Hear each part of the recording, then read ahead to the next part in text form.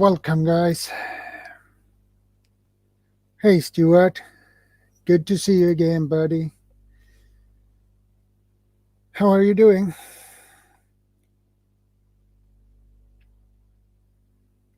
I hope you're okay.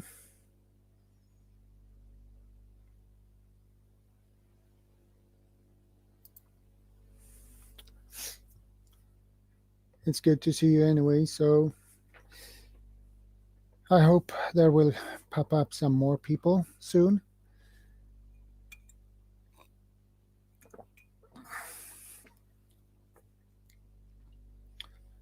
And how has your day been, Stuart? I hope your day has been relaxing.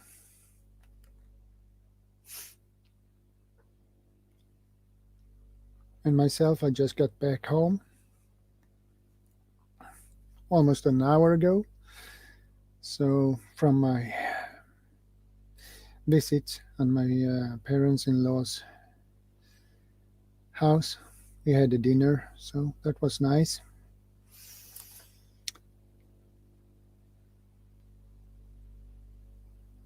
Yeah, I believe the winter will be pretty tough this year for everyone. I guess it will be a very cold one this year.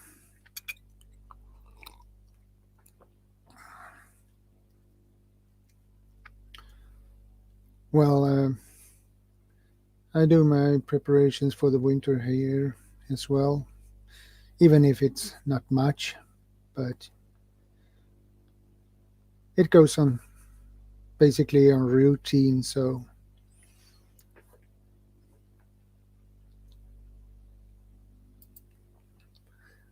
hey, Harvey, good to see you again, buddy. It's okay. Second.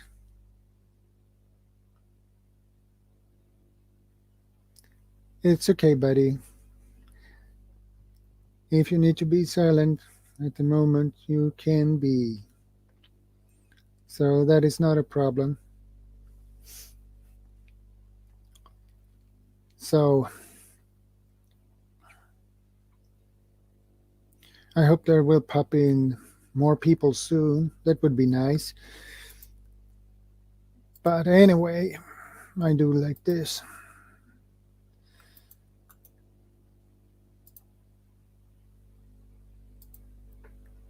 I put that out. I put that link out. So when how are you doing, Harvey? I hope you have a good day.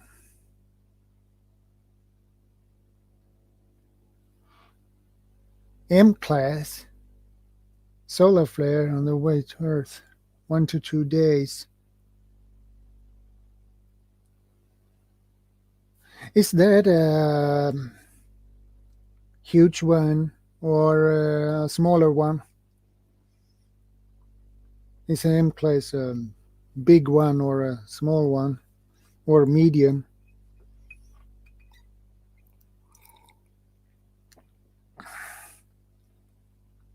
Because if that is a big one, it could be a problem. Definitely.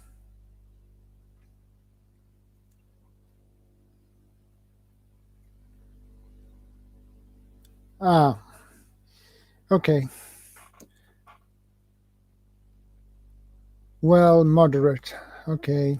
Well, it's not an X, so that is good at least. But a moderate one can cause a lot of problems anyway. So it depends on where it hits and how it hits.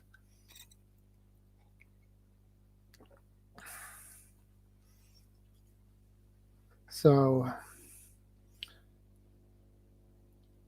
let's hope it will just pass and don't hit. That would be the best option.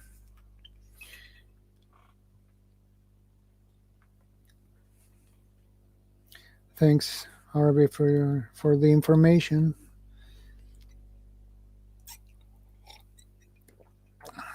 It is hard to know all these ratings they use, which one is good or which one is really bad, and so thanks for the information, Harvey. Much appreciated.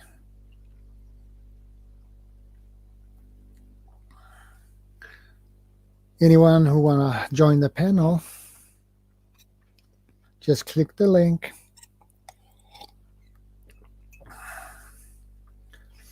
Just click the link. We are 4 in the house. I wonder who the 4th is.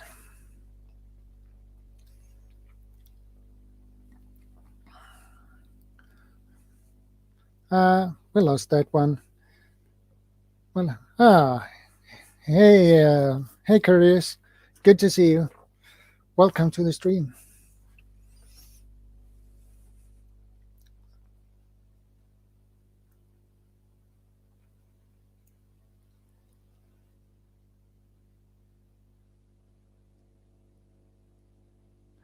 Exactly, Harvey.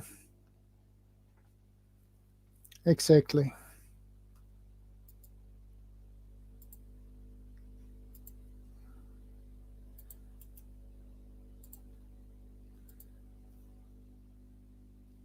But anyway, it can be pretty bad.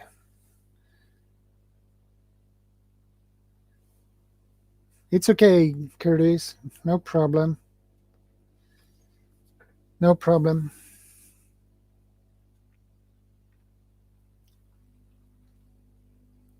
But it's good you are here anyway, Curtis. So even if it's for a short moment, it's always nice to have you here, Curtis.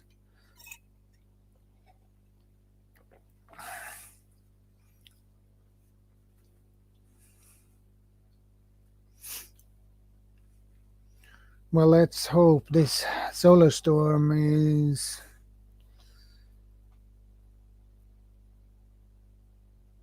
not that bad, or turns out to be bad.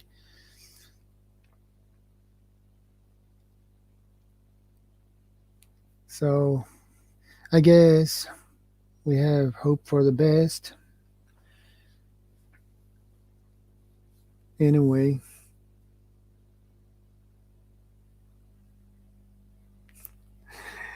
Well, it was really nice dinner, Harvey. So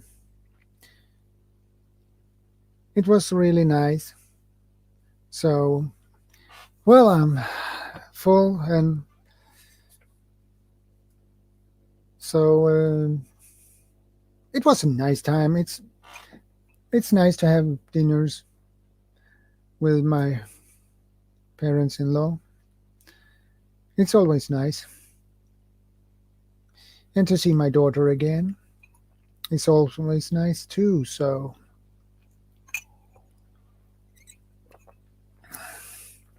I'm happy with it. I got back home at 9, so I had 1 hour before the stream, so I had plenty of time to prepare things.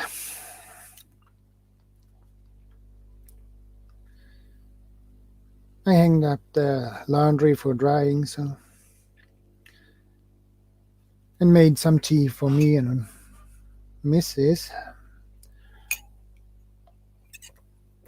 So thanks, Cynthia. Much appreciated. And welcome.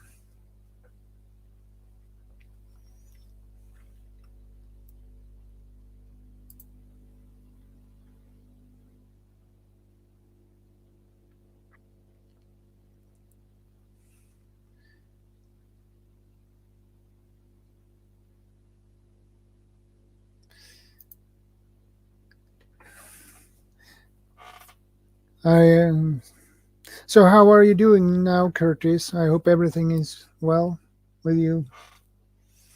I hope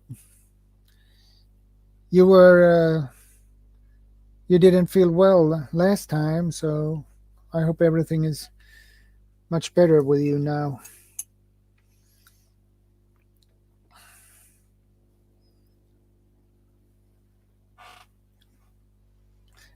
And it's always good to see good people and familiar people I know. That's always nice. Okay, Curtis, that is good. So,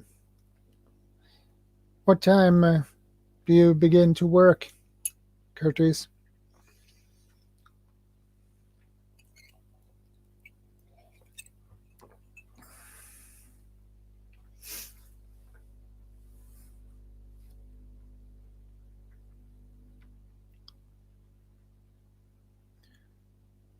Well, I think I have to do this again.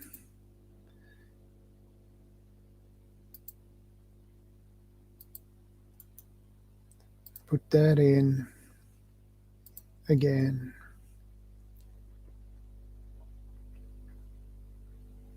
Okay.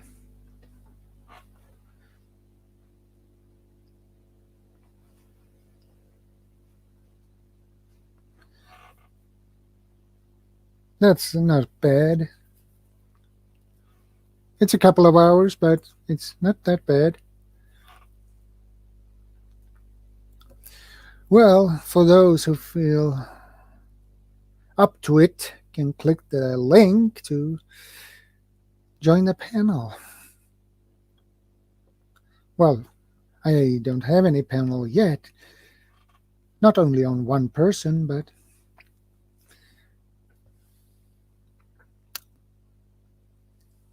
those who feel free, just.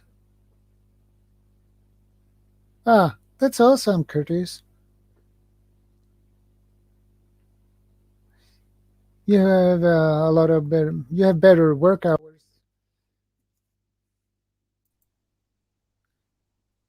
Hey, Curtis.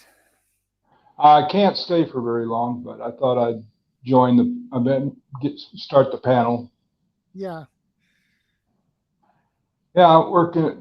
It'll be like 7.5 hours tonight at work, and then I have 2 days off, and I have to, clean my apartment, do laundry and stuff like that. The usual stuff you do on your day off.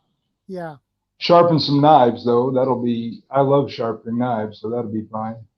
yeah, I'm extremely talented at it, apparently, because everybody I know gives me their knives and their broadheads to sharpen for them. yeah. A I sharp get knife is I better than get a things blunt one. hair popping sharp. When somebody asks me to sharpen the knife, when I hand it back, I hand back their knife and a band-aid, a plaster for those of you in Europe. Yeah, And they go, "What's that for?" And I go, "You'll figure it out." the knife is so sharp, so you don't notice when you cut yourself. I think I have to go. I think my ride is coming. Okay, no problem, Curtis. Bye. Bye. Take care.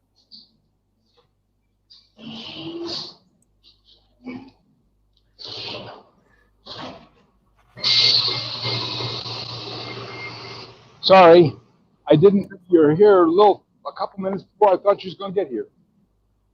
Okay. Oh, I have something. I have a video chat on my phone.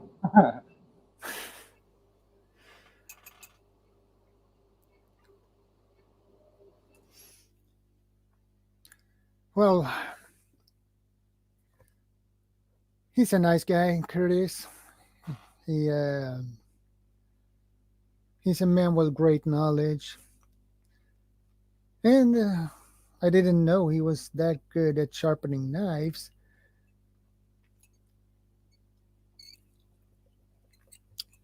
That is an art, basically. You need to do it right.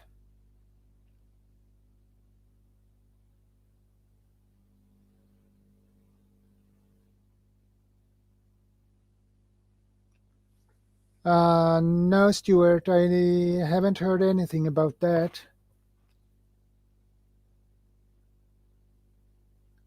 I have not heard anything about that, Stuart.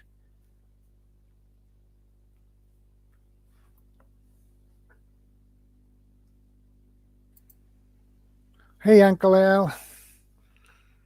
Hey, Jordan. How's everything going? Yeah. Pretty Is busy. everything okay with you?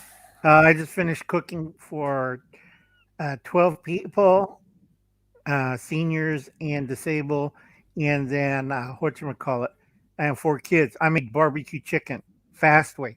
I bought Yeah. 4 pre-cooked chicken, chop it all up, covered in barbecue sauce, throw it in the oven for about 15 minutes so the sauce cooks onto the chicken. And they're appraising how wonderful the chicken's so tender and juicy. I didn't cook it. I just put barbecue sauce on it and heat it up so it's nice popping hot. And everybody got a box. I make box dinners or lunches. And they had a green salad. They had cornbread. Hi, Cynthia. They had cornbread, a nice salad, and whatchamacallit. Uh, it's kind of an apple strudel Yeah. because we have plenty of apples. Well, And that will fill them up. oh yeah, they hate it when they get Meals on Wheels. It's like they're like, "Come back, Uncle Al. You've been gone too long. The food's horrible. We're gonna die from something." It's like when I cook, it's fine. When everybody else cooks, it's like this is horrible. We are not prisoners of war. But remember what I was telling you about? If you can't get sterno, you get one of these. Yeah, I believe. This one's for outside. Do not use it indoors. It's a coffee can, empty. You could use a number 10 can, and it's filled with cardboard. And you could use old candles from a Yeah. thrift store, and you pour it on top. The smaller Yeah, I ones, remember that now. yeah, the smaller ones in the tuna cans work fine.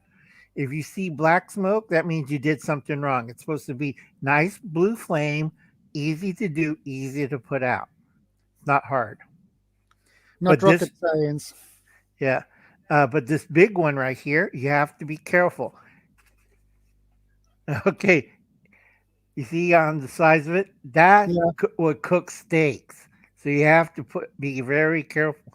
You don't want to come back to the apartment; it's on fire, because it'll put up a good foot flame. If you do it right, it'll be about that high of a flame. So you have to be very careful when you do it. Yeah. Uncle Al, did you heard about that an M-class solar flare on the way to Earth in 1 to 2 days? Yeah, it's Did you already heard it? yes and no. The M class is no, and the two others before it, the smaller ones, is going to hit us this weekend. That's why everybody's having disruption on YouTube, and also they put in a new AI system, so you can't say anything about carbon dioxide and and little Gretchen and stuff because that'll get your channel banned. So we can't talk about that anymore. Next to what, and the other thing we can't talk about, which is Okay. making me laugh because it just slows down the whole system. You see the little circle sometimes, folks in the chat. I can't answer my chat, my phone's charging. But see the little circle? That means it's either the solar flares we're getting hit over the weekend from today, tomorrow, and let's see, today, Saturday, Sunday, Monday. Yeah. Yeah. And then the M1 will be out of the range. It'll hit the moon, won't hit us. Okay, that's good. Yeah, you don't want to get hit with the M class. Look at Venus. If it, No, an M-class would knock out, well, probably the whole US.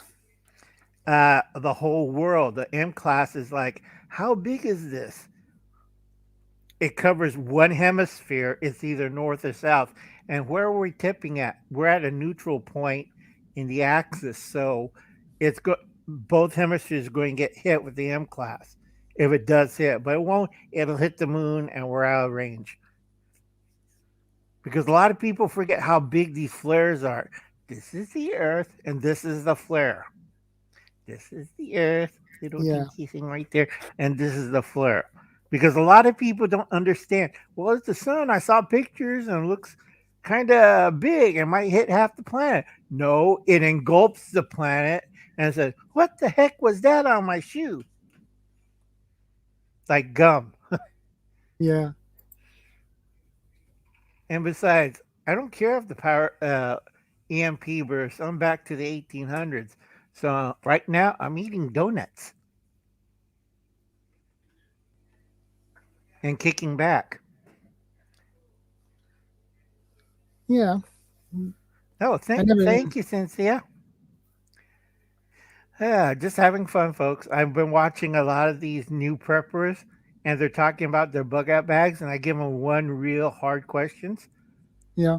And I ask them, "How much does your bug out bag weigh?" And they always answered the same. It's not complete. It's not complete. I'm like, so how much stuff are you going to take? Because a lot of them don't know how to use a bug out bag. And they give me some crazy answer. It's not complete. It's only 170 pounds. Okay, both me and Jordan, we go camping. No way in hell we're going to carry 170 pounds in the woods. I can carry a heavy load, but not 170 pounds. Yeah, it's like, what the heck are you carrying? You know? Oh, and also you could get that article from making that coffee can from this one if you're in America. I don't think they have it in Europe. They do have it in Canada, and that's an old movie with Jeremiah Johnson. Yeah. And I got another one. This is my other favorite. Is this one? Yeah. That's Yeah. easy to do if you have a truck. You know, put a tent on it and Yeah. build a fire and drink coffee. Yeah. You know, it's really, really whatchamacallit, easy, folks. Just people like to get on to the newest thing, and right now prepping is the newest thing. Me and Jordan's been doing this for a long. How long have you been doing this, Jordan? On YouTube or camping. Doesn't matter. We've been doing this all our time. Well, I have been camping since I was a kid. Yeah, I did it here. Since I was 5, 6 years old, I've been camping, basically. So mostly Yeah, canoeing. yeah. Canoeing's fine. You ever Yeah. sail on a canoe? I would like to have one. Yeah, I did it with two canoes. It was really neat as an Eagle Scout project. I put a brace on two of them and put the Yeah. sail in the middle. And Yeah. man, it's a lot easier than paddling. We're doing 5 knots. I'm like, we have to slow down. 5 knots for a canoe is pretty fast. It is because we had a good strong wind and it caught the sail at a right angle. And we were chucking it across the lake. It's like, it takes us 3 hours to get across the lake. It only took us 20 minutes because that thing was chugging along. I'm like, how are we going to stop? Yeah. Yeah, that was the bad part. We took down the sail and finally slowed down. And we had to back paddle really hard not to hit the dock carrier. Okay, Northern Girls. Oh, that's nice. She's doing beet canning. Yeah. I tell a Yeah. lot of people after you eat the beets, save the beet juice for pickling eggs. Hard boiled eggs, you put it in there and you could process it. And it's a cold process and you put it in the refrigerator, and you get red beet eggs, all pickled and ready to go. Yeah. I never heard of pickling eggs in beet juice Oh, I've before. been doing that for years. Sausages, eggs, I forget, hot dogs.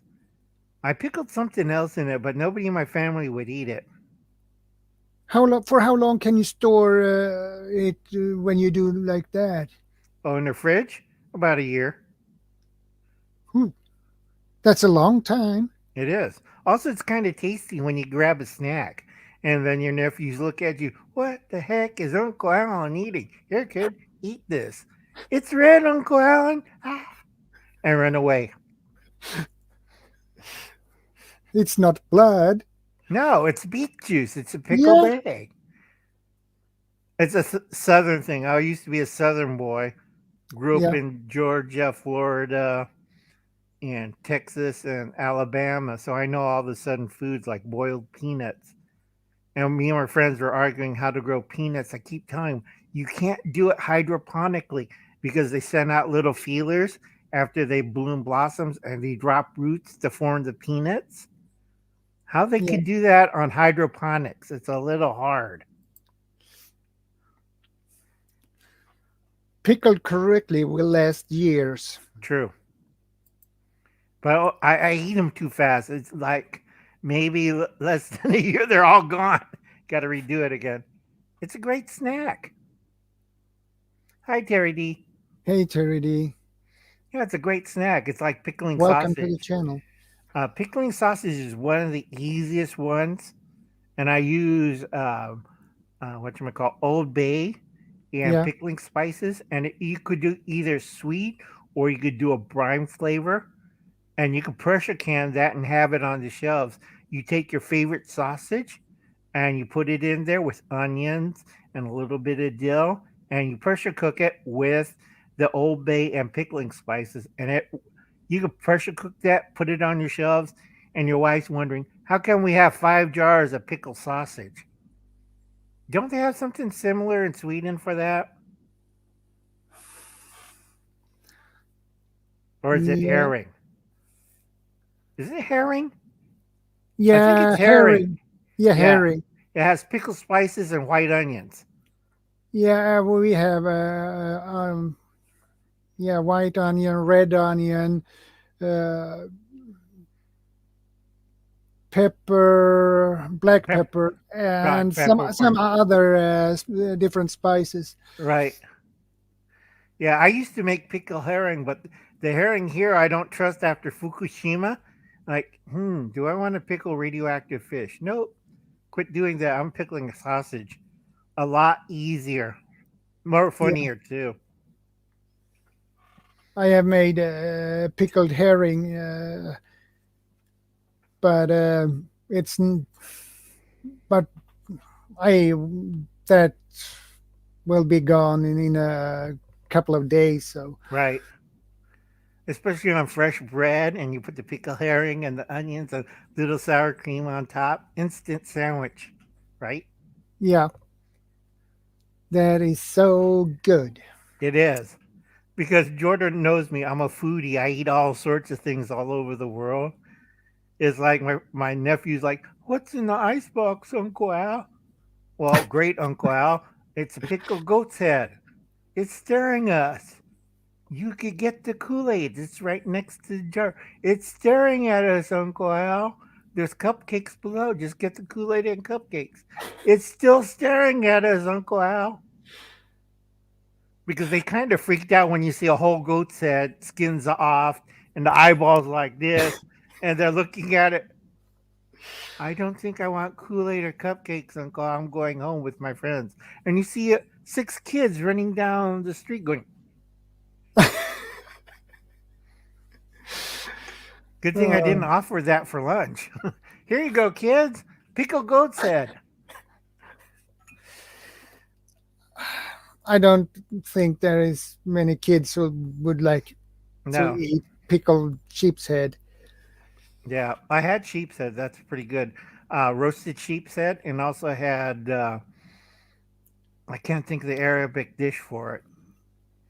but it's couscous and something else and eyeballs of the sheep. The whole. It's kind of Yeah, weird looking because it's looking at you. There's yeah, like a half a dozen sheep eyeballs staring at you, and you're supposed to eat it with couscous and naan. And yeah. I know what you dish you mean. yeah, I know it kind of freaks people out, It has a special name for it. right? Because it's the spice they use. Yeah, but I can't remember what name it is. But Yeah, it comes from northern Syria. yeah, Yeah, it's a very popular dish, folks. Like I said, you got to explore other places of the world, what they eat. Like I like Sweden. Um, like I tell people, when they make waffles in Sweden, there's two kinds: the thick kind and the cookie kind. Right, yeah, right, Jordan. I love the cookie kind. It's like when they pour it out, it's so crisp and delicate that you don't need powdered sugar on it. And the smell, you like, I have a little cafe and a nice waffle, and I'm happy for the rest of the day. yeah. I don't I'm mind the thick ones either. I guess you are familiar with the Swedish crisp bread. Yep. I got two packages of rye crisp Swedish wasa in my backpack. I'm old school. I like rye bread. Yeah, that crisp bread uh, shelf life is basically forever because it's so dry. It is. Oh, Stuart said he carried around 30, 40 pounds.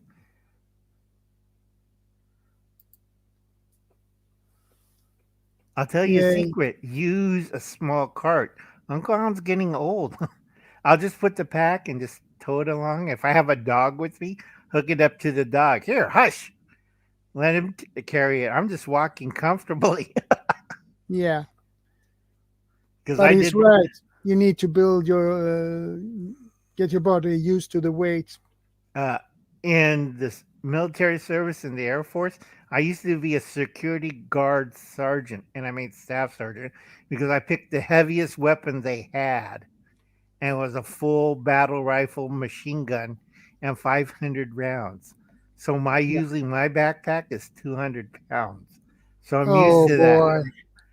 Yeah, that's all the parts and spare parts, barrels, everything to keep that thing running. And then I had my poor assistant gunner looking at me. How much my backpack weigh? It's only 100 pounds. Grow some, and I throw him a couple of cans of ammo. This is heavy. What do you think I've been carrying on my back for the last 4 to 5 years? Well, Northern Girl Hobby says Dominic and Jamaica and Mexico had excellent food. Cuba was horribly bland, brought our own spices and soya sauce. Yeah. Cuba is more like Spain. It's more Castilian type of food, but it depends what part of the island you're on, Cuba. If you're on northern or southern Right. parts. Not northern, it's western and eastern Ah, because eastern's closer to the Caribbean, western's close to us. So it kind of, Cuba's like this weird state of flux. Uh, yeah. yeah, I can still do 30 or 40 pounds. That's not a problem with me. But most people have the new preppers are showing, and I could carry this and this and this. And I always ask them, what's your weight of your bug out bag and what's your purpose for it? And they always give me excuses like, it's not complete yet. I don't know. I never went out on a bug out. And it's like, okay. Because That when is a big mistake. yeah, because in the military, it's like I had to carry 200 pounds, get on a plane, get off the plane, go through everything, yell at all the people what they're carrying in their bags, and throw away anything stupid. You don't need that. You don't need that. You need this. Right. And it's like I found one guy carry a 6 pack of soda. I'm like, what in the bloody? Because we're military, and our Yeah. job to get there during this military bug out and set up for the base. And I'm looking at, why are you carrying dirty books and cans of soda? And I had to write them up. I had to write 3 pages why this lunkhead disobeyed commands, and he's primarily supposed to carry what we need on the bug out. And a lot of these new preppers have no idea. Oh boy. It is. It's like, where's your sleeping bag? I thought we're getting beds. It's like, where's your mattress pad? What's a mattress pad? Yeah. Where's your ground cover? It's like, because we're in any climate in the world, so I have to make sure everything's followed by a T. I have 40 pages and a binder and a book I have to go every month and keep writing down. Stupid idiots, you stupid idiots, you stupid. I don't want to curse, but it gets real tiring every month. You have to go over this list, and you Yeah. don't have any sleep, and your bags are under your eyes, and you're trying to write out a report to your commanding officer. Our men are a bunch of, because Well, Northern Girl Hobbies says people haven't even gone camping. true. I like True. to camp. One of my videos, everybody saw the nice camping trailer I have. Because I'm getting old, the kids could sleep outdoors. I'm sleeping inside my camper. Yeah. Also has a toilet too, so you go out there, go poo in the bushes. Uncle Tom's going to use his flush toilet, and I'm sleeping in my bed, turning on the air conditioner. I'm old. I'm not stupid. I had enough sleeping on rocks and hammocks and Yeah. stuff. Old, yes. Stupid, no. No, because you go see that video, I'm like, gee, Uncle Lon, you have comfort. Yeah, and I have a TV in there too. Good night. Yeah. Hey, JM at the Nut House. Welcome to the stream. Good to see you again. Yeah, it's true. Every ounce counts if you're going to backpack seriously. I tell this to people, but they keep putting things that, why do you need an axe? You live in alpine, not an alpine area, beyond the alpine ridge where it's only rocks and snow, and you know what I'm talking about, right? Yeah. Why you need an axe? You don't need a full size axe. There's no trees out here. You need a shovel for the snow, but Yeah, a shovel, maybe a knife to cut cordage if you need to, right. and But for other things. right, it gets ridiculous. That's why I remember the book I recommend to you. Yeah, It does cover all the environments in the world. you mean this book? Right. Stupid camp. This one. Yep. And it does Yeah. a pretty good job. I have the whole set, so Yeah, he has written a lot of other books. and he's an ex-SEAL, so you can't go wrong with it. No, he Yeah, knows what he's doing. yeah. But the rest of us, we have no idea. I just find stuff that will fit in my certain situations. I could use still the boat and the life raft because I have flash floods here because I'm in the desert. I Yeah. keep telling people, think of Tucson this summer.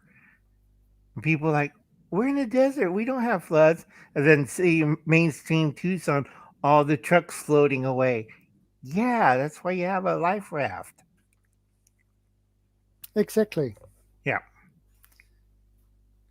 So I will read that book when I finished the other book I'm reading now. Which one is the other one? I will find it. It's all right. It's probably in the bathroom. No, not in the bathroom. I had the book in the bedroom, actually. Right. So I will find it. Yeah, don't worry. Uh, Yeah, because I've been trying to educate a lot of young preppers watching La Brea. It's a show on NBC over here in the States. Sometimes you can catch it on its streamline Peacock for the rest of the world. And I'm trying to tell people, can you survive with the stuff in your pockets? And they're kind of looking at me like, huh? I'm like, yeah, okay, I'll say it slow. Can you survive with the stuff in the pockets? And a lot of them hold up their cell phones or smartphones. I'm looking at them. yeah. Oh, which one's this? It is this book I read now at the moment. Oh, that's nice. I think I have that one.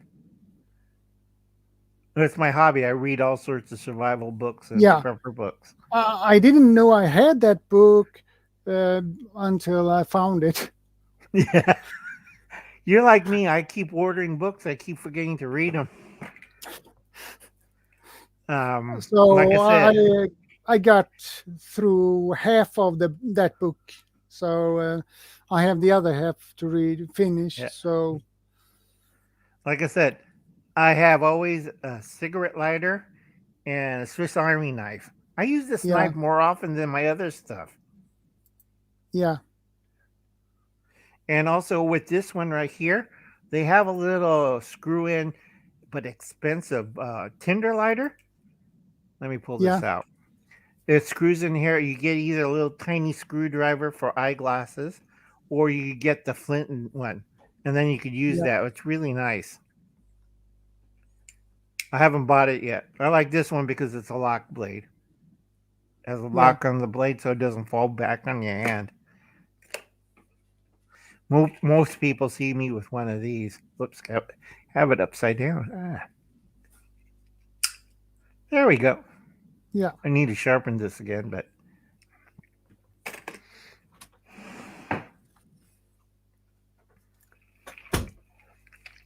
That was a nice blade. it is. It's just a regular small pocket knife. I have bigger blades. Yeah, I know. I know It's you have like, much. yeah, I do a lot of feathering with the knife, so I have it razor sharp so I can feather sticks. But I'm getting old, so I gotta get smarter. So I use a little block plane. Like this is fast, and I get a little pile of feather shavings. Like I said, Uncle Alan looks stupid, but he isn't stupid. Smarter. So you take the little block planes, make all the shavings you want. Yeah, you. As long as I have followed you and your channel, I noticed almost immediately you're not a stupid person. One not a stupid one, because all that information you have in your head, a stupid one cannot have that much information. No, and I suffered 2 strokes too. So Yeah, on top of that. So now, folks, understand this. If you're not prepared, next 90 days is going to be rough.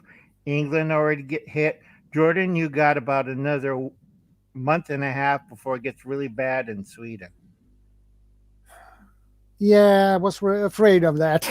Yeah. But you've been stockpiling, you got everything under control, so you should be ahead about everybody.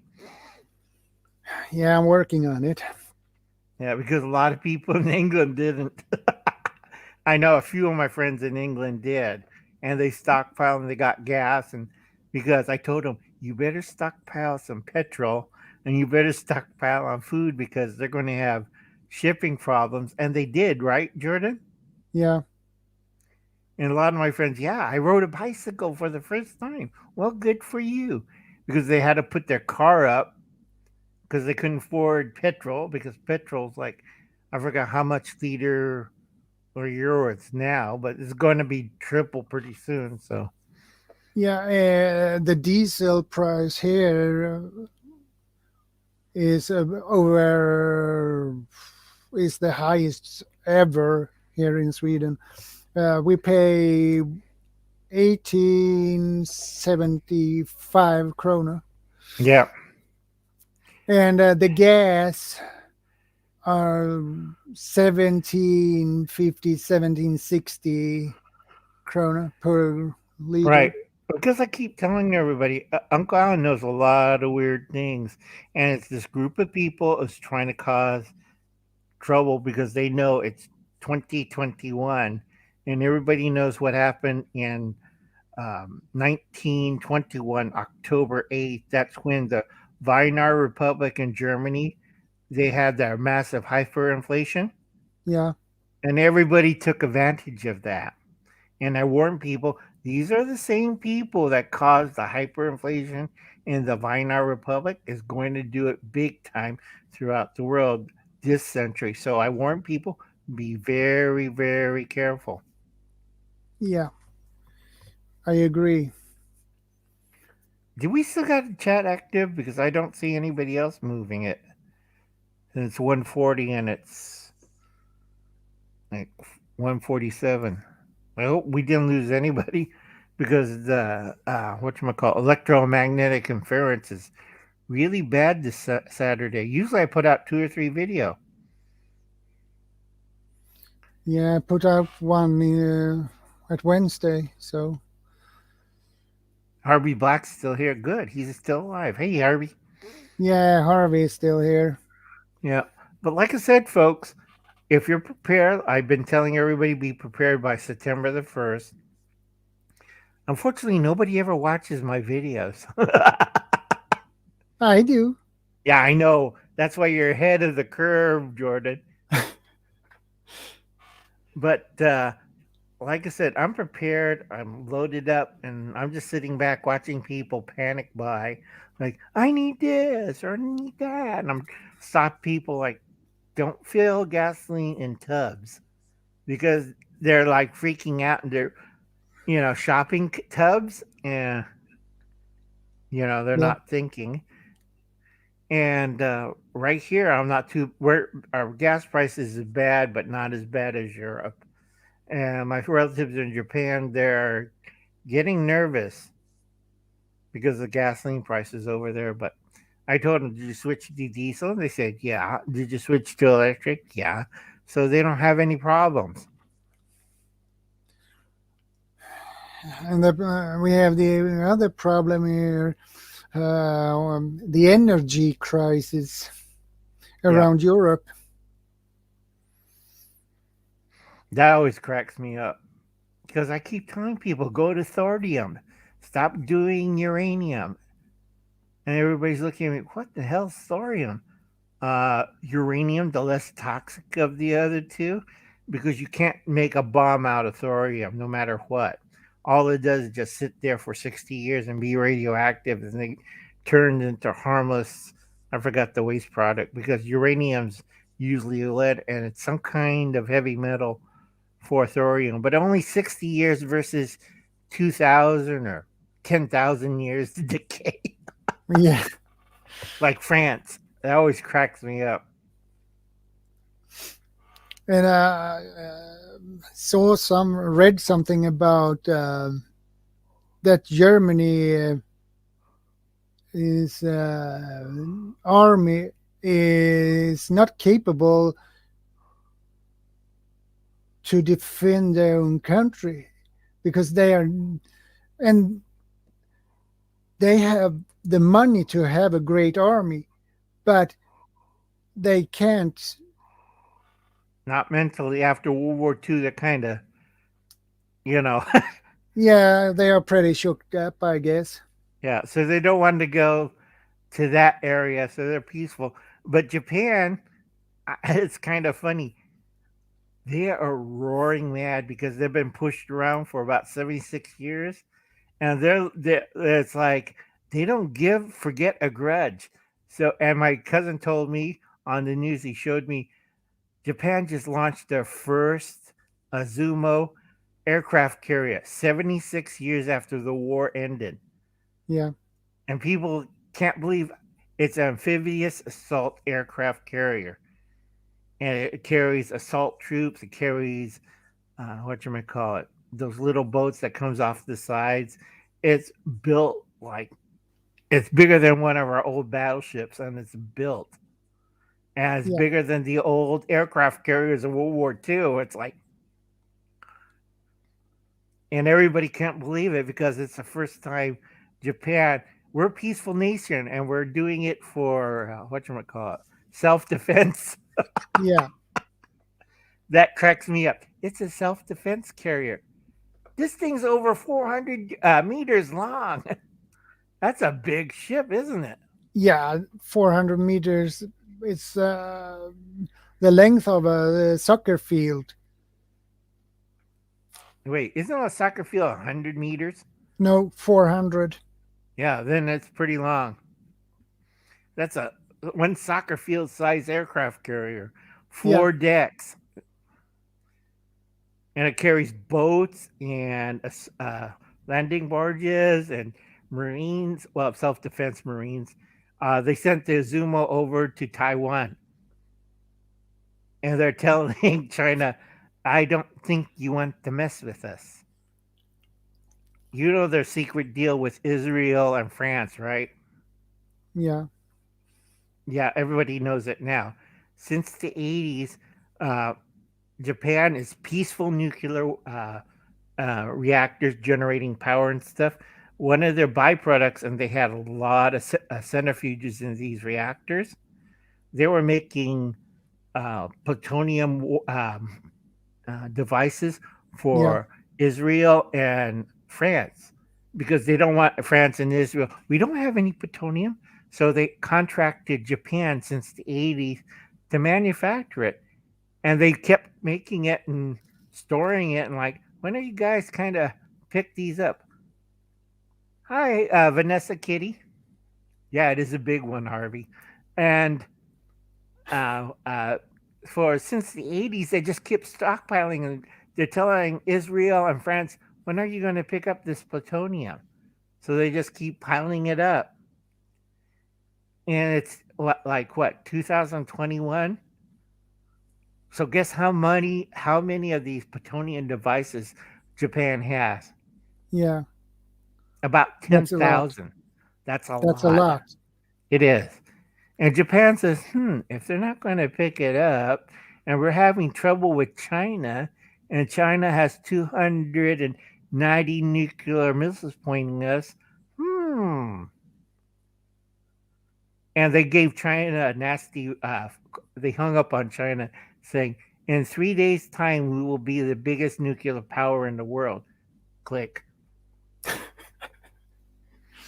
You don't get the Japanese mad. Look at Pearl Harbor and all that other stuff in World War II. No. Because during World War II, a lot of people didn't understand. They fought 5 empires: American, British, French, Dutch. Who else? China. Yeah. At the same time.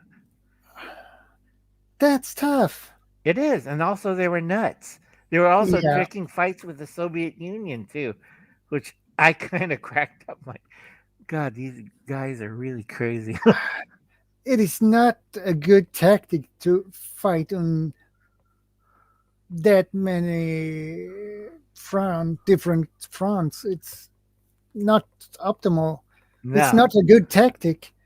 no. And also, in the background, they had India, but the British says as part of the British Empire, India and Australia had their own resources. And you combine that with everybody else that Japan tried to fight over there in World War II, that's like 7 major powers. Yeah. It's like, and you have little Japan. Because you see it on the map, Jordan, how big Japan is. I Yeah. don't think,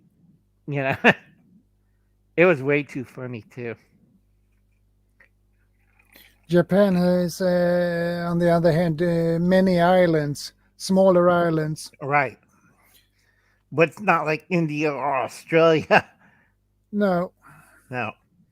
Japan had a crazy idea to invade Australia, and they successfully landed on Australia, Western Australia, the desert part. They got lost for 2 weeks and went home. They were thought we could march to Sydney. That's what 5,000 miles away on the southern end, and they wander in circles in the desert. It's like screw this, we go back to Japan. Yeah.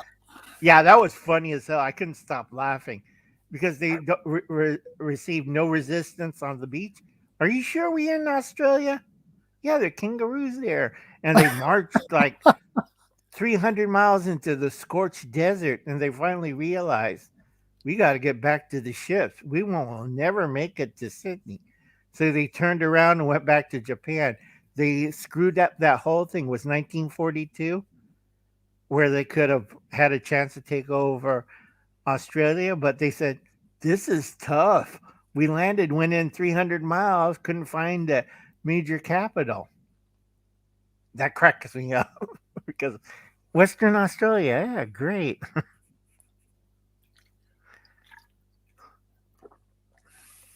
I think they bit too much as what they chewed. And I got the little fish tank, electronic fish tank in the back. Yeah, I noticed. I had the fireplace going on this morning, so this was fun. Yeah. Yeah, it's getting close. On my time, 2 o'clock. What time is over there? My time is 22:58 p.m. Oh, next day, Sunday. Well, in 1 hour and 2 minutes. Yeah. uh, anyway, nice chatting with you, Jordan. I got to take a break because I got paperwork I still have to do for my church. Because shopping list this morning with the older people. Yeah. Because I'm walking them to their cars. I almost got hit by a car. That's always fun. Uh, because I'm helping them because they're getting mugged by certain people that Bob sent accidentally. Yeah. True. It's very urban, but my family's like rural Japanese. We're considered hillbillies. We live in the mountains. We don't like people.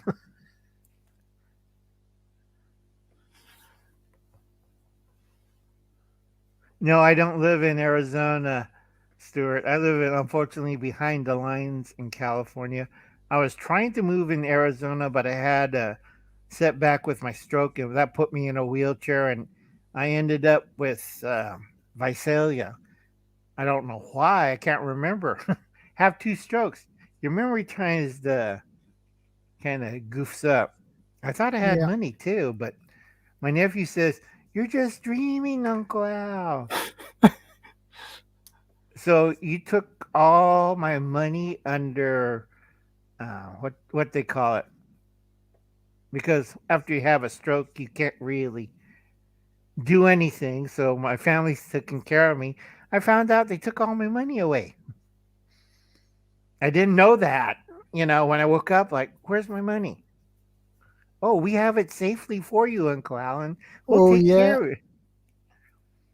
That's why I hide crones or cash or anything in my bed now, just in case. I think that is a good idea. Yeah. Okay, I'll catch you later, guys. You I'll have a catch you nice later, Saturday Uncle. or Sunday. It's still Saturday. Yeah. I'll let you know when it's Sunday.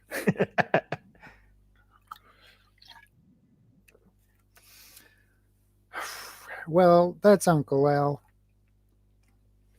He's a funny guy. He's always, well, he can be pretty pushy when it comes to information and teach people.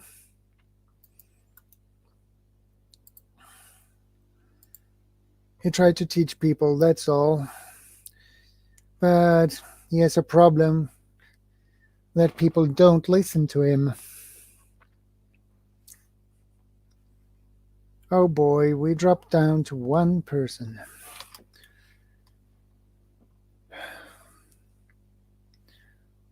But anyway, Uncle Al, he has a lot of information. He knows a lot of things more than I do, and he's older than I am, so that is obviously natural that he has more experience and more knowledge than I have. And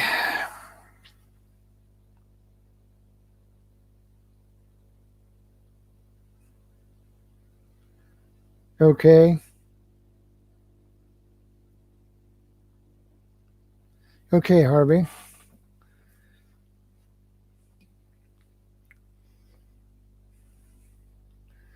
Well, I don't get that much information about what YouTube do or not doing. So I guess I'm far behind on that one. Hey, cats, meow. Welcome. Welcome to my stream. Good to see you.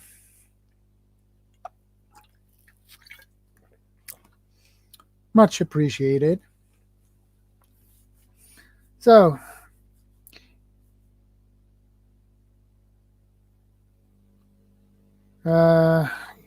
yeah, that one I have heard, but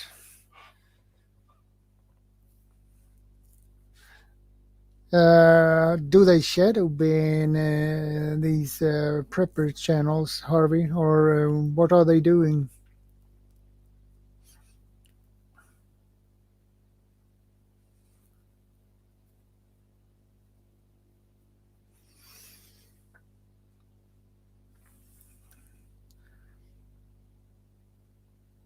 It seems that everybody else knows what YouTube doing and I don't. So I have to rely on those who knows.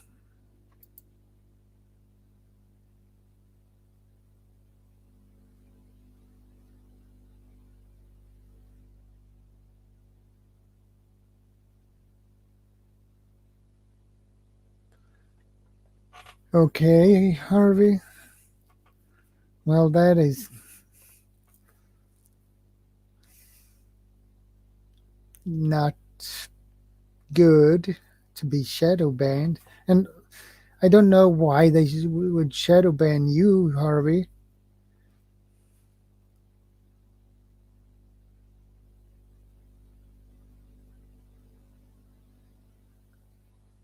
Ah, okay, Cynthia.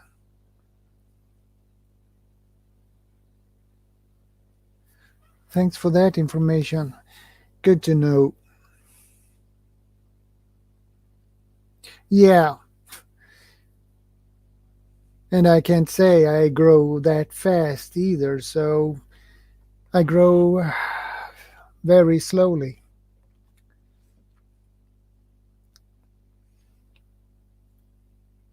But it's nice to grow as well. But I hope I will grow in time, because that would be nice.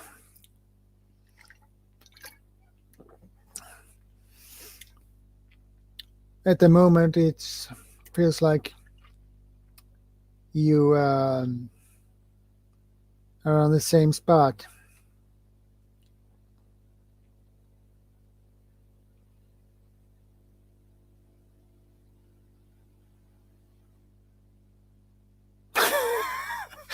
What?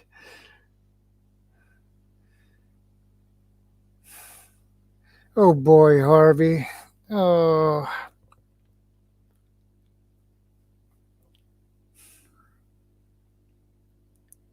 Oh boy. Yeah, I'm working on my watch hours, Cynthia. I do.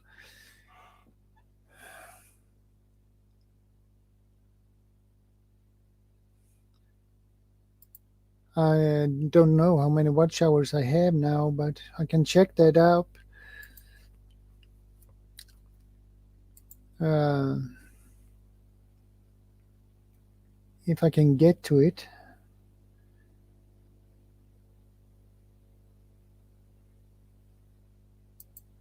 Oh, soon I found it.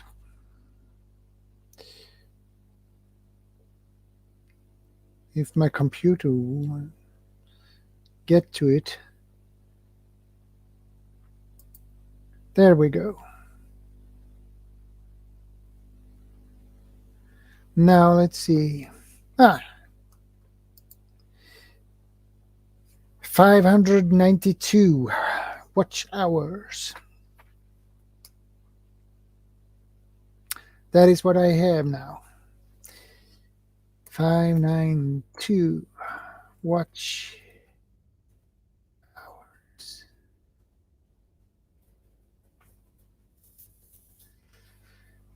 And I hope we'll get those up. So that would be nice to get my hours up a bit more. So the problem is you need the time to get them up. At the moment, I have time to upload one video a week and do one live stream a week. So I try to keep my streams a little bit longer so I can get my watch hours.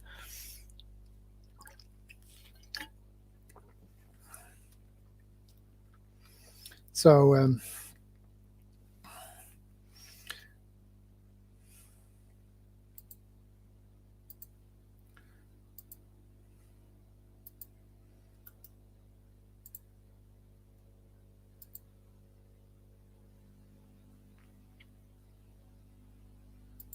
okay, Stuart, it's okay. Take care, buddy. Stay safe. Be prepared.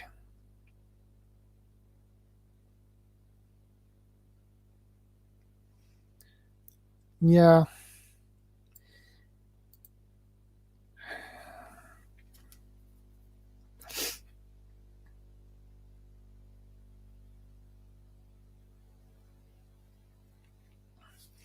Yeah, I guess you're right, Cynthia. I well the book I'm reading now, I had in mind to do a book review on that one. So I guess that one will be probably a video about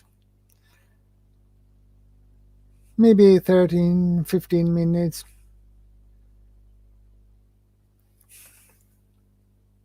You're not late, Lori. Welcome, by the way. Good to see you.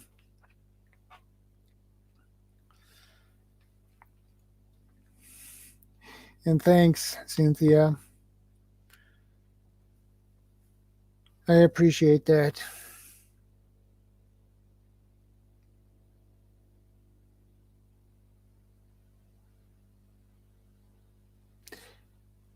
Thank you, Cynthia. Hey, Freeman. Good to see you, buddy. How are you doing?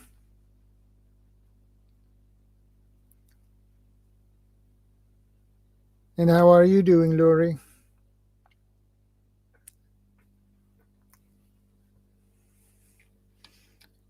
I hope you are okay.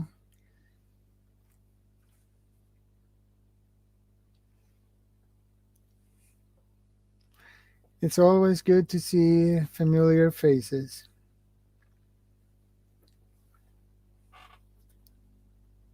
It's always nice.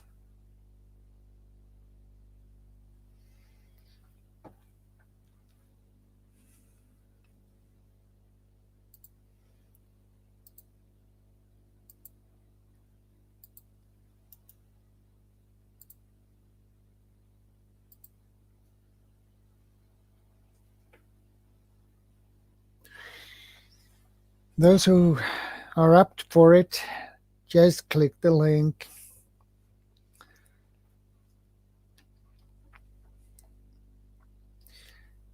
Just click the link if you're up for it.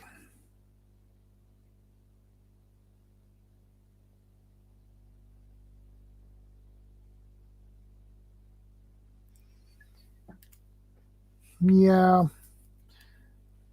I might consider that, Cynthia.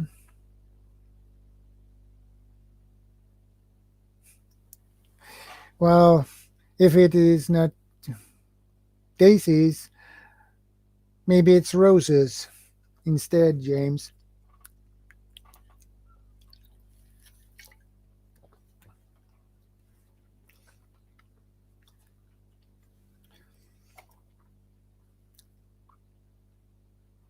So if anybody feels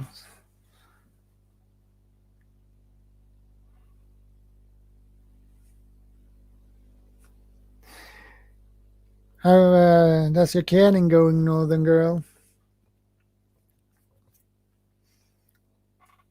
I hope the canning go nice and smooth with no problems, I hope, or mishaps.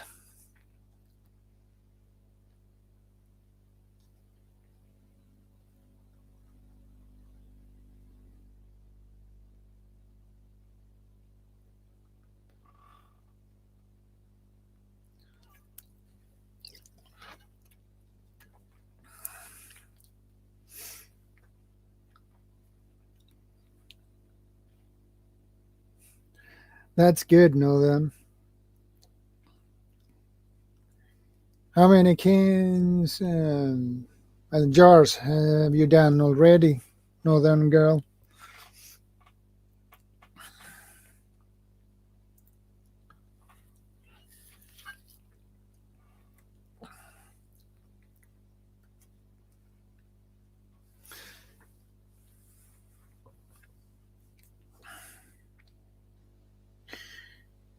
I think this.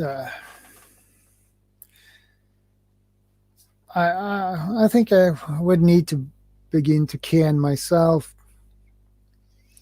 but I don't have the equipment for it. So I need to get me a pressure canner. Uh,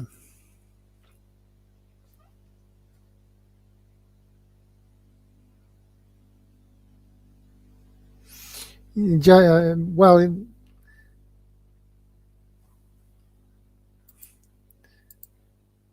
yeah, it. You need to follow the instructions.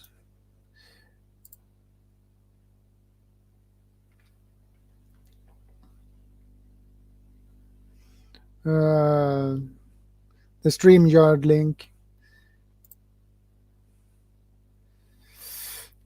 Just follow the instructions. It's you just follow the instructions and check the camera, check the sound.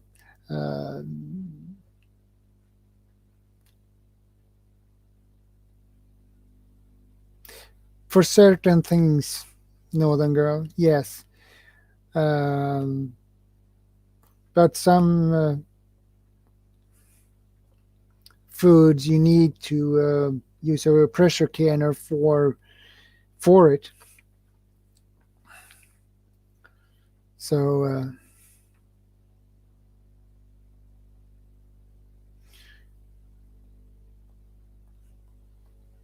okay, Northern Girl.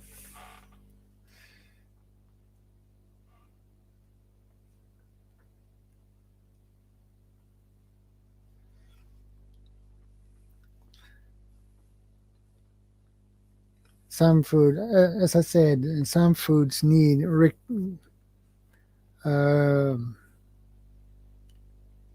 pressure canner for because of the you need to minimize the risk of botulism. So That is why it's important to have a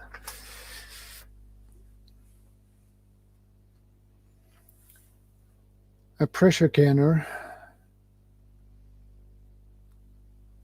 Well, I guess there is different schools in the area of how to can things.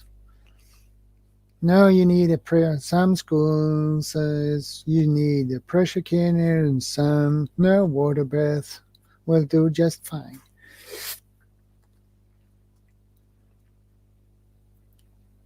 So I don't know who is right. Hey, Biker Bob. Good to see you, and welcome to the stream.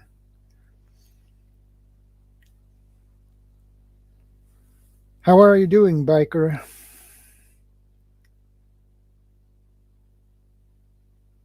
Well, I haven't begun with that yet. I read another book at the moment. I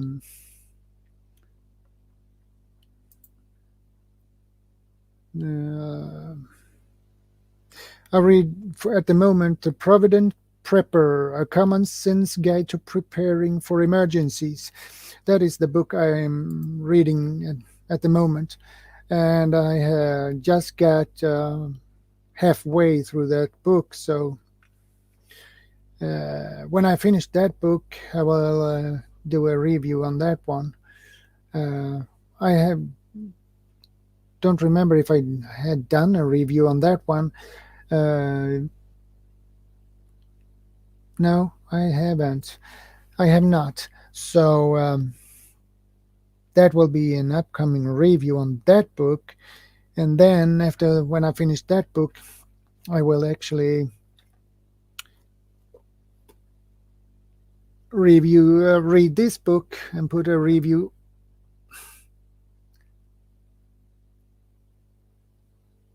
on this one.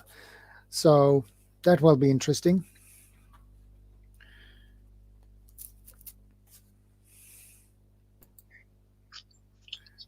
Hey, Shadow.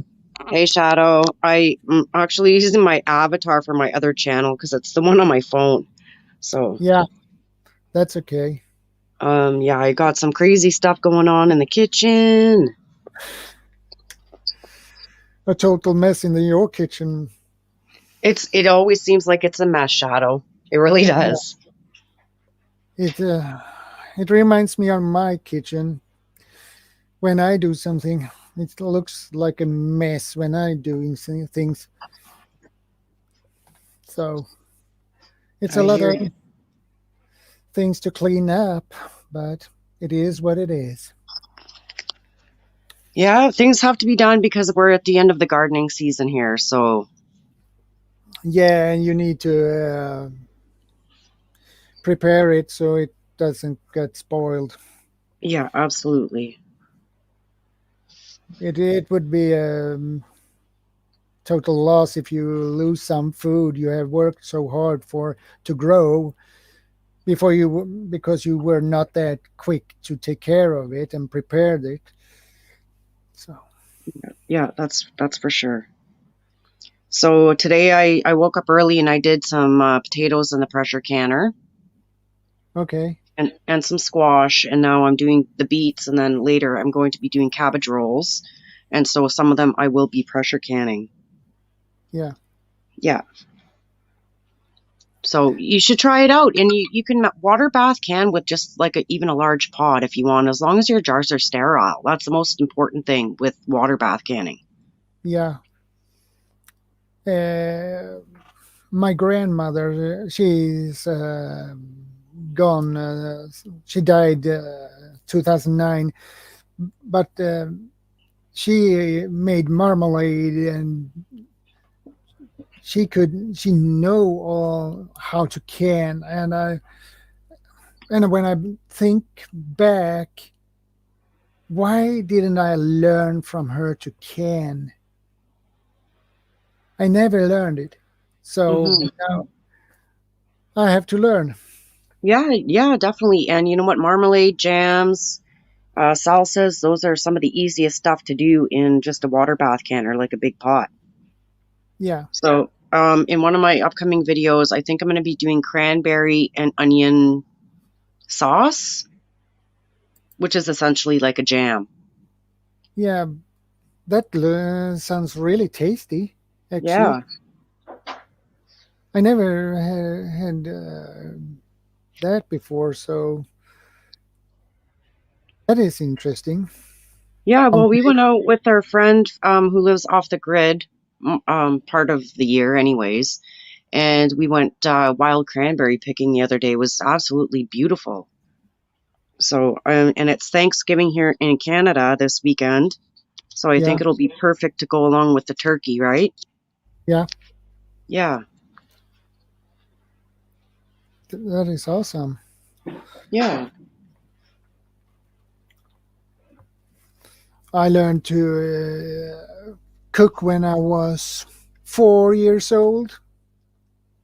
I Okay. always, when my grandmother cooked, I was always at the stove and watch her cooking. So I learned that way. So Very nice. yeah, I did. I did my first dish when I was 5, all alone.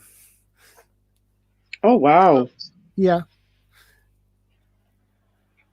So and now I'm 50 years old. So I've cooked for about, what is it, 45 years. Yeah, wow. You must be a good cook. Well, I do my best. I I love to cook too. Oh, wow. Lasagna. If you guys want to see a good lasagna video, I have one. I love to cook as well. Then I for Christmas and Easter, I usually and midsummer, I always marinate salmon, and I do it by myself. Okay. So and everybody loves it. I have never failed it with that. So it's easy. Yeah, the recipe is easy. Basically, you need 2 cups of or 2 parts salt, 1 part sugar. Okay. So and you mix sugar and salt together, Mm-hmm. and then you should put the salt and sugar mix over the salmon. Yeah. And on top of that, you take dill and put that over. Get the Yeah, dill that over, and yeah, yum, yum. That's your brine. Oh yeah, yeah, yum. and then you take white pepper, and you need whole white pepper, and you crush it, crush the pepper, because you get more taste out of the flavors, get out of the pepper better. But don't take too much of it, because it will be pretty strong taste. Yeah. And you put it in the salmon in a Mm-hmm. plastic bag. You suck out the air from the plastic bag and tape it with duct tape. Put it in the fridge for 3 days, and you after half time you turn it around and let it be for 3 days. So and then you take it out, cut it the bag up, and then you slice it for in thin slices. You have potatoes, and you have a nice sauce to it. So Okay, so you don't put it onto a smoking device or anything? no, You just eat it cured that way.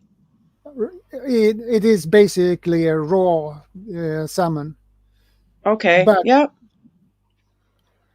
I can see if I can find some picture of it, how it looks like. Yeah, see here what we do, like we still have to go salmon fishing, but with our trout that we catch, we put them into the brine for 24 hours and then we put them onto the smoker. Yeah. Yeah.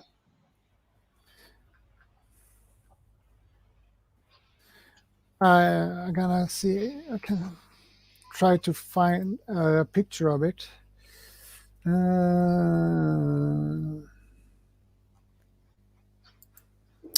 Marinated salmon. It is very good. The flavors are really good.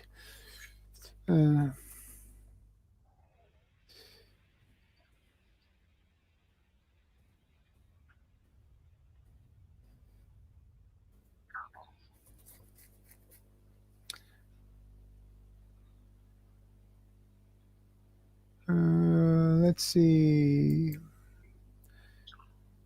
Can it be? Harvey's plugging links in here and I can't do both. Ah, there we have a picture. Thanks, Harvey. Hold on, Harvey. Harvey Black 2, what did you do with Harvey Black 1 anyways, man? Harvey's he's fast on doing things. Yeah, Harvey's a good mod. Definitely. Yeah, he is. Yeah, he rocks. Yeah, he rocks. No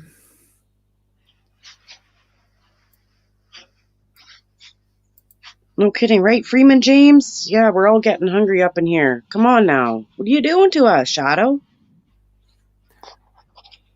Not that one. Wrong picture. It is a mystery, Harvey.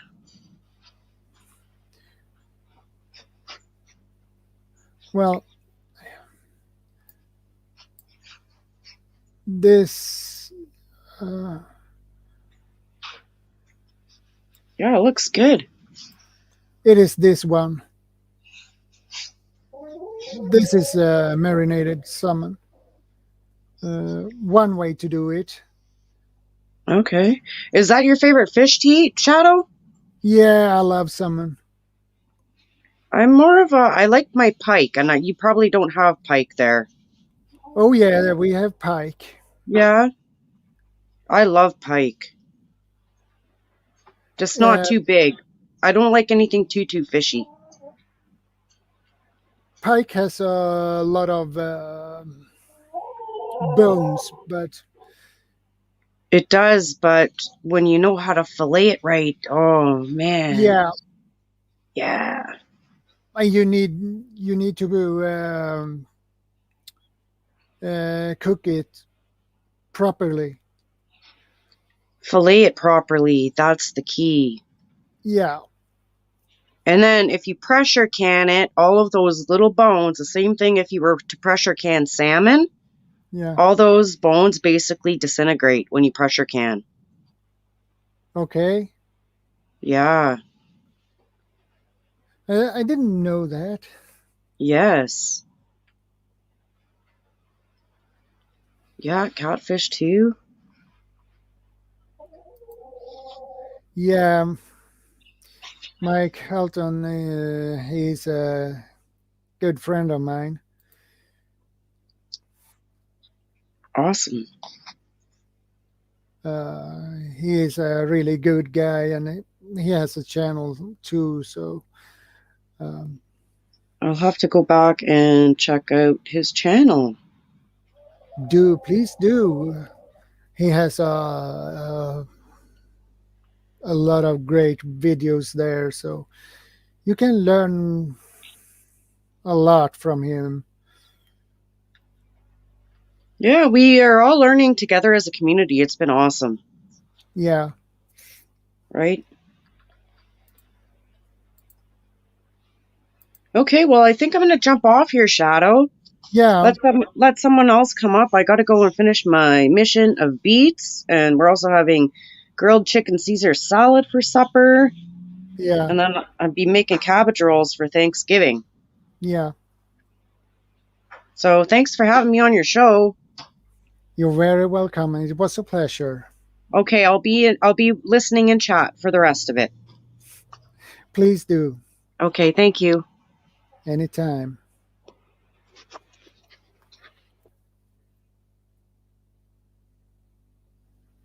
Thank you, Mike. Hey, Mike, what do you say? Do you want to pop up for a moment? Just click the link.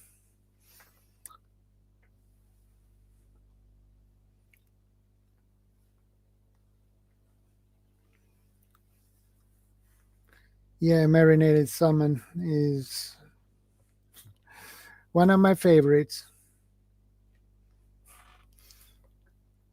And you have you put some sliced lemon and squeeze it over. It's really delicious.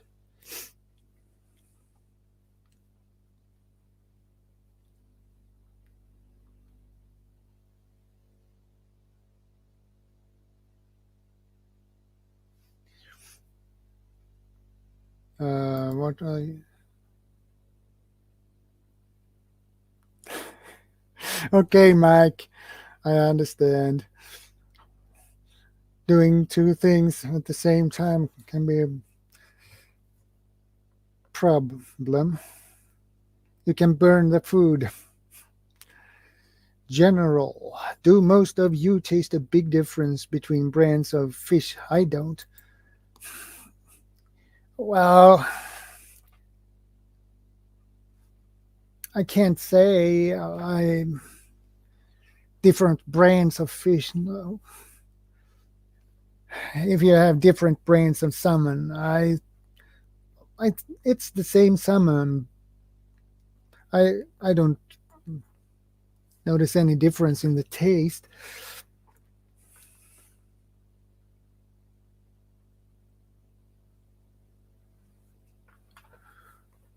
Okay, Northern Girls. Who is your friend over here?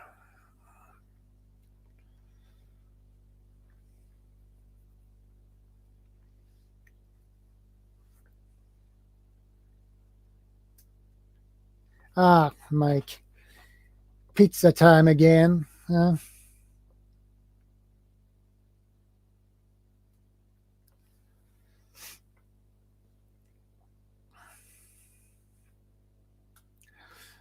Uh,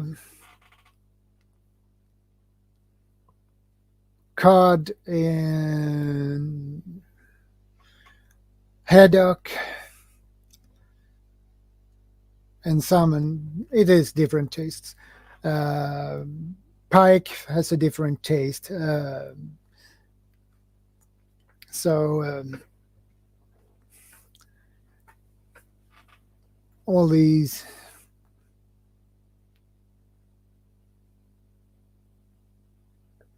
Okay. Okay, I understand, Northern Girl.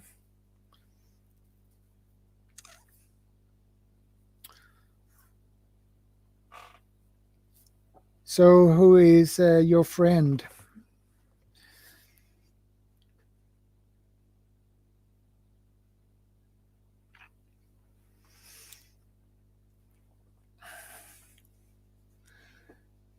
And I hope your kids will be happy for the pizza, Mike.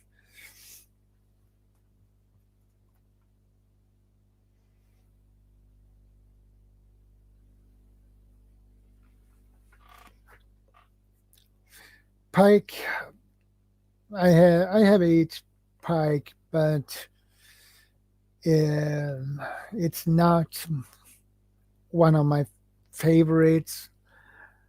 But I can eat it if it's properly filleted properly and cooked properly.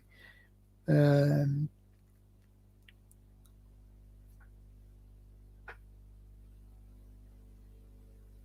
Thanks, Harvey.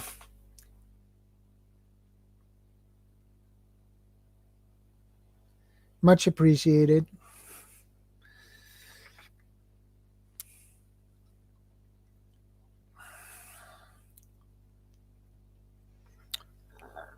Feel free to contact me on my email.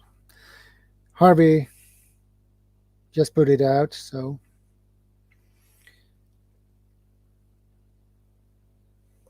anytime, Freeman. Well, pike aren't fat fish. It doesn't have much fat on it. So when you cook it, you need it to put some fat and salt, because otherwise you will have a pretty tasteless fish. So that is what you need to have. You need to have a lot of fat, because it's not exactly a fat fish. So it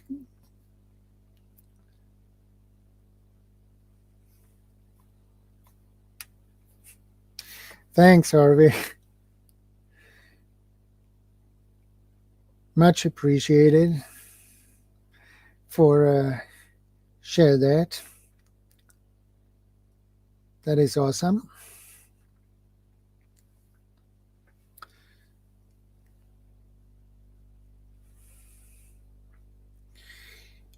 I wonder if there is anybody else who would like to join me up here.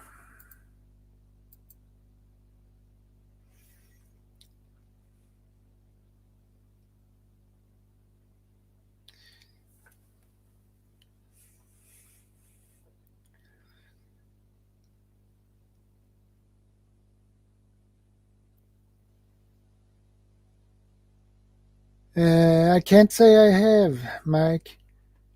I can't say I have. It is. I don't think it's that easy to get bear fat here in Sweden. I don't think you can buy. You can buy. I don't think you can buy it here. So that will be a problem. But you are probably right, Mike. That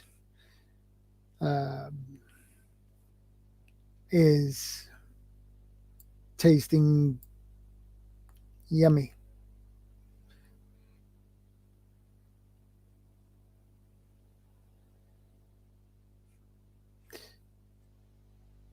Yeah, you are probably right, Freeman.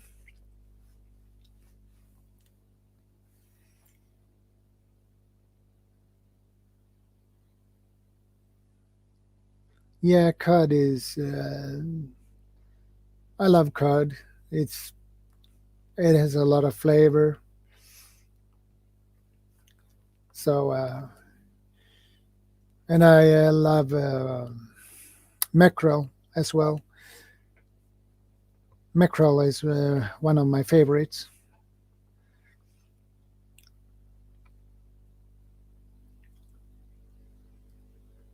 My grandmother, she used to fry up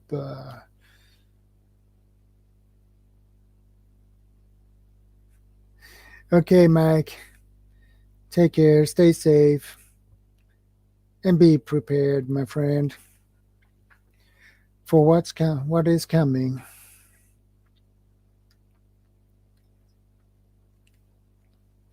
It's good to see you, Mike, again, by the way. Well, you need to feed the kids and the rest of the family, so you need to keep them happy and fill them up.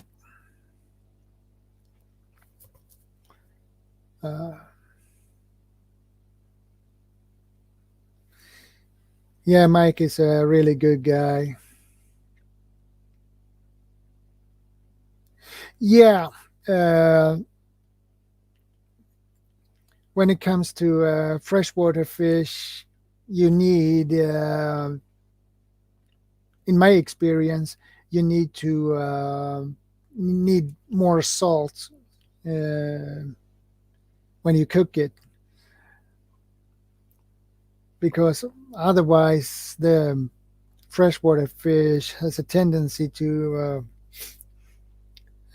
be tasteless otherwise, and you don't want to eat tasteless fish.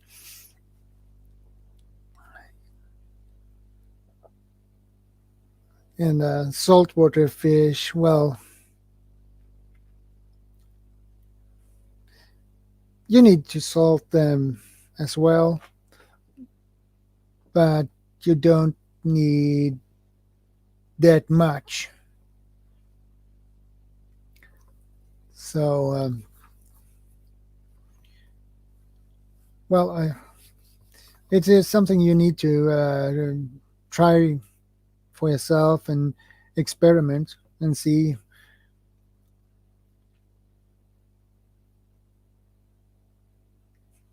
Yeah, dill and such for spices.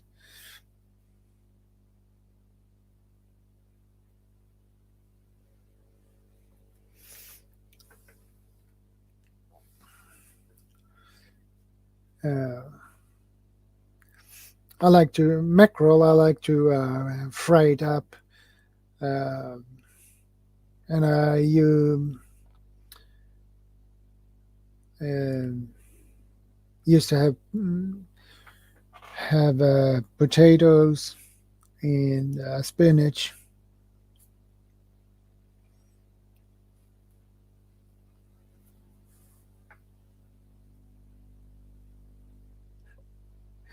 Well, you're not, Freeman. You're not crazy. In that case, every one of us would be crazy. Maybe we are, or not. Well,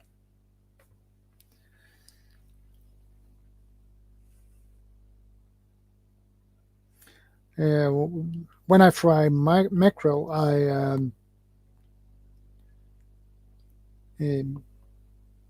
I put dill on them too. So yeah, you are right, Northern Girl. We are a bit crazy, everyone. Every one of us.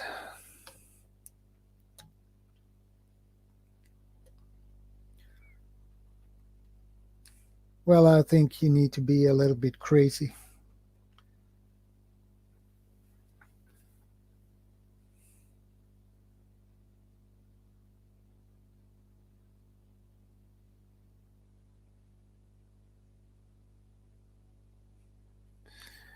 Oh boy, Harvey. That is a really hard question to crack, Harvey.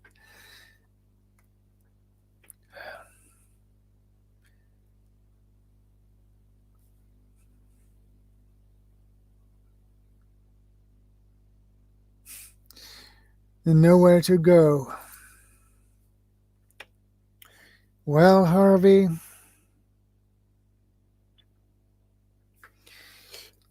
if you don't have the option to go to another countries,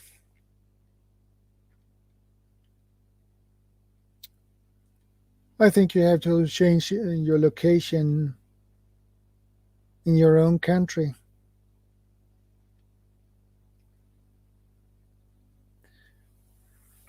I think you need to change the location in your own country if you can't go to another country.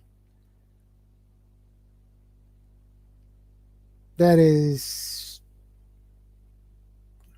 probably the only option you have. Find a better location where it is not that many people around. But it depends on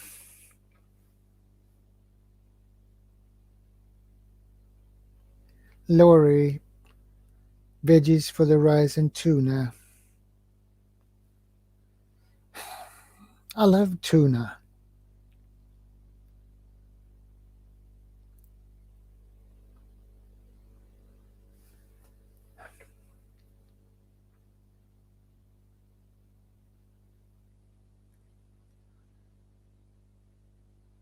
Yeah,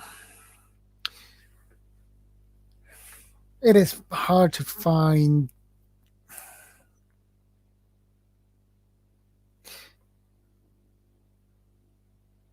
good location. If something would happen, something similar would happen as it was 1939, it would be no.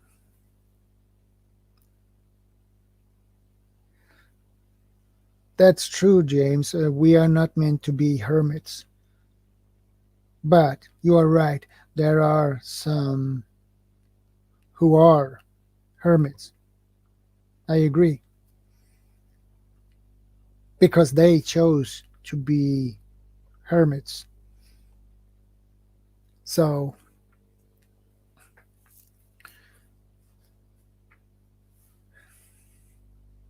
and then places to go, food and preps elsewhere. However, yeah, Harvey. Well, that would be underground.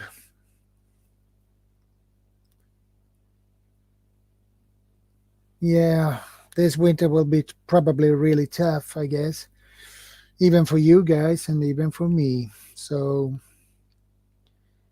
let's see how this winter would be and will be. But we will find out soon enough. Very soon. So, and I agree, people cannot afford to move. I agree. I would personally would like to go off grid, but I can't afford it because it's too expensive, and you need to find the right location. You need to find an area where you can have some acres, a property with 6 acres or 20 or 60 acres.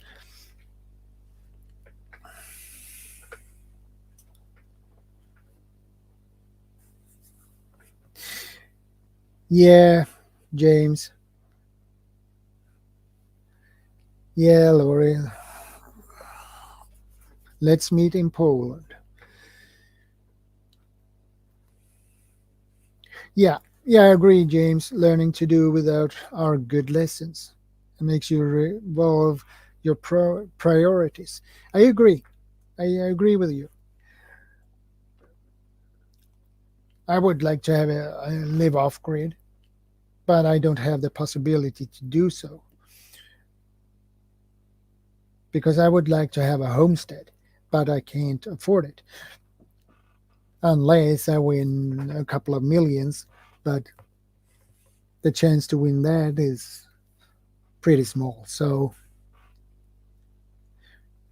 well, you have to live,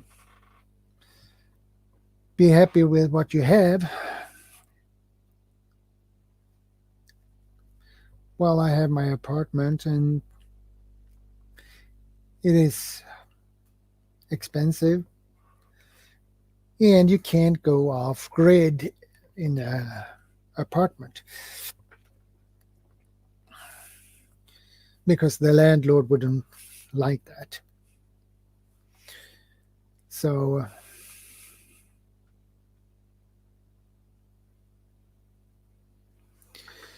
polar vortex expected this winter too, compounding the fuel shortages, power shortages, a dark winter indeed. Yeah, power shortages. They have problems with that in Europe already, and Sweden belongs to the northern parts of Europe, so I guess we will face that too.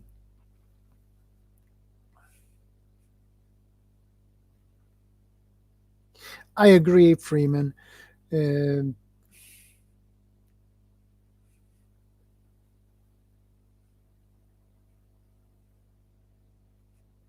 Well, a mini homestead is better than no homestead at all. So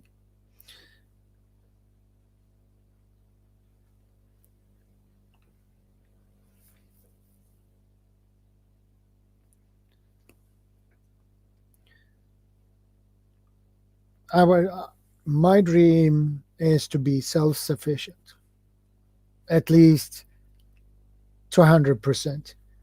But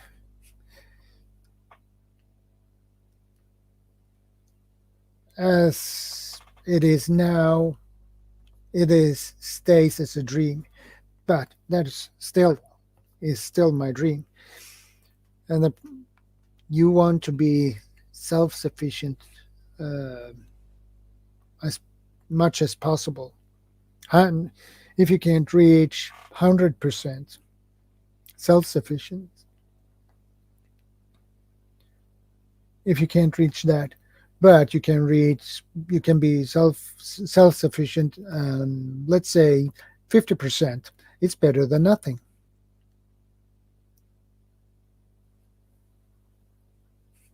Yeah. That is canning is something I actually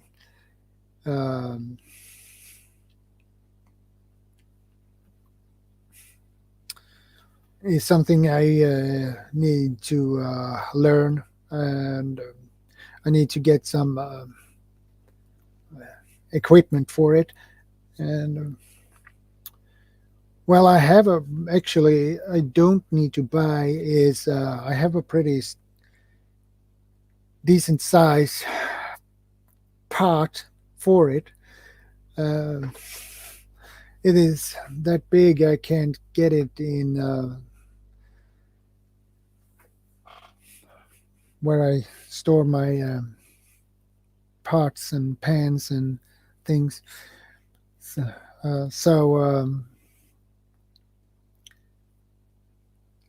that is something I need to consider to begin with canning and try to learn it because I want to get it right. And I agree, Freeman. Do what you can and where God leads you. Yeah.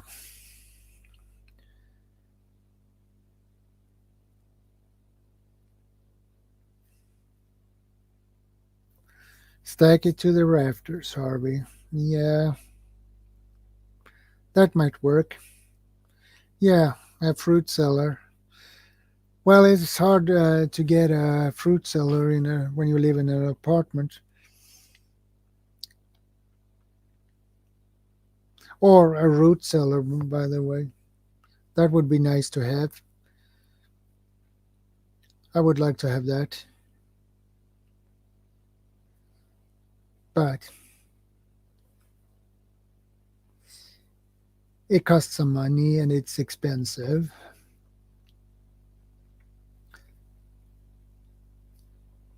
I would like to have a summer house or things, something similar, but I would like to have it so you can stay there for the winter as well.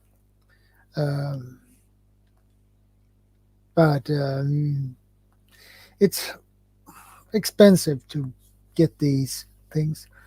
So my other option was to buy a caravan and use that as a emergency home. That would be another option, to buy a sheep caravan and use that. And that is my idea and my thoughts. Well, you can find an older caravan for at least, well, you can get one for 10,000 if you're lucky. You can get one pretty cheap for 20, 30, 50,000 if you are lucky. It depends on what model and things like that. So, yeah, a caravan is what I would use as a bug out home. But the problem is I don't have a car, so I can't pull it. But my father-in-law, he has a car with so he can pull it if I get one. And the best thing with a caravan is you can move it around.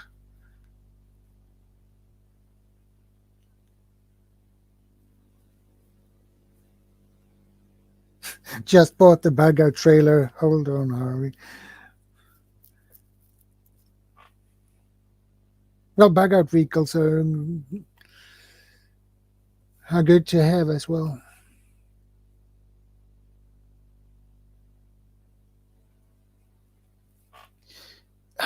Yeah, James.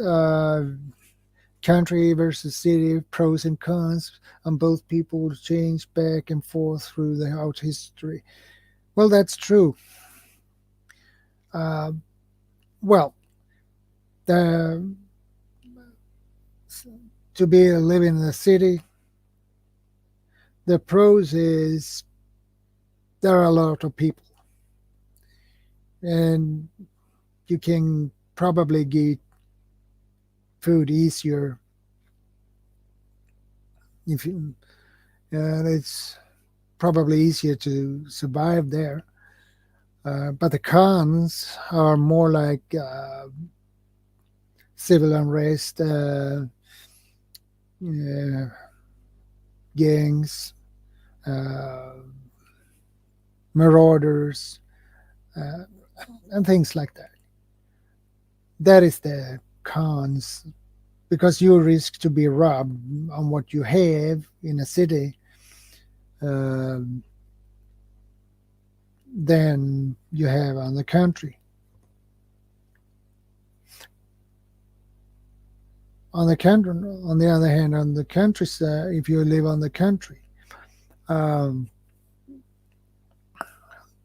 the pros there is you have a property with probably some land, so 6 acres of land, which or more, which is good. So, and there are probably not that many people around, and people who lives on the countryside are generally has generally a better community between their neighbors, and everybody knows each other, so they keep an eye on each other and go and watch their backs, and if something would happen. So, and the cons are, well, it's more isolated. And you need have a longer way to the stores.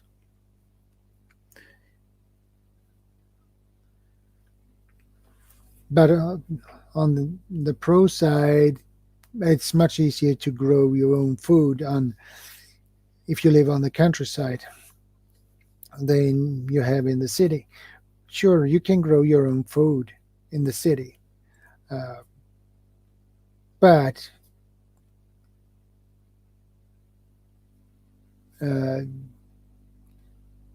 you need to minimize it to a smaller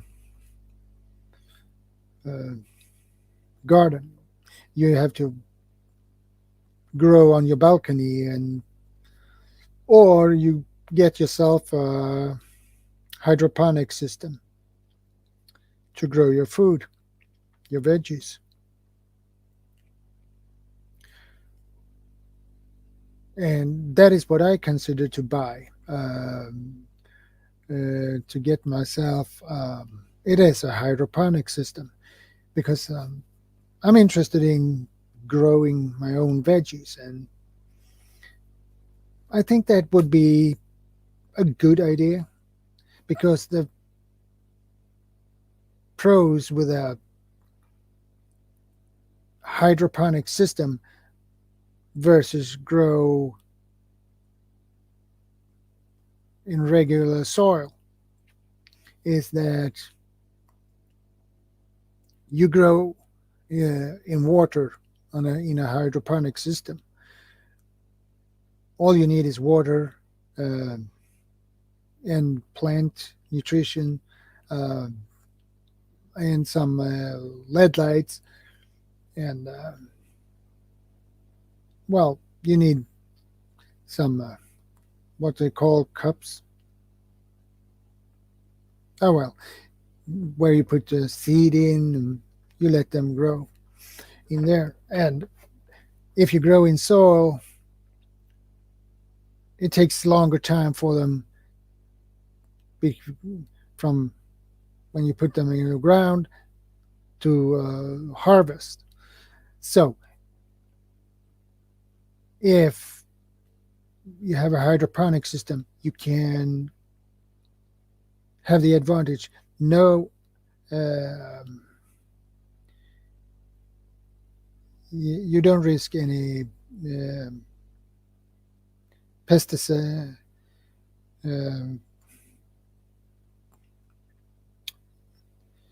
You don't. You have it much easier. You don't have pests. Your plants don't get those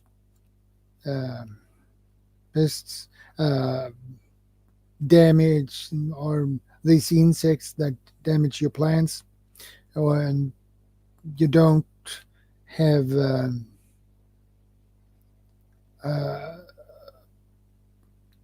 pesticles. Thanks, Harvey. Pesticides. Thanks, Harvey. Thanks for correcting me. I love when people correct me.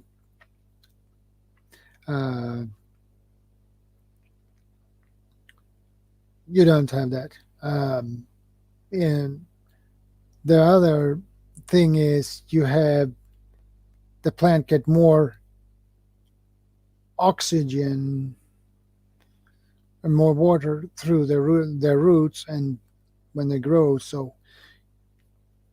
they and more nutrition from the water instead. So you have the growth time if you have a hydroponic system. Let's say if you compare the hydroponic system with to grow in regular soil,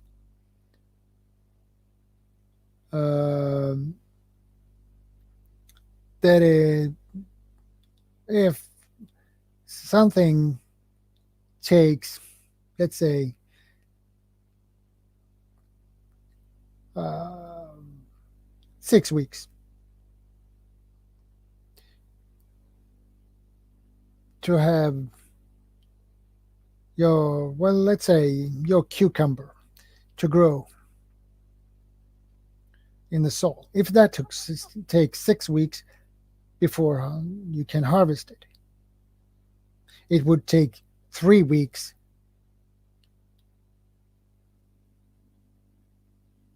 in a hydroponic system.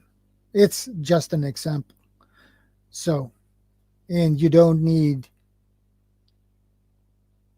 to use chemicals to keep the plants healthy in a hydroponic system. But you might need some chemicals when you grow in soil. So, and the best thing, other thing with a hydroponic system is you can build the system as small as you want to, or as big you want it. So that is the best thing with it. So you can put a hydroponic system inside your house. Let's say you have a basement and you have nothing there.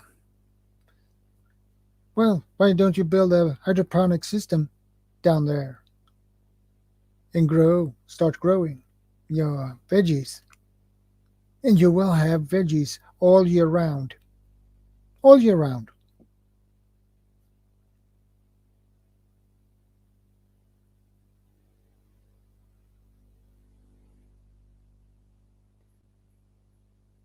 Yeah, it is organic growing your veggies, and if you use a hydroponic system. Yeah, that is the problem. That is the con of it. But you get more of it on a shorter time. That is the pros.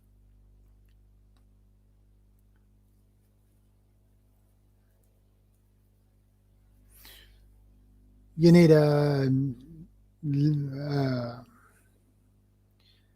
lights, LED lights, to you put up on a ramp over the plants, and those just don't take that much power, need much power, I guess, but it depends on what kind of light you have. So, but a hydroponic system is what I would like to use myself. So, and I have been thinking of that, and I need to figure out where I'm gonna put it.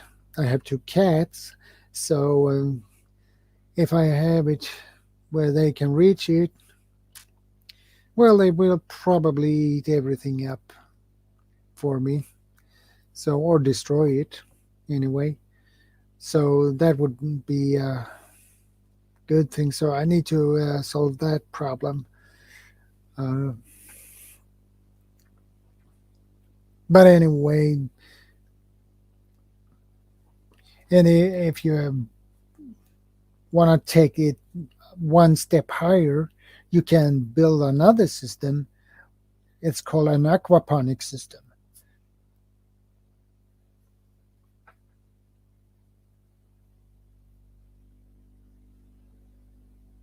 Yeah, I agree, James. That would make some sense.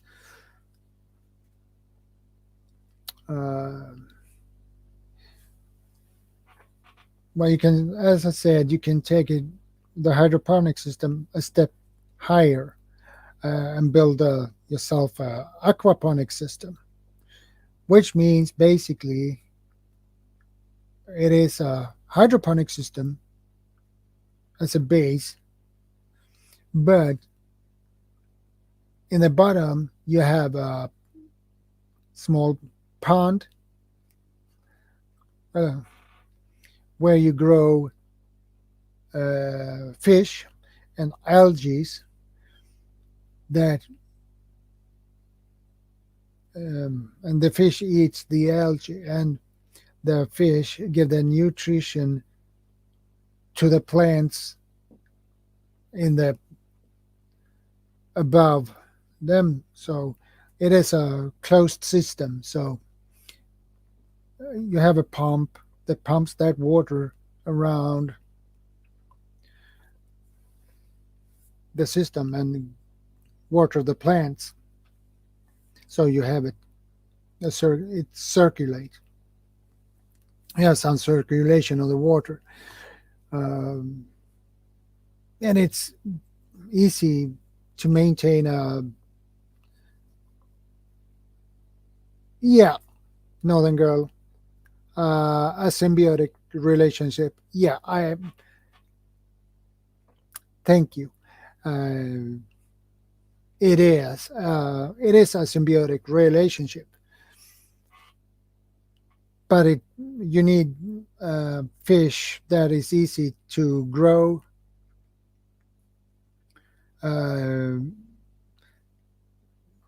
You don't want to have fish that are too complicated to grow.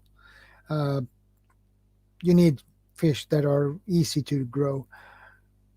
You put them there, and they eat, and their waste products give them nutrition to that pond, and in the pond you have a pump that pumps the water up in the system and gives your veggies the necessary nutrition. But you will need probably and anyway put some plant nutrition into it anyway. So and the best thing with a hydroponic and aquaponic system is it takes care of itself. Basically, you don't need to go to pick weed, or you don't need to worry if the plant the roots get rotten or pesticides and things like that. So, but I guess it is good to have both.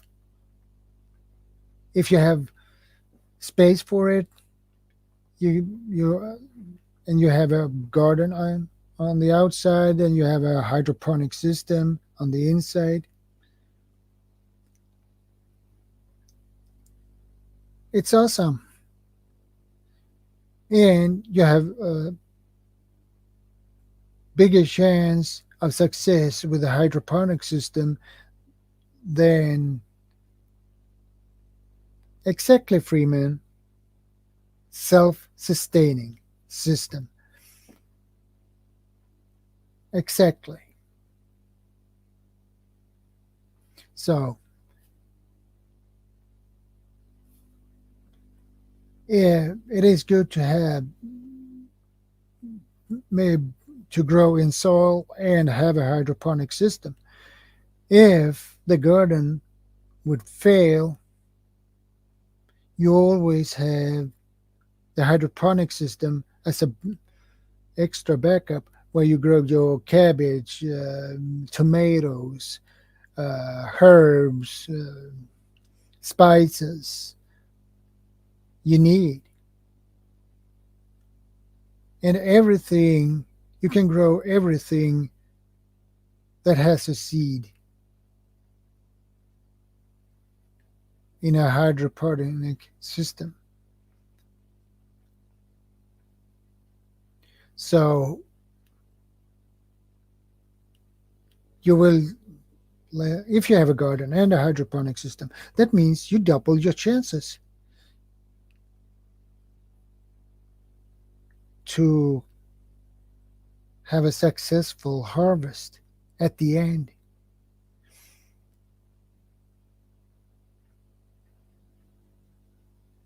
So that is really useful. I can see if I can find a picture of a hydroponic.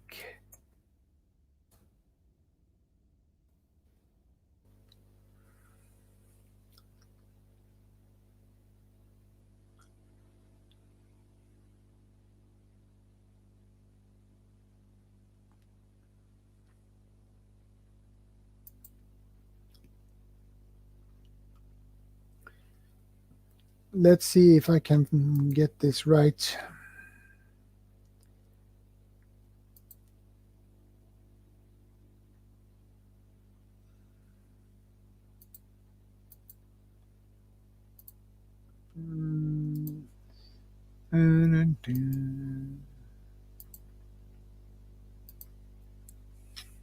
Okay. Here is one picture of a hydroponic system. This one is a hydroponic drip system. You have the jack there over there, and you have the water pump here, and it goes up. So it is a really good system. And here is another one.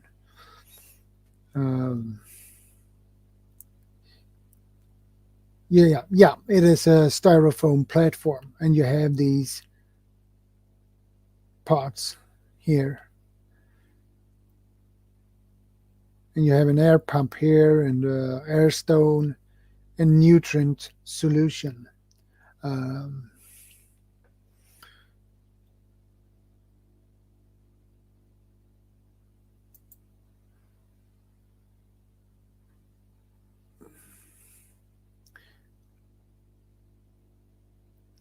Well, and you have another way.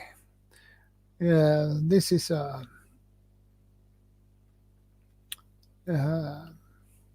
another way to build a hydroponic system. It is a closed system.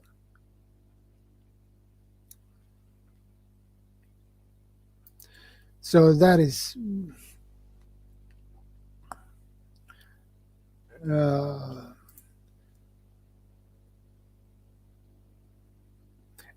it looks like this. And we have, I guess, another. This is another way you can do it. So you can build it as small and big as you will need to. And the best thing is, another way to do it is do it like that. So you can, the best with the system is you can modify it after your own preferences and how you would like to have it. So hydroponics gardening.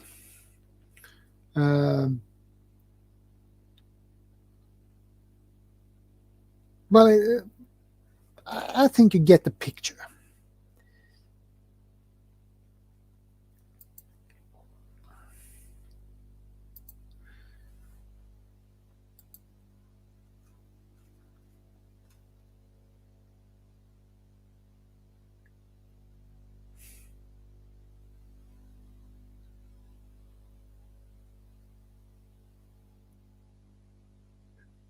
Okay, Lori, take care. Stay safe. Be prepared.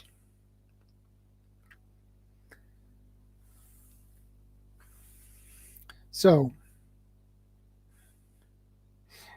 hey, Chef, Capitan, welcome to the stream, buddy.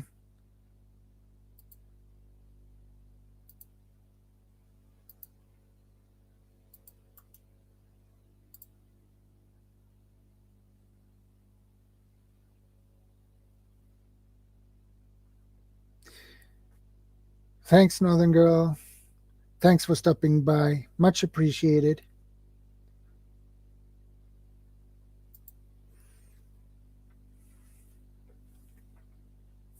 And have a nice dinner.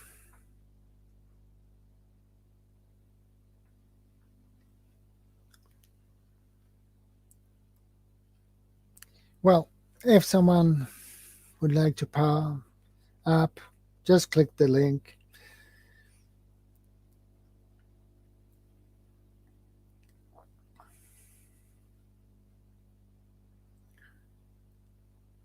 So, well, that's the idea, to have a hydroponic system.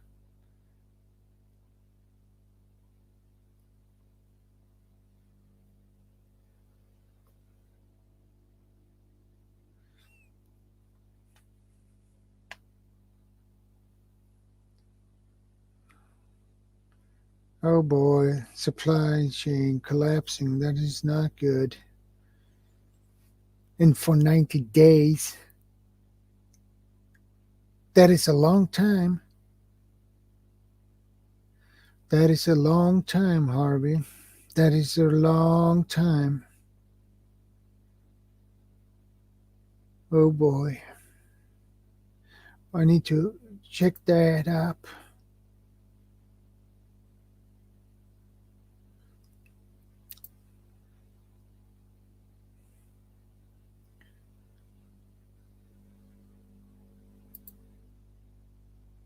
I need to check that up, definitely.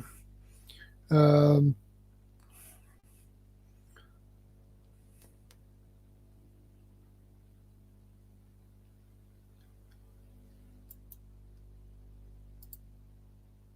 let's see what it says.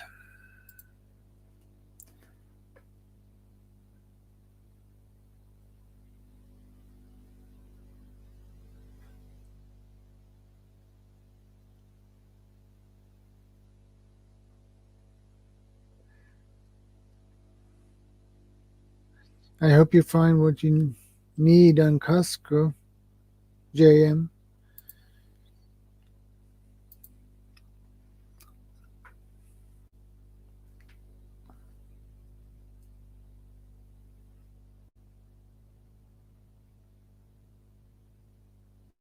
Let's see, August on Farms. Storable food mega supplier August on Farms has ceased operations for 90 days, citing global raw material shortages and substantial delays in procurement and production. Regrettably, BCG, the parent company owner of Augustin Farms, cannot fulfill your orders on time. Therefore, this letter communicates our decision to suspend business for the next 90 days. Effective immediately, says on October 7th, 2021, letter issued by Mark Augustin, president of Augustin Farms, to Augustin Farm distributors and retailers. Oh boy.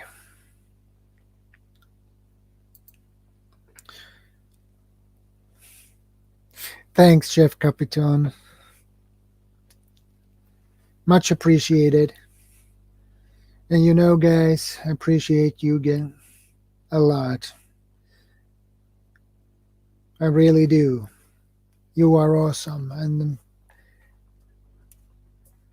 thanks for your support. That means a lot to me. So,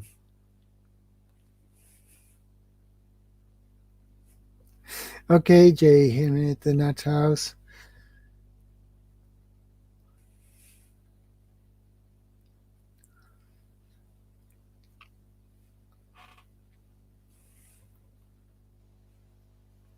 Well,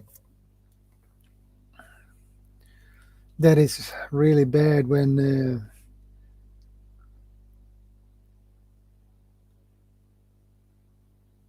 rice and beans, and why not some lentils as well.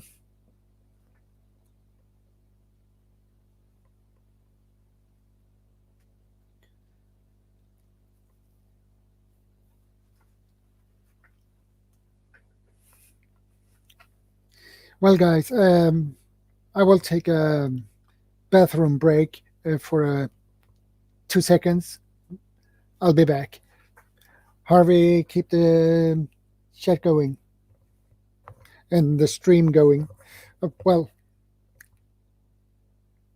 a short bathroom break. I'll be back.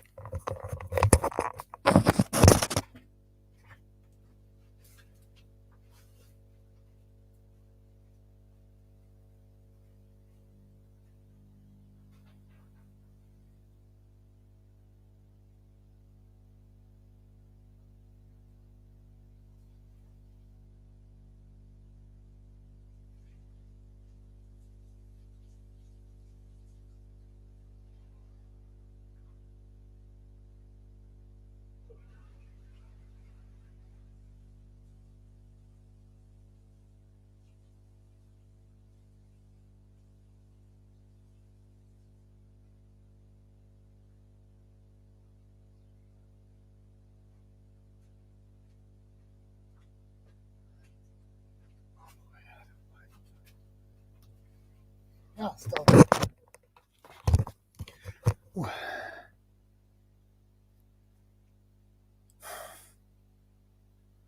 Well, Harvey, I don't have 1 year. I'm not there yet. I have maybe for about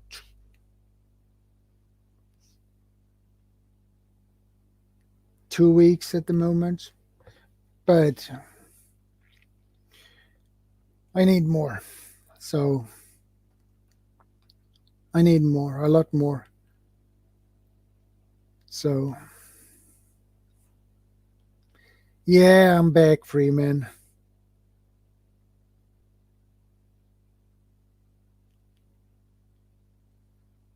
I never heard about bologna sandwiches before.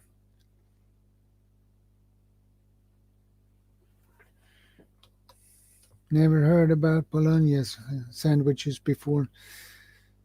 What's on them?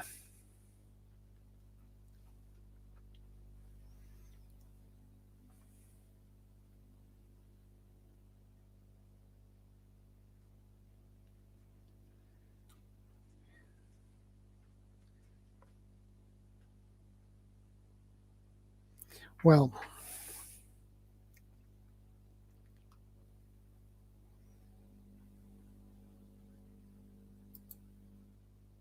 we do like this again, and let's see what happens.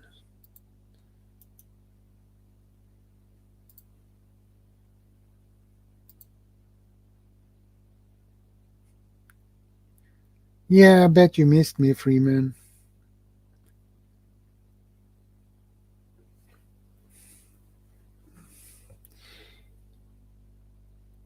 Anybody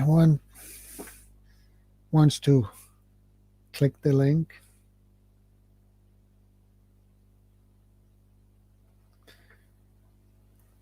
Yeah, salt. Well, I have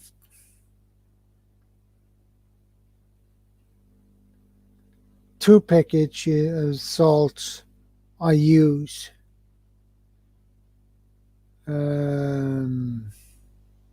And I have one in my preps. So, but there will be more.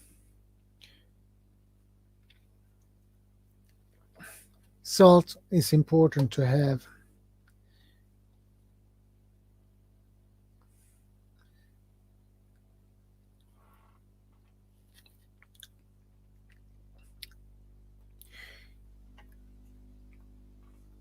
Anybody feel like to pop up, click the link and pop up?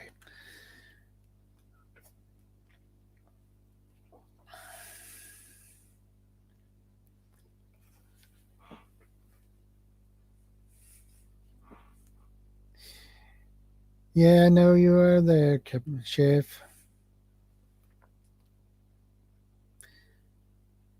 Much appreciated. Thanks, guys. You are awesome. You really are awesome. This means to me means a lot to me to have you guys here. It makes my day, actually, to see familiar people and familiar faces. It's really awesome, and it's much appreciated. So I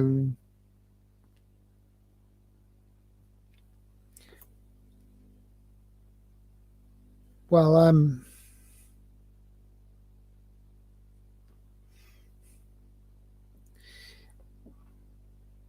thanks, Cynthia, for that comment. Much appreciated. And I hope everyone has salt in their preps, because you need it. Salt is difficult to get. You can get it from the seawater, but it's a complicated process, and it's time consuming. If you can basically wait forever, you can yeah, salt used to be a currency. That is correct. Um, and salt were once highly valued uh, because it was so difficult to get salt. Uh, Only those who lived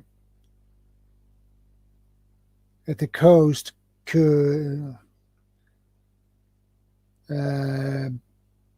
uh, could get salt, but not those who were lived further in the country couldn't. So they need to trade meat for salt or whatever they used for to trade with. Yeah, probably pepper as well. You are probably correct about that. I can't say. I don't know.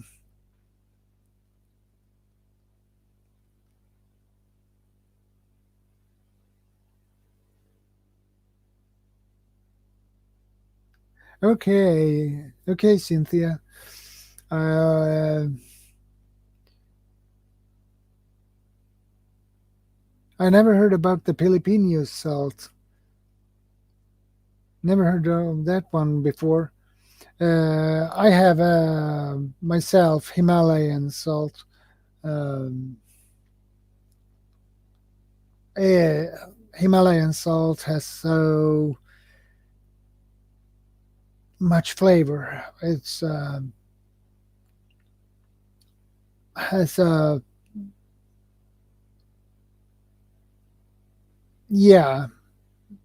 You are probably right, Cynthia, about that. Um, I have a Himalayan salt because I love the flavor. I love the taste. The regular salt is, well, it gives you a well, a burning sense. Uh, it's a Himalayan salt has a more, let's say, softer. It's don't have that strong burning taste.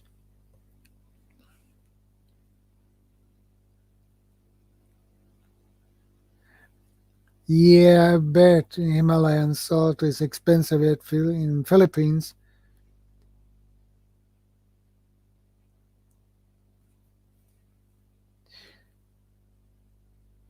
Yeah, iodized salt uh,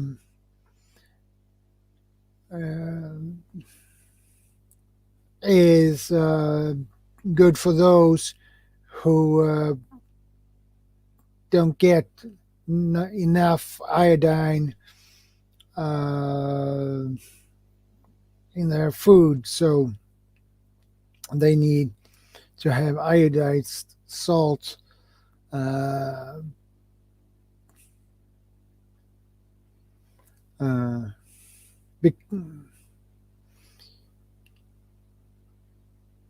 Yeah, regular salt is cheap and easy prep.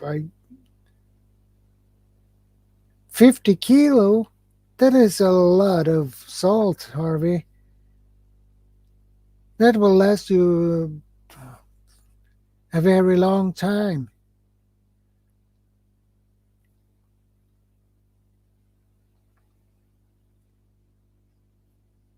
I believe the rock salt has a more soft taste.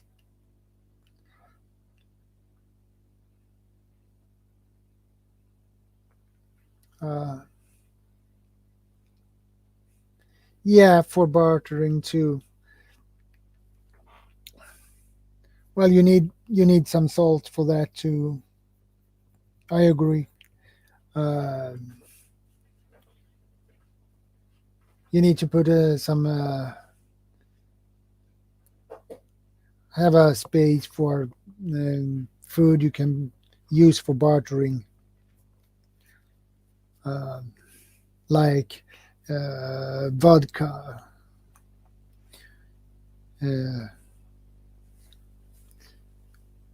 Vodka is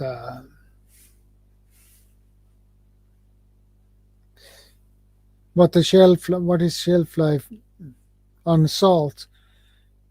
You can store it if you store it salt properly. It is indefinite shelf life.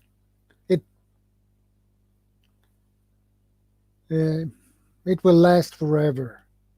So but that is if you store it properly. So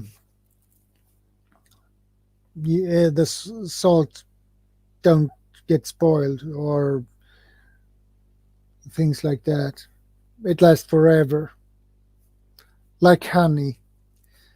Honey and sugar lasts forever if you store it properly.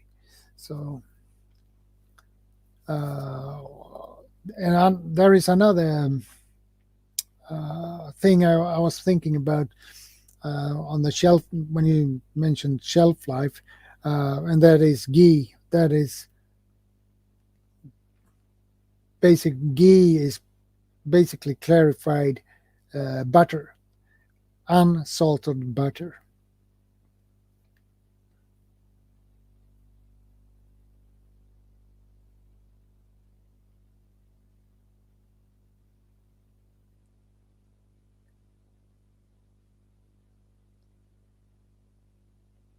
Yeah, I agree, Harvey.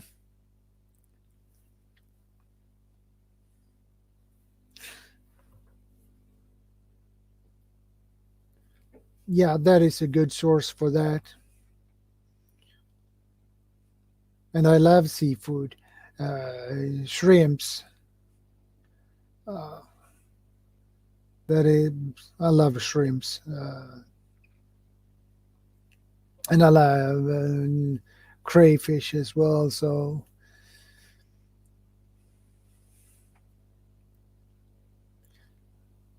yeah, I believe kelp pills. But I think I have seen that here in Sweden, kelp pills. But I need to do some research on that one. Yeah, I think I have seen something about kelp pills before. Yeah, I think so. But I need to check that up. Kelp pills. kelp pills, like kelp is, I don't know much, but there are different kind of kelp. So, but they are they have they are probably nutritious as well, uh, except for the iodine.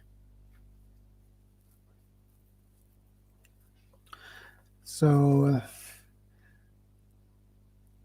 um,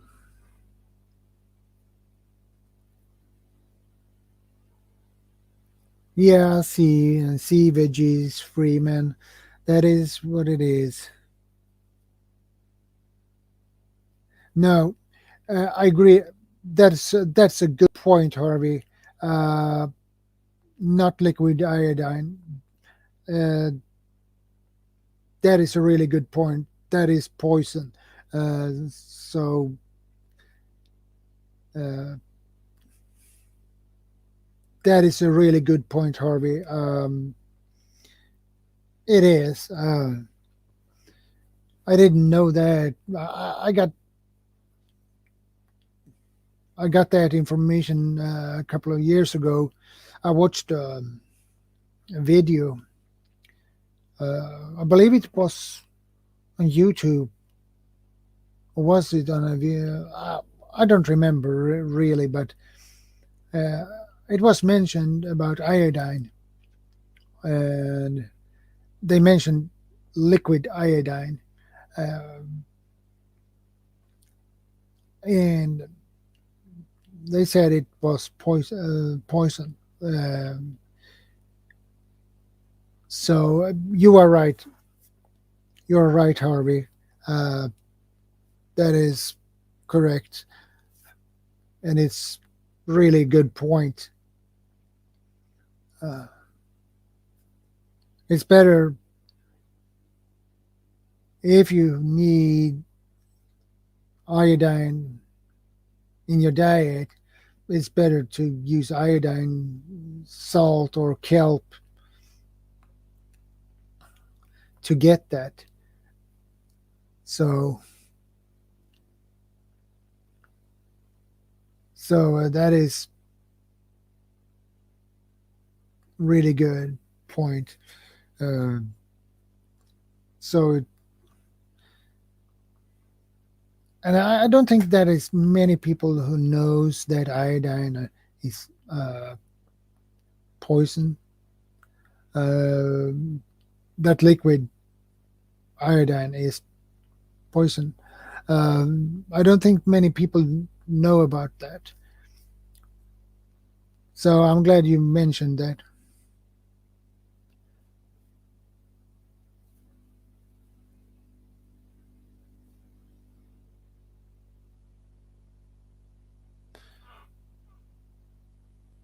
Mercurochrome and iodine used to be used all the time on cuts. Now it's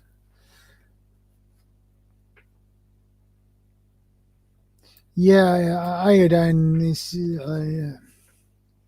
I believe they use for uh,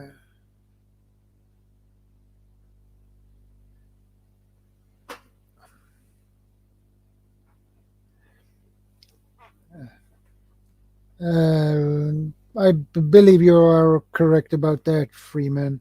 Uh, but I have heard they used iodine to um,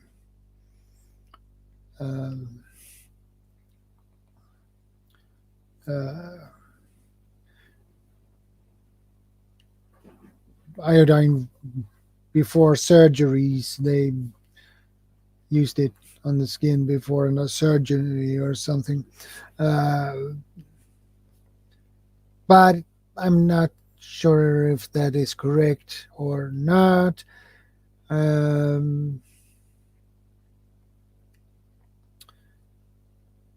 But I need to do some more research on that one.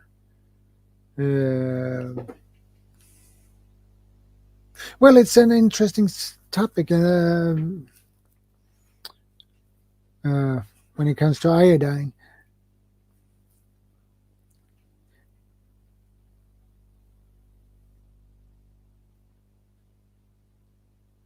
Yeah, exactly. Yeah, Harvey, that's the one.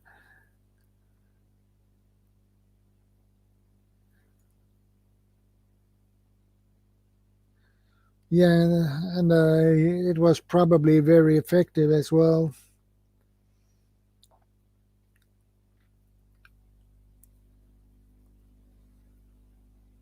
Now, I know, Harvey, that is not used much anymore. Uh,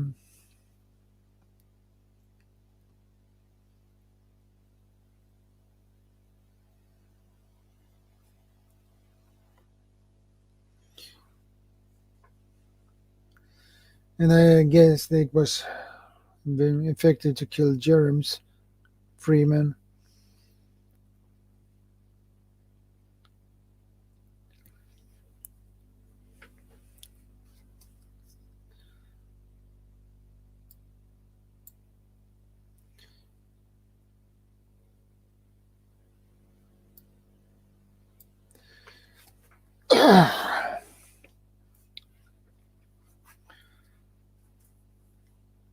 But anyway, I need to. Oh, Lugol's iodine, also known as aqueous iodine, and strong iodine solution is a solution of potassium iodine with iodine in water. It is a medication and disinfectant used for a number of purposes.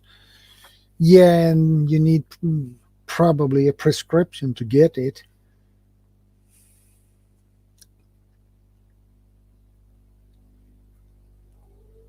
You probably need a prescription to get out that solution out.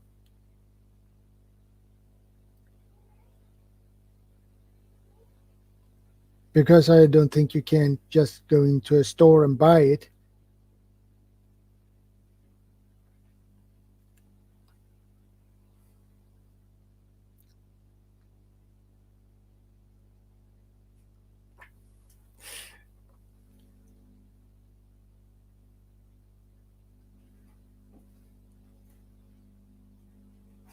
Yeah, I guess you're right, Harvey.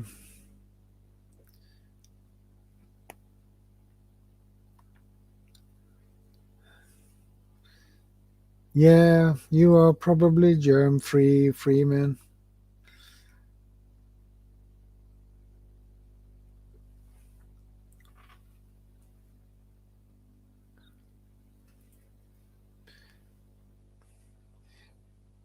But anyway, it's good to see you all. Okay, I need to I need to check that out. Um,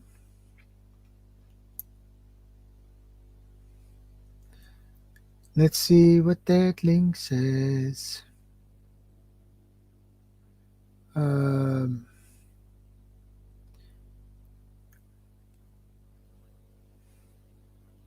let's see what this says. Oh boy, if this could.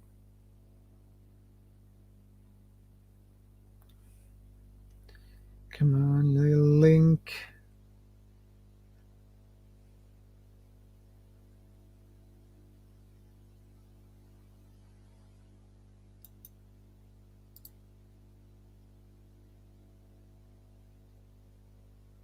Hey, Car. Good to see you, buddy. And welcome to the stream.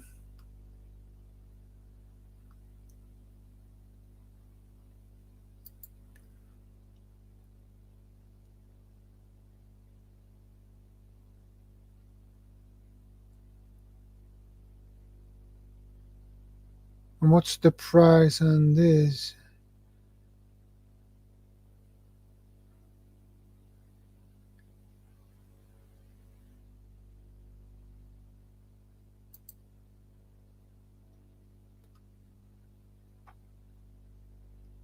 Currently unavailable.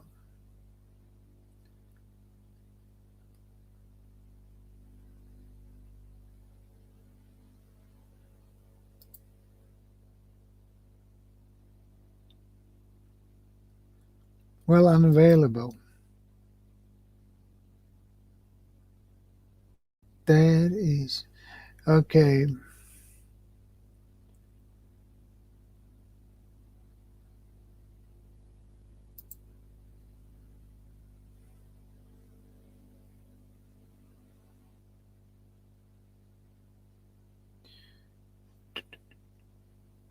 Well, it is no price on them, so but I will check that out.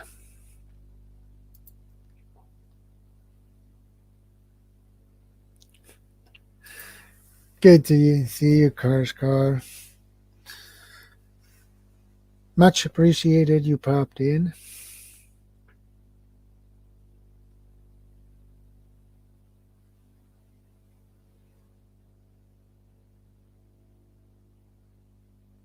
Yeah, and I believe that is pretty effective to prevent infections.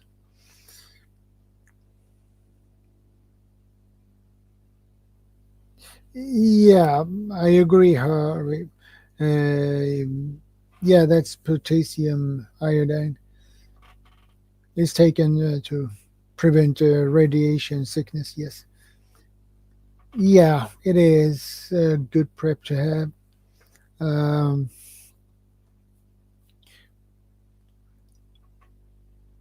but I live too far north from a nuclear plant here, so all our nuclear plants are in the south, so southern parts of my country. So I am in the north, and we don't have any uh, nuclear plants here. So maybe those who live near those nuclear plants can have useful potassium iodide pills.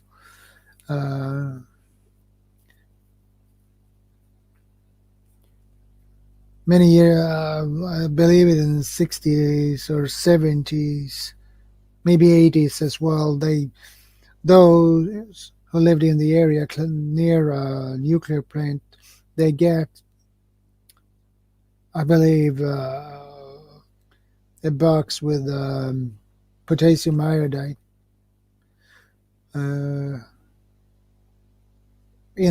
If something should happen with a nuclear plant and radiation would leak, so that's why. Yeah, I know that, Harvey. Harvey, do you have any idea on the shelf life of potassium iodide?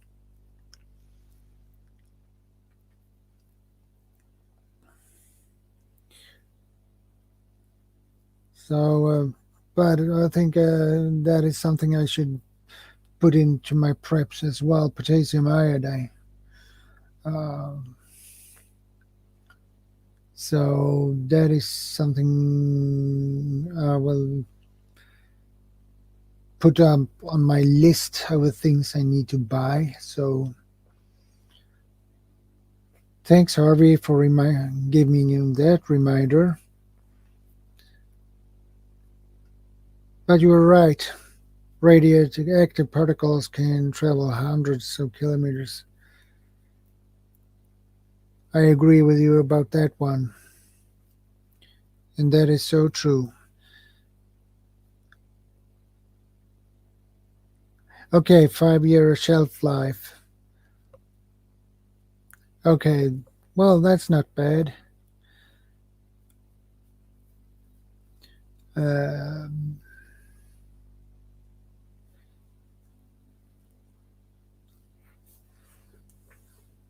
So that would be, I think, what would be how much potassium iodide should you store 1 box, 2 boxes, 3, 4, 5, 6 boxes or more.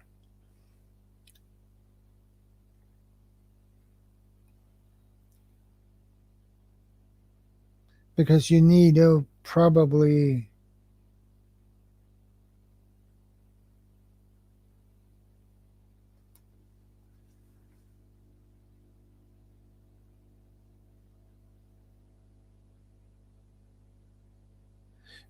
okay, Kashkar, thanks for that information.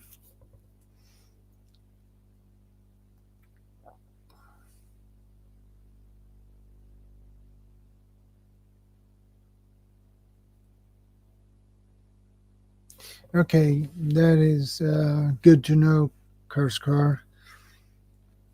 Really good to know. I'm not. I don't have much knowledge about with this iodine, potassium iodine, or so. I don't have that much knowledge. I just know a little bit about it, but yeah, it is. I agree with you, Kashkar. High doses are really deadly. So you need to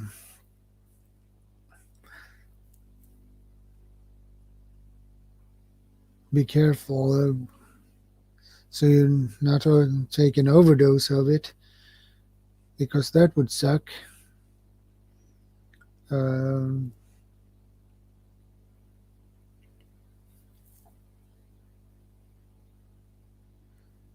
I guess after what I have heard, uh, uh,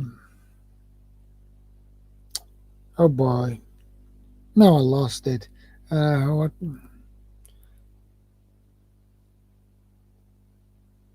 Oh, now it popped back again. Um, I heard that you should take those potassium iodine pills for 2 weeks, I believe.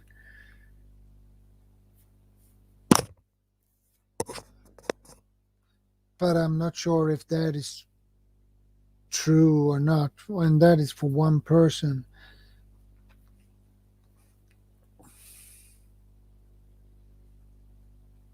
I believe it was 2 weeks. You should take those pills.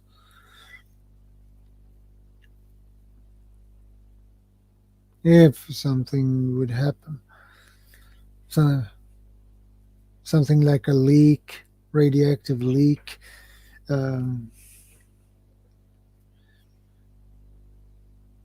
But we are lucky. We have been lucky here in Sweden. Our nuclear power plants are very safe, so we don't have had any major disaster with them. Yeah.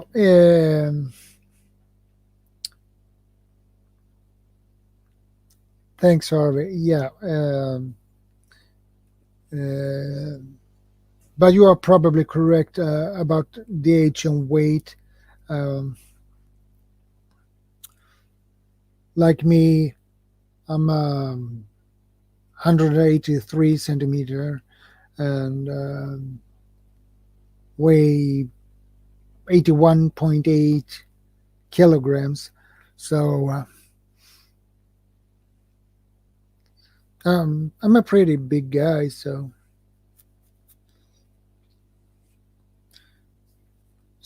for me, it would be probably maybe a week.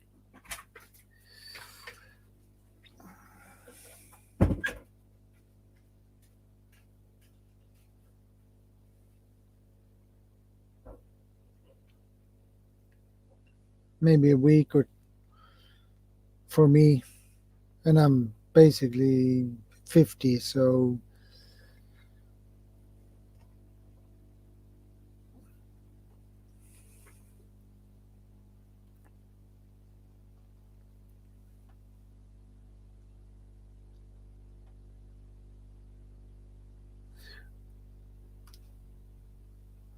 well, Harvey, my time is 1:02 a.m. It's after midnight.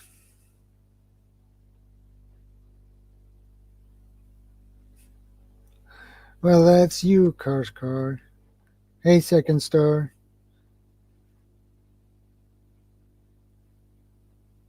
Yeah, I agree with you, Second.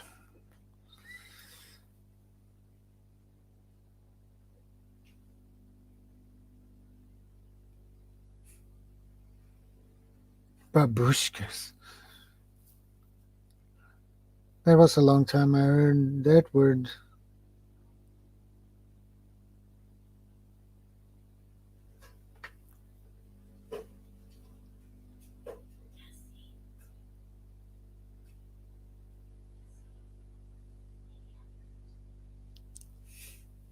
It's good to see you again, Second.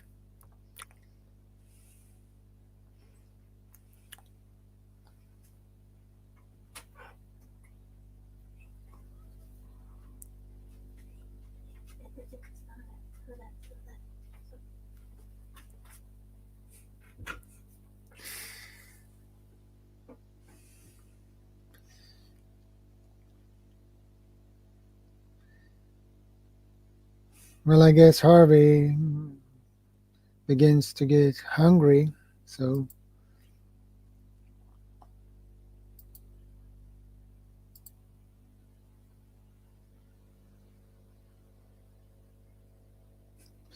well, I agree with you about that, Second Star. I agree.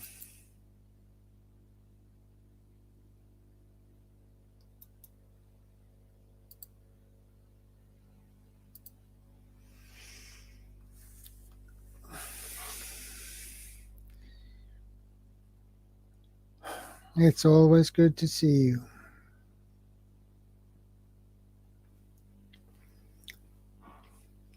It's always good to see every one of you. It's fun. We have fun.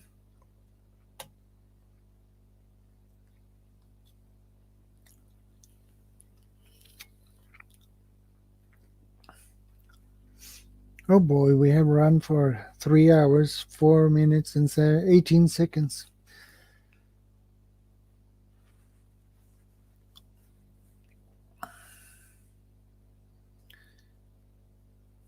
So, if someone feel up to it, okay, Second, that's okay, buddy.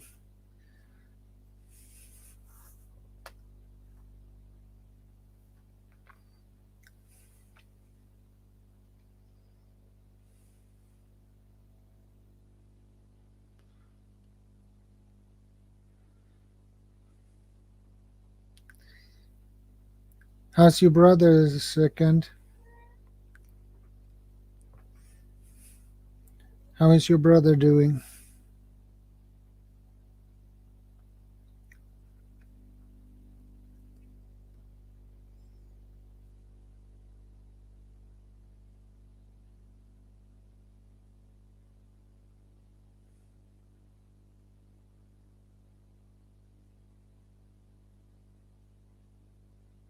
I hope your brother hang in there.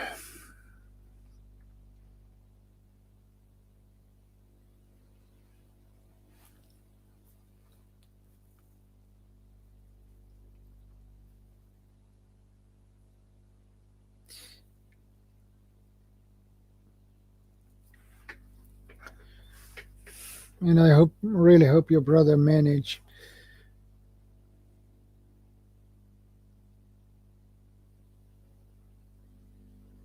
Okay.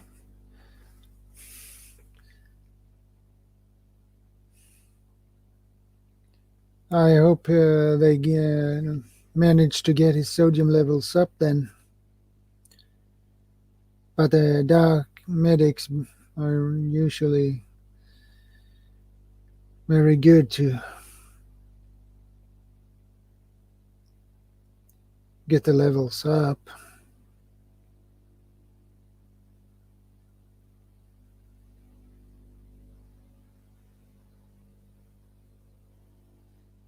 Yeah, yes, I can. Anytime. Uh, the docs will take care of him, and the nurses too, so they will keep an eye on him. So I know you are worried about him, which is normal. MJ's vlog, welcome to the stream. Good to see you. Much appreciated.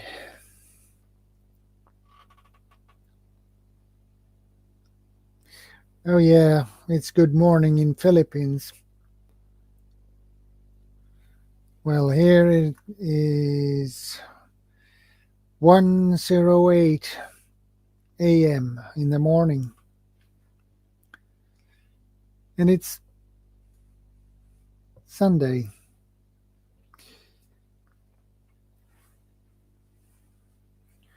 But anyway, the ducks knows what they're doing.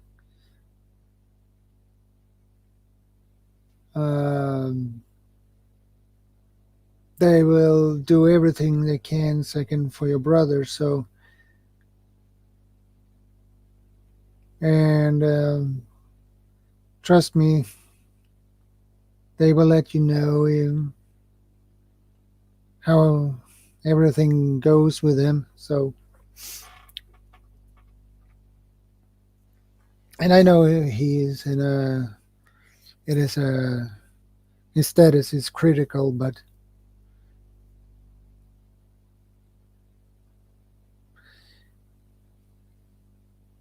yeah, I understand.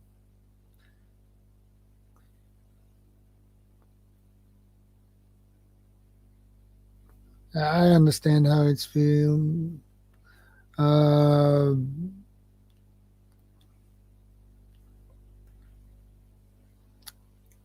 when I was at work many years ago,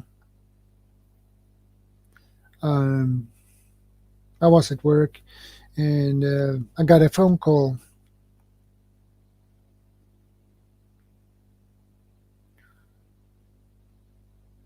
And the one who called me was my mother. And you know what?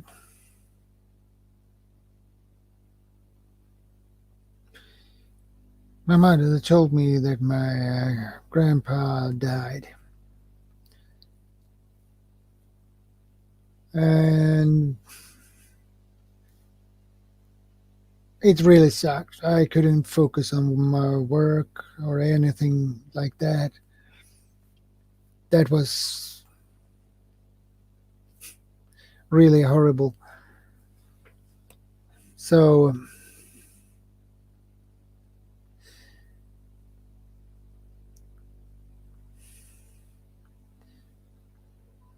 yeah, Karskar. I hope Second Star Survival's brother will be all right.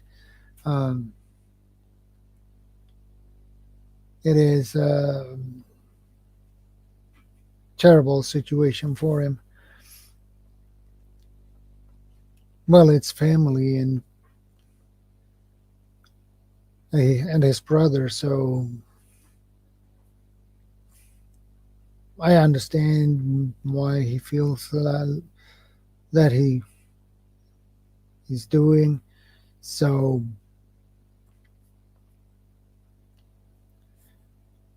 it's a natural reaction, and he's in his full right um to have that kind of feeling. Um, well, if I would be in his situation, I would feel the same. So it's horrible, but the only comfort in this is that his brother is in good hands, and that is at least something. It is some comfort. Uh, yeah, I really hope he will manage to get through it and get better. Uh,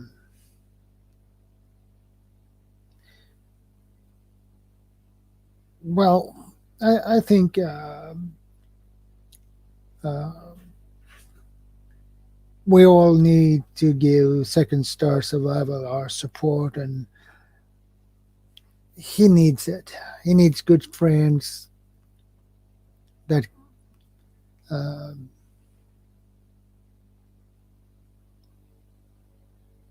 to help him out.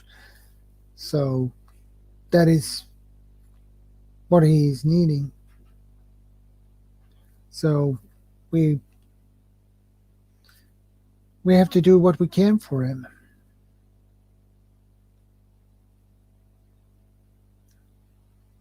Well, what we can do is pray for his brother.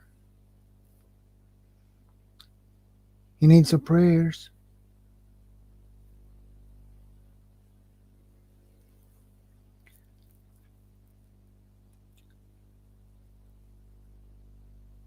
So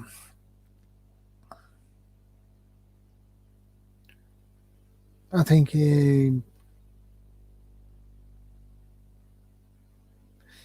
the community here will help him out, and we should help him out.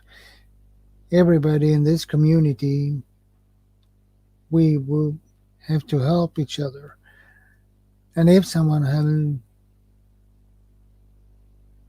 some problems or being in a situation like Second Star Survival are in right now, we should give him all the support we can and do what we can for him to try to make him feel a little bit better. So, and on top of that, it's not just only his brother, Kaskar, it's also actually his father-in-law died this Wednesday, earlier this week, so Wednesday night. So he has a pretty rough time, so he don't feel that well. So I hope we all can help him out. Okay, that is what I'm asking here, you guys. If we can help him out, we do that. So he needs our support. That's it. That is why we have this community. That's why we are in this community, members of this community. That is, we help each other out. And if some of our members in this community have some problems or going through a tough time, a hard time, um, I think we should be there and do what we can, because friends here in this community, in this stream, we who are here, we can give him support so to make him feel better, because it's important for him to feel better so he can sort things out with his thoughts, and because he has a lot of things to think about. And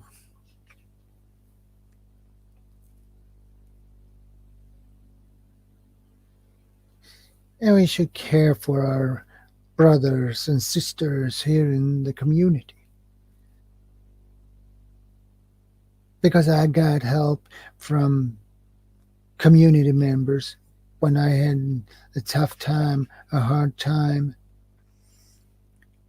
I got some real help from the community. And you know what? I could go to a counselor and I would not get that much help as I got from the community. So the community can be a very good help.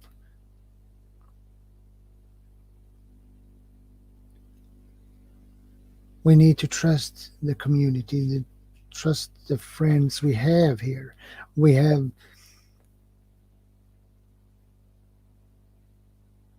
that is what we can do.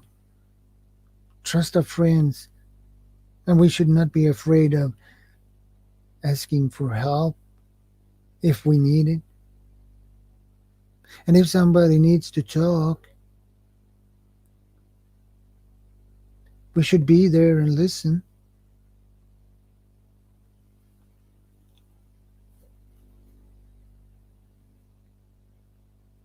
So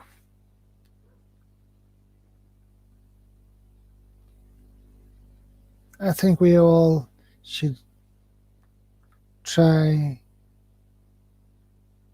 to do what we can and give him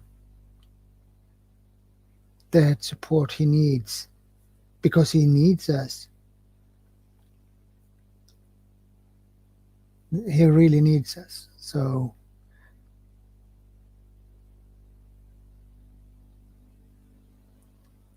I feel it as it's important to do things, do a good thing for another human being, do a good thing for another community member.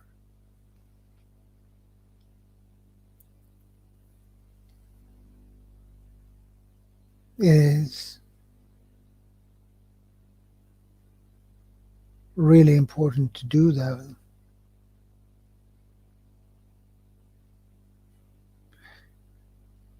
And now he's driving from the hospital, so I hope he will get back in one piece and no more setbacks, because I care for my friends and I care for the community.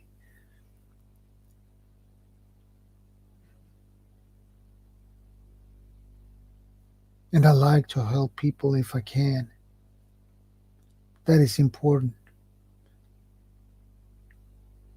And it's so good to help another people who help another person out.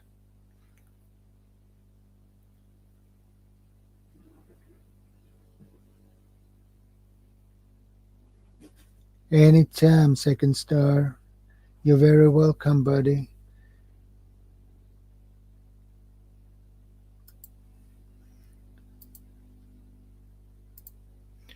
You are very welcome, brother.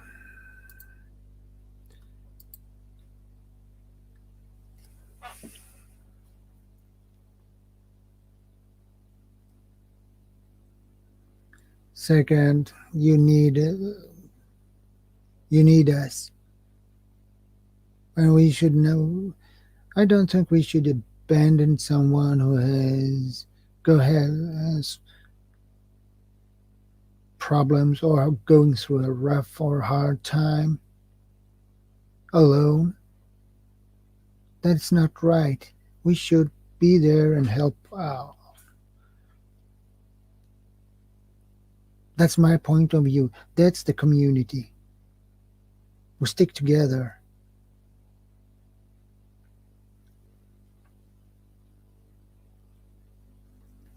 We stick together. We help each other out.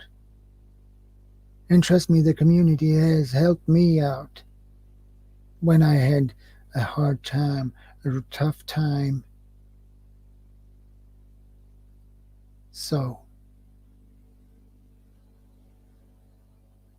if the community has helped me through my hard time, it's my duty to help another community member to try to help him out to get through his hard time.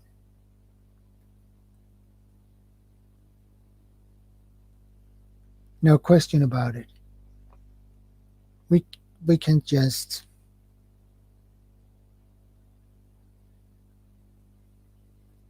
abandon a person like that. It is not right.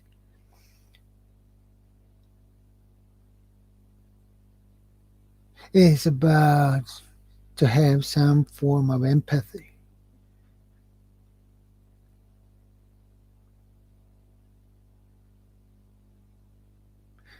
Well, and you don't need to understand the problems,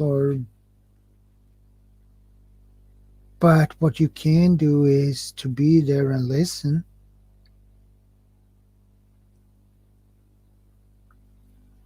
You're not a shrink or a counselor. I'm not. But you can be there as a human being for another person and listen. You don't need to understand everything because you can't.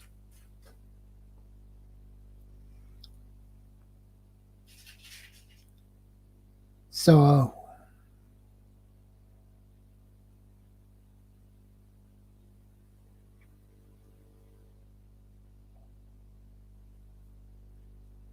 second,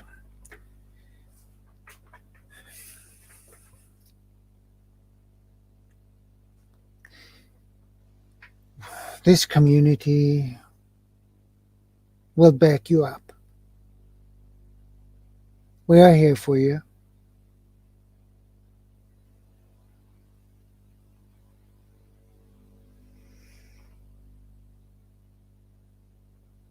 And I know you have a lot of things to think of and things in your mind.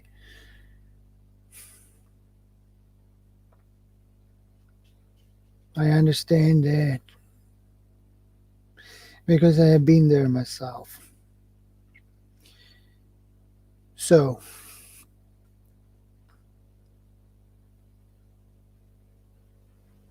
that is always good to know, to have one, know that there are people that who backs you up. Because that is what I would want to have it.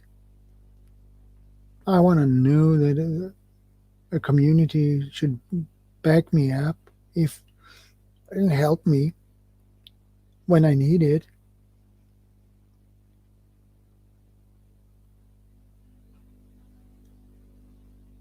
Because that is so important.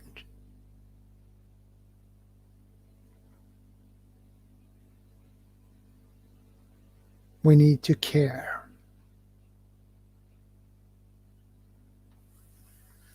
To be a prepper is about prepare yourself and for your family. It's so much more. You even need to care for others with what you can, with what you have, and what you can do. That is why we preppers always has an extra space for bartering or trading.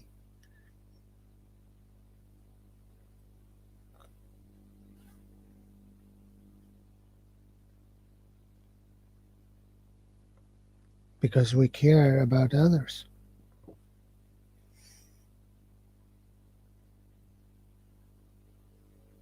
Not ourselves.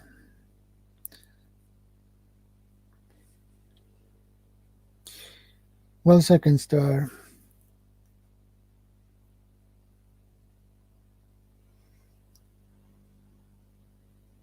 I really hope you will get some more help from this community. I really hope you will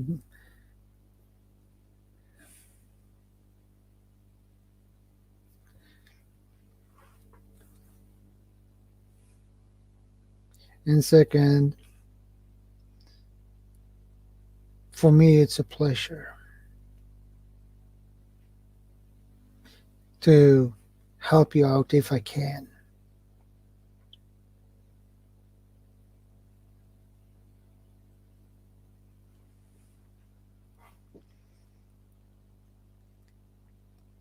So that is why I have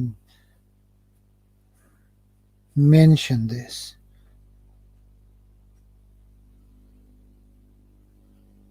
When you don't have any other you can turn to or talk to,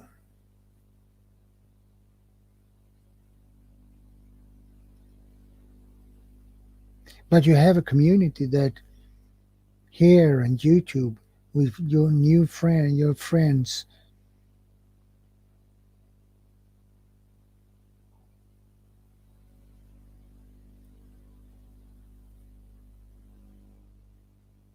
well, you can always turn to someone in the community for help.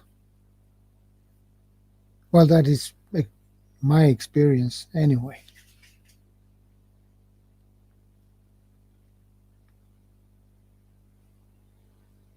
And for me, it is a pleasure to help you out, buddy.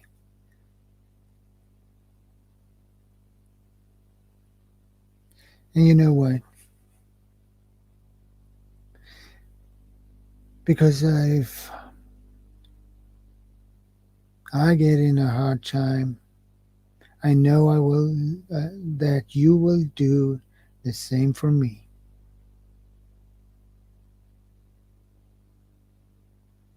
You would do exactly the same thing for me. So,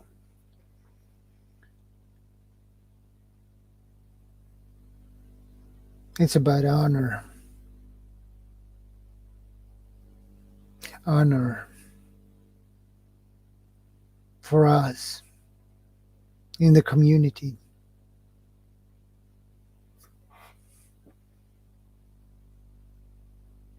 And we don't want anything in return except for your friendship.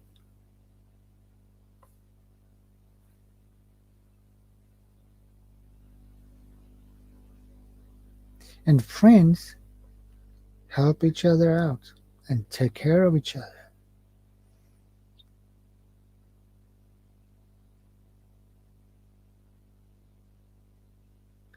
So,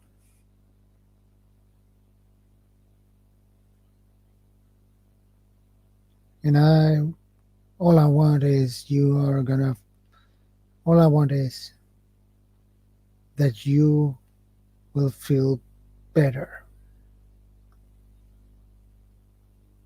That is the most important thing.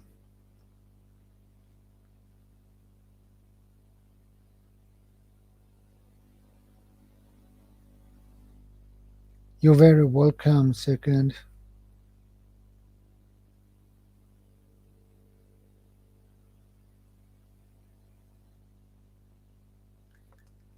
You're very welcome.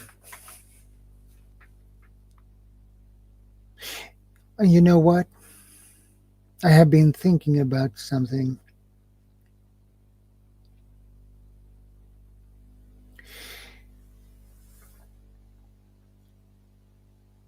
I suggest we take one silent minute for your father-in-law, second star survival. I suggest we take 1 minute for your father-in-law who died.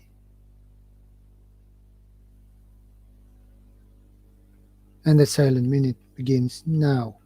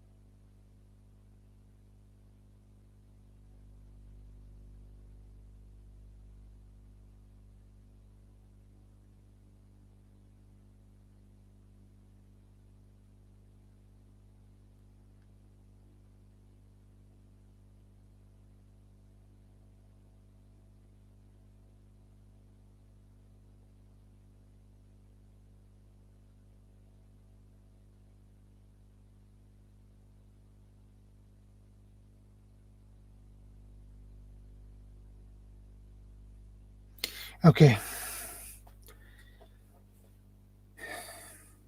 That minute is over.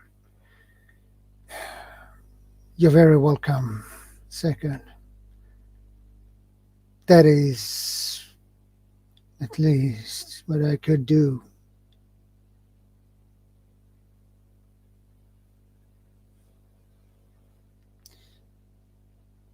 I believe your father-in-law was a really good man. And I think he deserves a silent minute as honor to him. And I guess I'm the first one who done this. Cynthia, we all need to help him out with this. He has my prayers,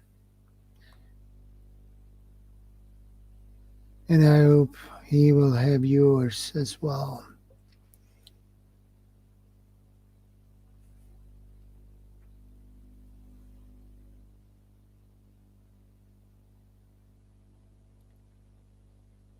So,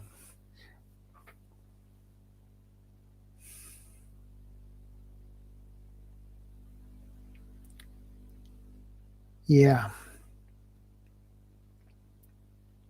I was right about that.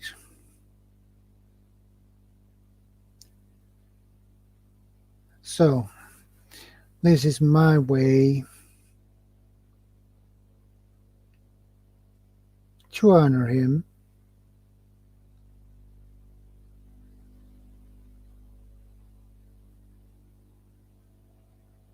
Even if I didn't know him.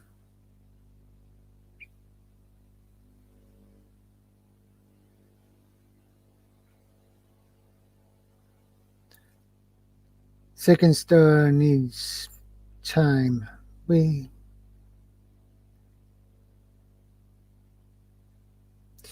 needs time to heal.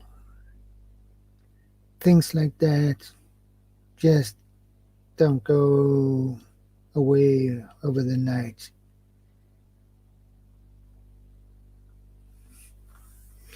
I don't think many other channels would actually have a silent minute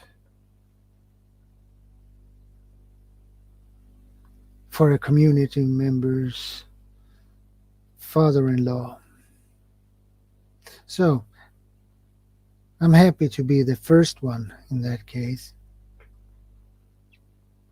And you're very welcome, brother.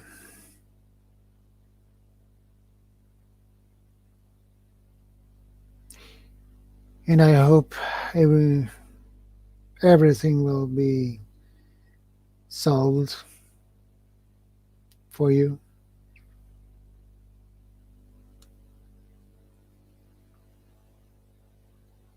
And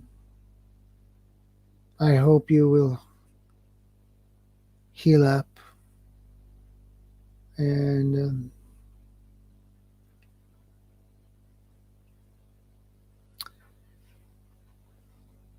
you will feel better, because that is all I wish.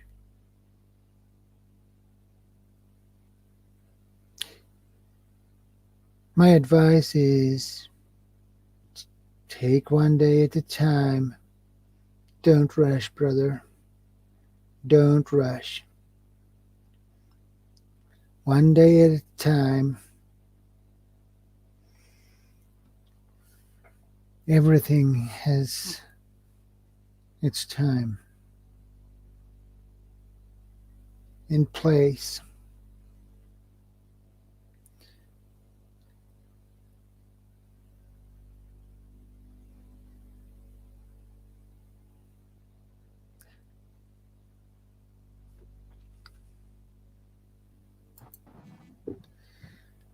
Hey, brother. Hey, brother.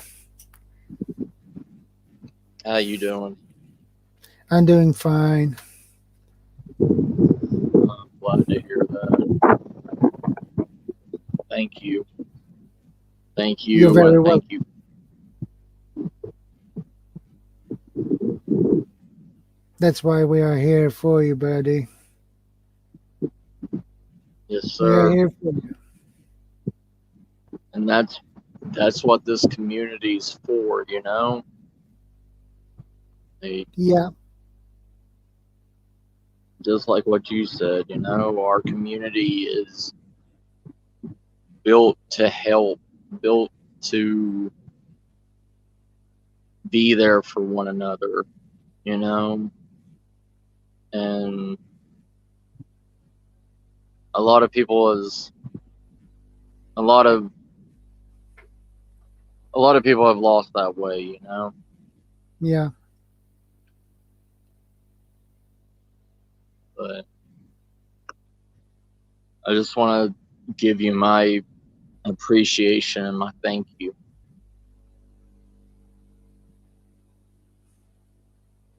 You're very welcome.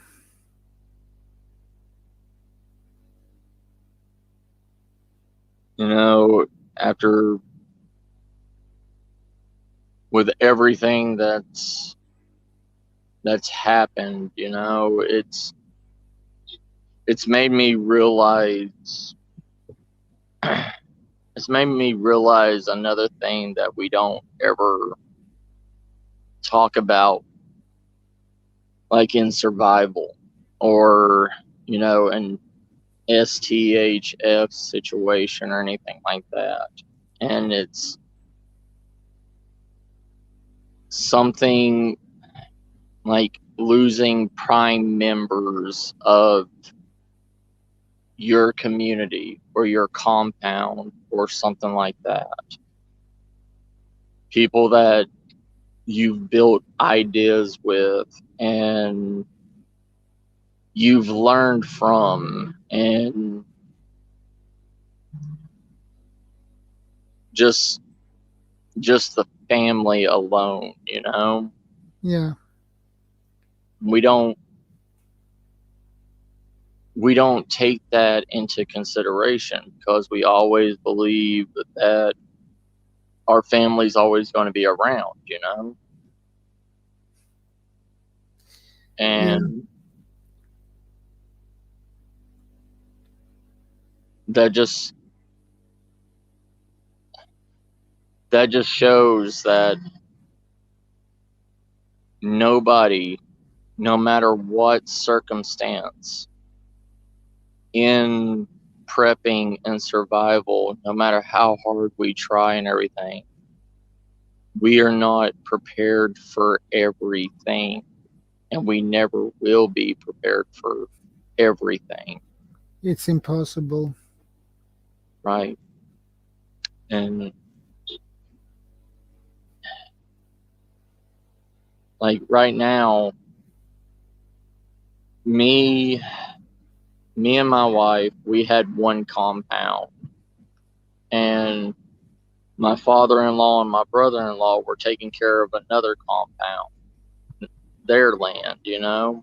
Yeah. And everything was running smoothly on both of us. But now, with my father-in-law passing away just overnight, just not even knowing about it, and my brother-in-law in the hospital now, it's relied on me alone to take care of 2 compounds. And that's, you know, double the Your land. burden. Yeah, overburdened, you know. I have double the livestock, I have double the storage, everything that I have to keep control of now. And on top of that, you have your regular work. yeah, and it's overwhelming. It's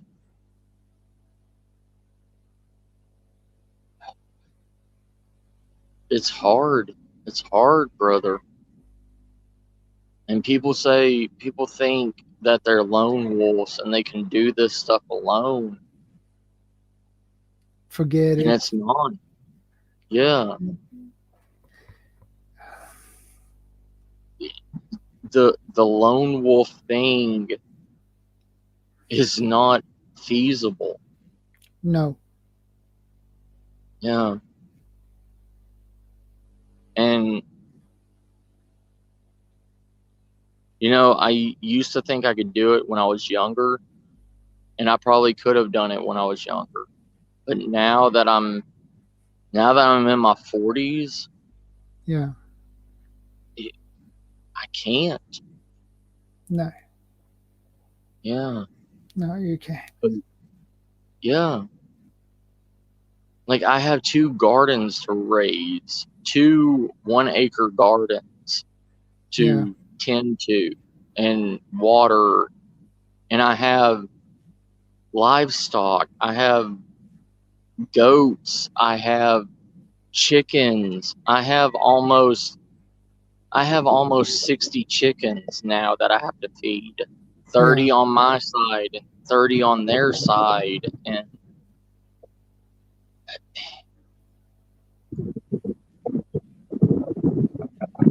like trying to stockpile for both now by myself, just food and everything. Yeah. Food, water, and Yeah, and the medicine for those animals, and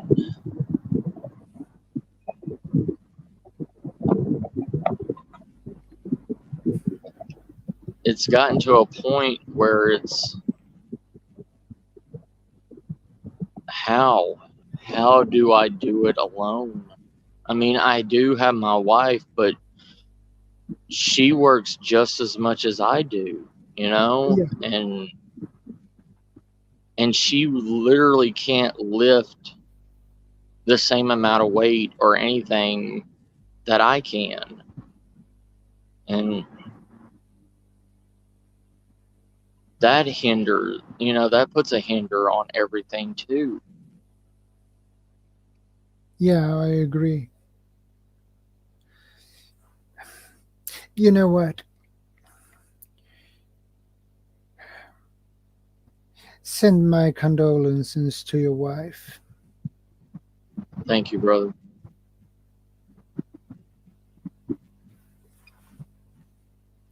I will.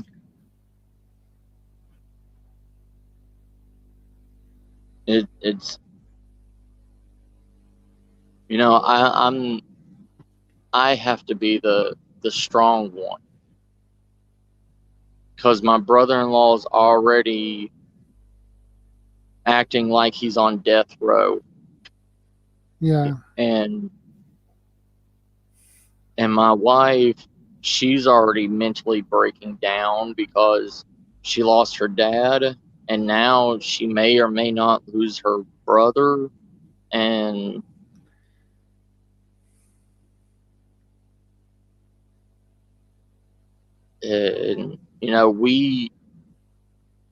I've always been a prepper, but Yeah. I never took this big of a project on until her father and her brother wanted to help. Yeah. And now it's like, when we finally have got the bearings down to where we can actually take care of both properties Yeah. and not worry, this happened. And now it's back to square one with just one able body.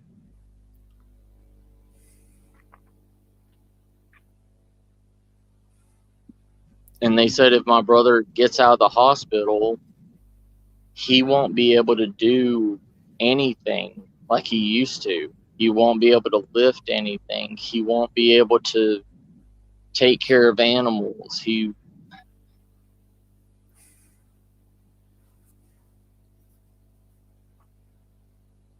It's like, now if anything happened, that's just a mouth to feed and no work out of it. I'm Yeah. not saying it to be mean. It's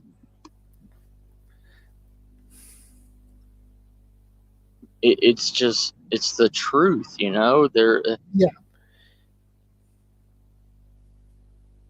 And yes, he's my family. I will take care of him, but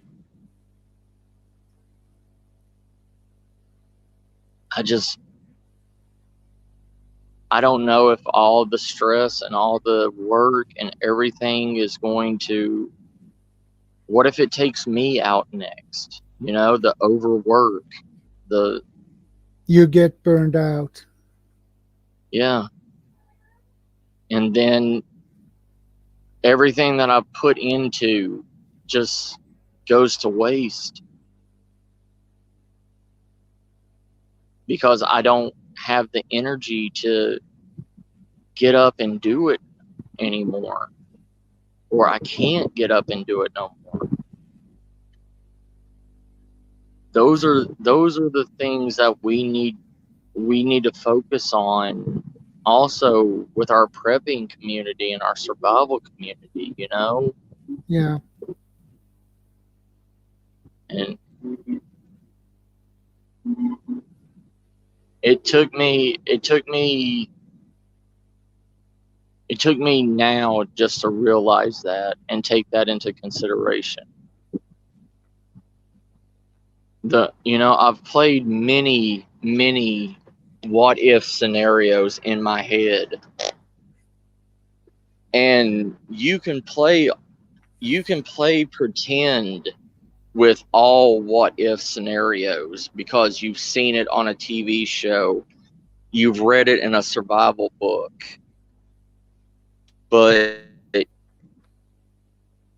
until you actually go through it, you don't know how you will handle. Exactly. Yeah.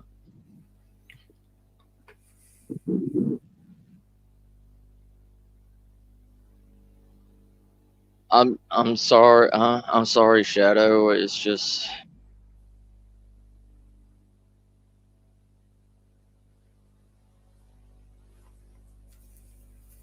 I'm at a loss for words, and it's hard for me to think, and I'm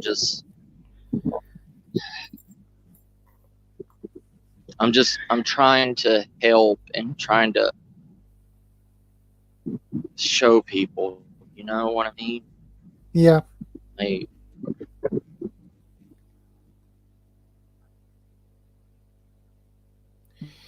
But you need to because there's going to be, learn to yeah, let your feelings out.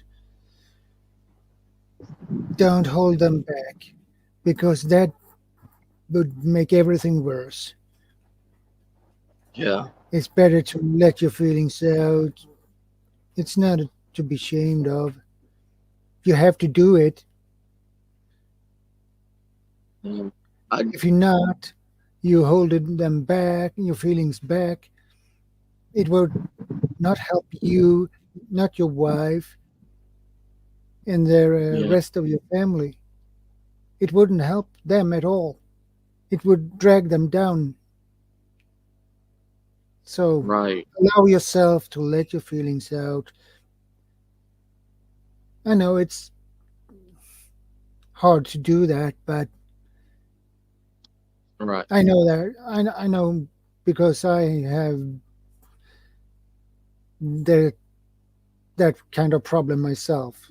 I right,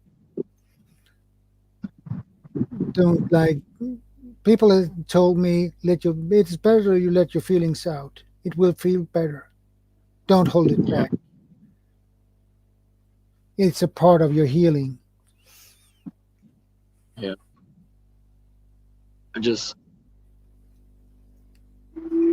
I've done security for so long, and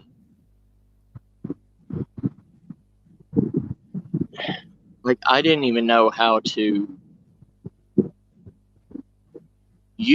I used to be able to show my emotions, but when I saw my father-in-law dead, I had nothing. I had, I didn't even know how to comfort my wife again like I used to, because I'm used to seeing drug addicts dead in the corner and calling the coroner to come get and come collect their body, and it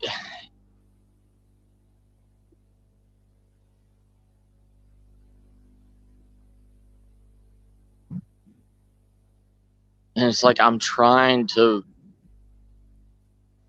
get that humanity back,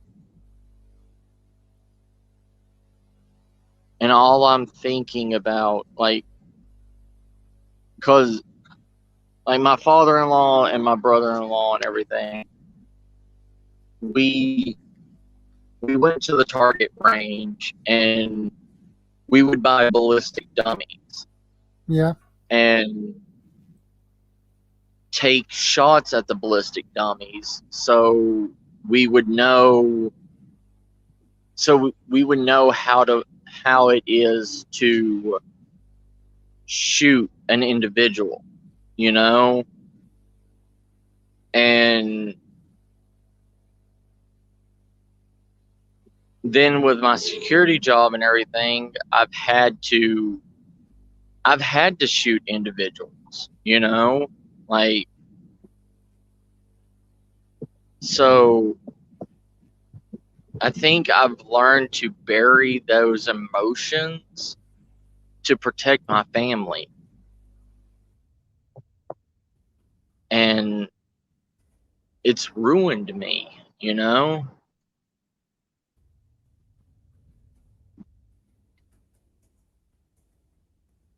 And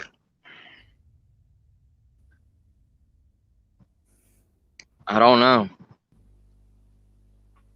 it to prepare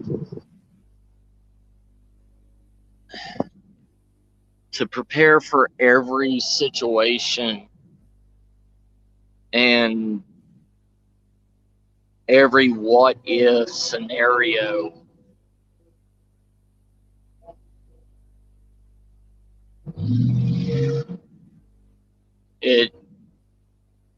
To prepare for that stuff, you have to go back to being animalistic, you know? And I hate saying that.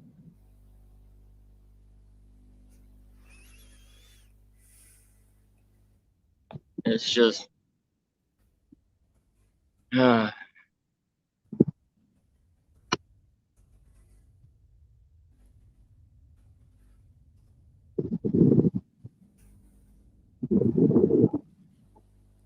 we need to learn as a community to understand what our breaking points are to help us prepare. I agree.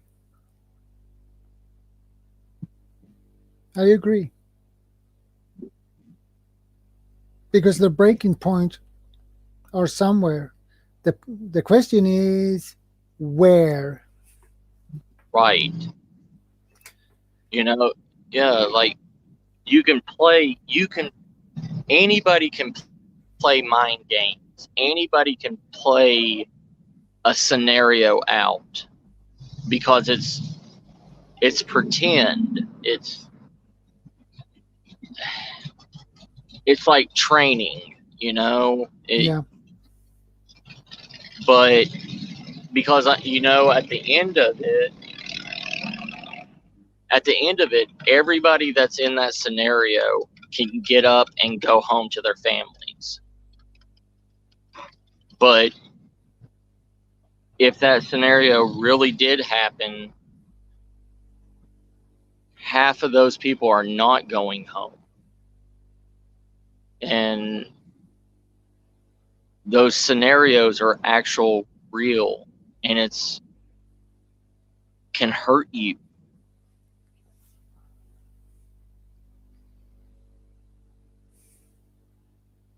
It's not a video game, it's not a video game where you could respawn or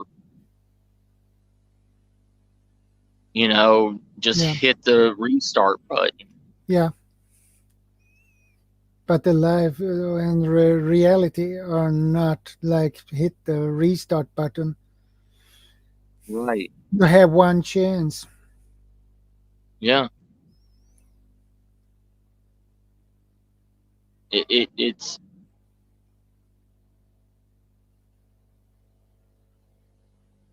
even if you go to like survival classes or whatever, and they put you on a true survival course,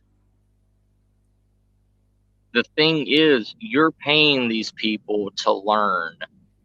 Yeah. But if a medical emergency or something happens in that training course, they're taking care of you. Like, you will be sent to the doctor. You will be sent to a hospital. Yeah. But if you're alone out, say you're alone out in the woods and you don't have those, meals, you don't have any food,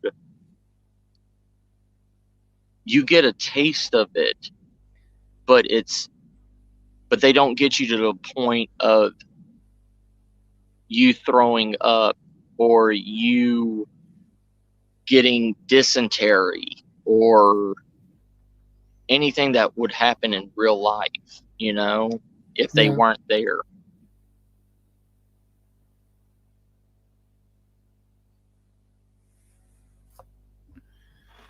I'm not saying for somebody to go out and drink, a dirty pod or anything just to get dysentery. So, but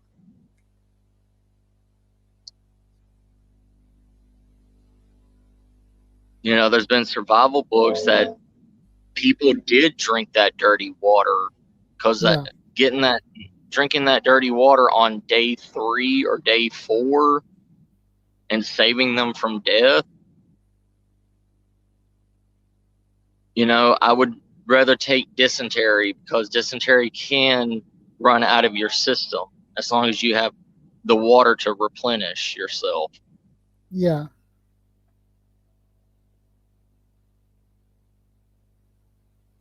But Yeah, I agree.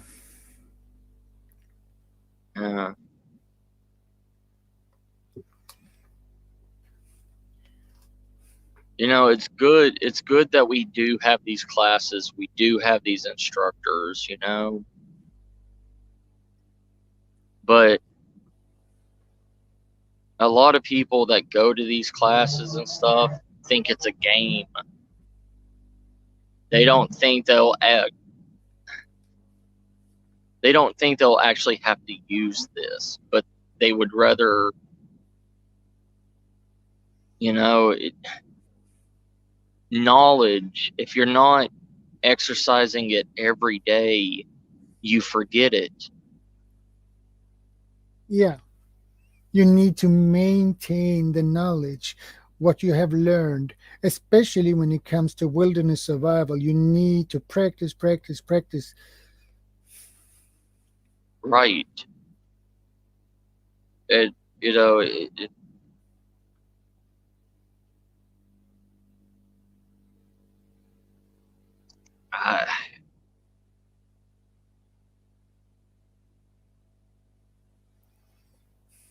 I don't know.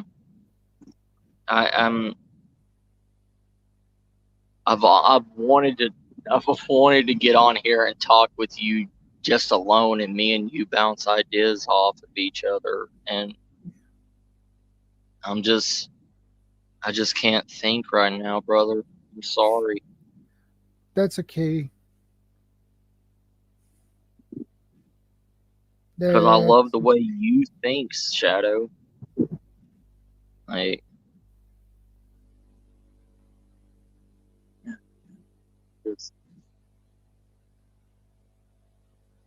I don't know.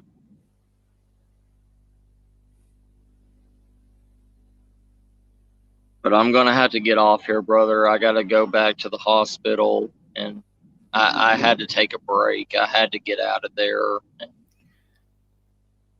I think that is a good idea to take a break, because if you stay there and never take a break, you would get crazy, and that wouldn't help anybody. Not your brother or your wife or anybody. So you need to get a break to think. I just want to thank you for going live, brother, and you going live has actually, you know, distracted me a lot today. I'm Thank glad you. I could help you out on that way anyway. Yeah. All right, brother. You take care of yourself, okay, Shadow? Yeah, you take care of yourself as well. And take care of your brother and your wife. And I will.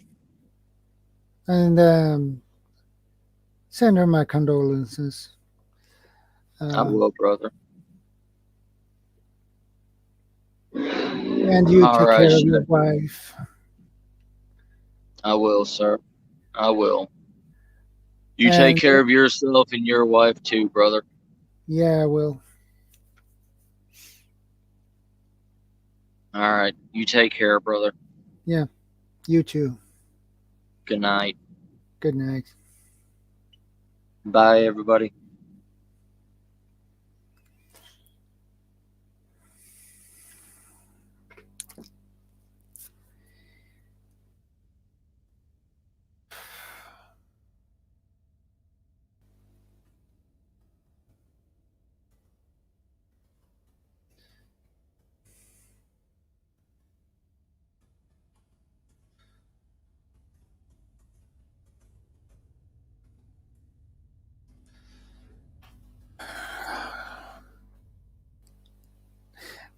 Well, guys, that was really heartbreaking uh, chat. But second star survival, he needs all our support. He needs all the help he can get.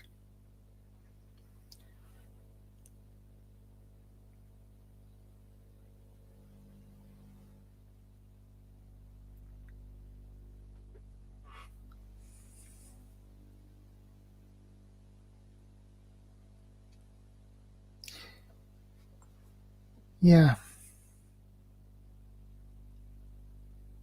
he needs all the prayers he can get.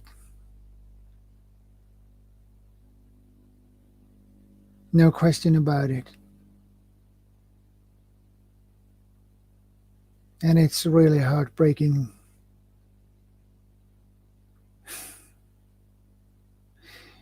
And he doesn't know how he gonna manage to take care of his regular work plus his own home and his own homestead or garden plus two more.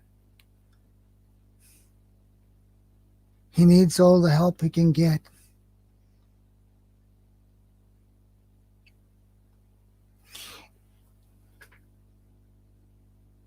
And may God show him a way out. Or may God send him some help.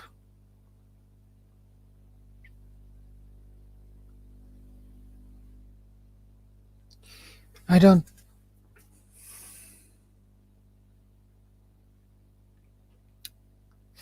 like to see anybody get in a situation like he did.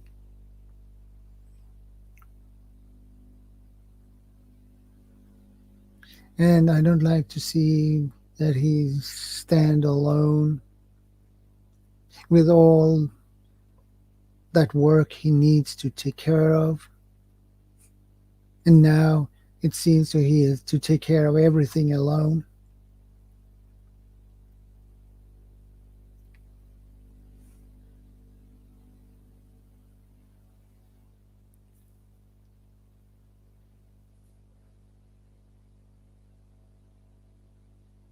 He needs all the prayers. He needs all the prayers and the help. And this community shall give him the help he needs and the support so he can make it through.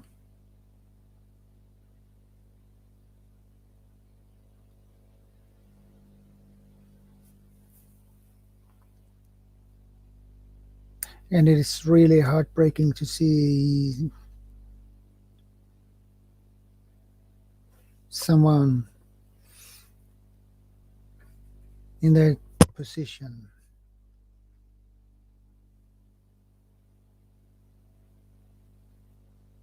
We need to back him up. Because he needs all the help he can get from us in this community.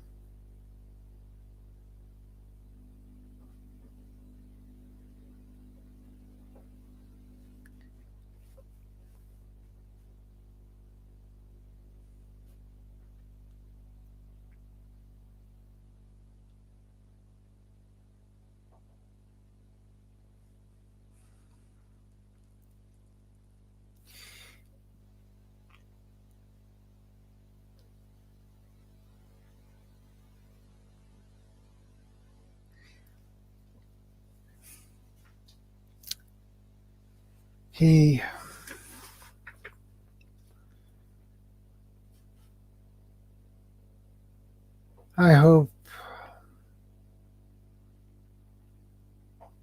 his brother-in-law will get better and get back in the regular tracks again.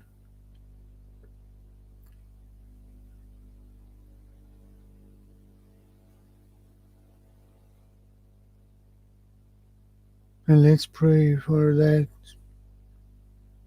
his brother-in-law can get back on track again.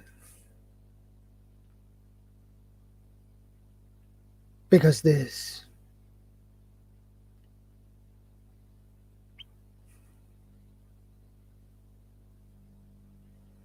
is a sad story. And it's not only second star survival, it is family who need all the prayers.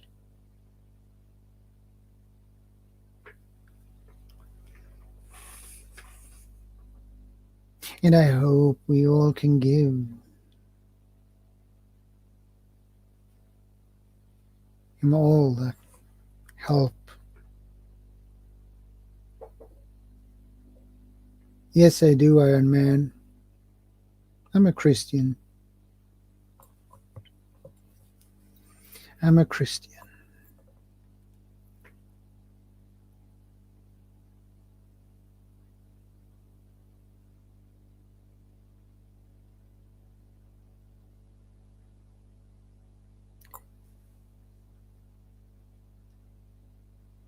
Amen to that. Amen.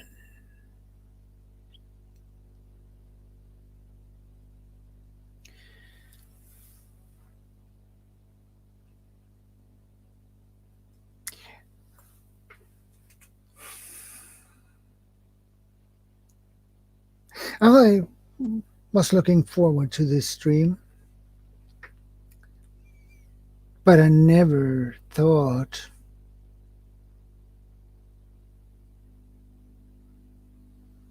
it would be take the turn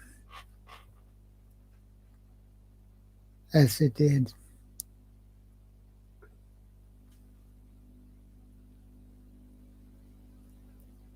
Second star survival and his family.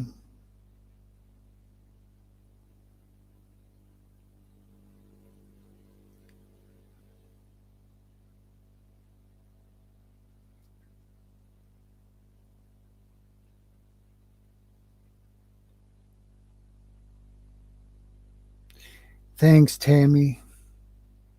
Much appreciated.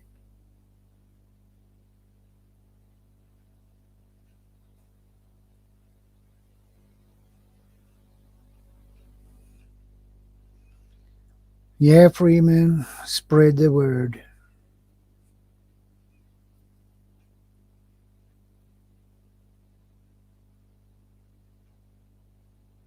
Yeah, I've seen that, Iron Man. I have seen it. That volcano had a really big eruption.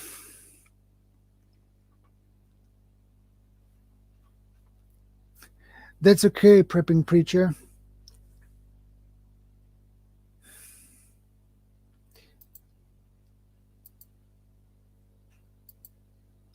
Good to see you, Brother Tim.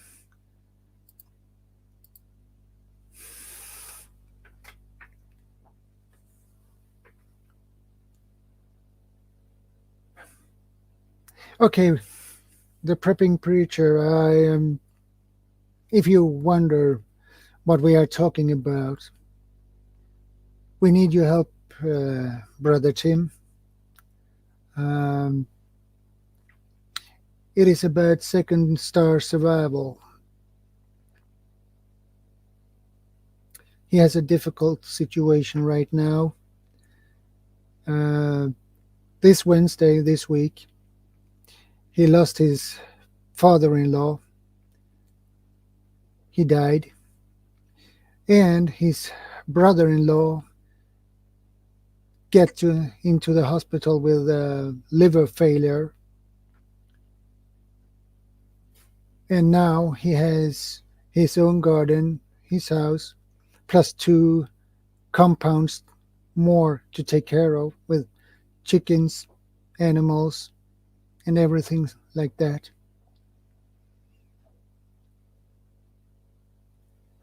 So, Brother Tim,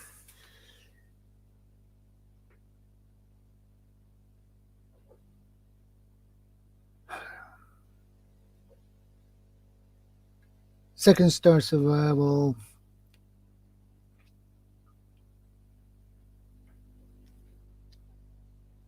has to take care of everything alone. And the Second Star Survival's wife is on a total breakdown.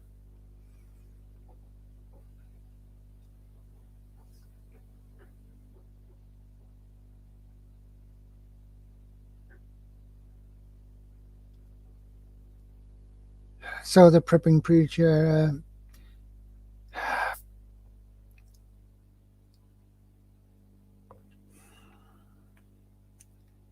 it's good to see you too. But this is a prayer request to you, Tim.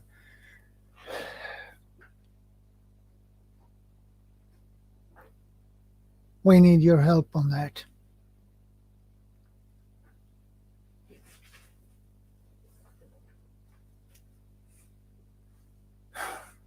Thank you, Tim.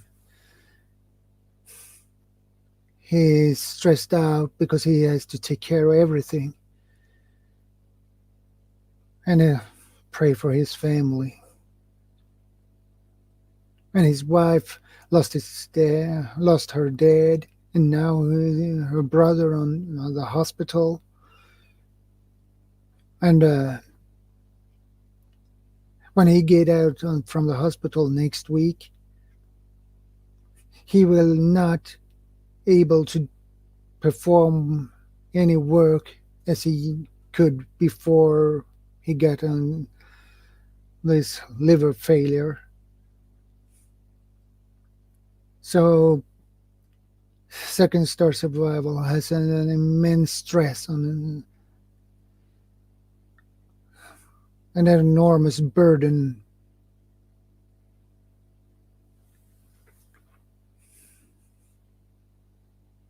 He needs all the prayers he can get.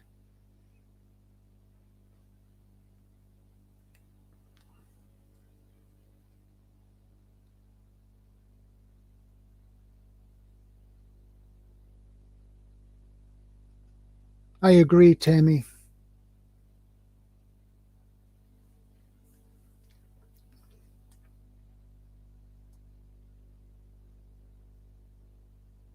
And this community do what we can to help him out.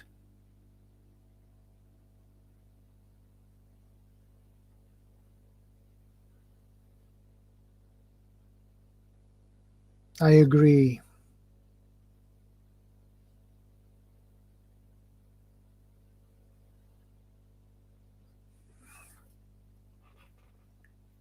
I agree.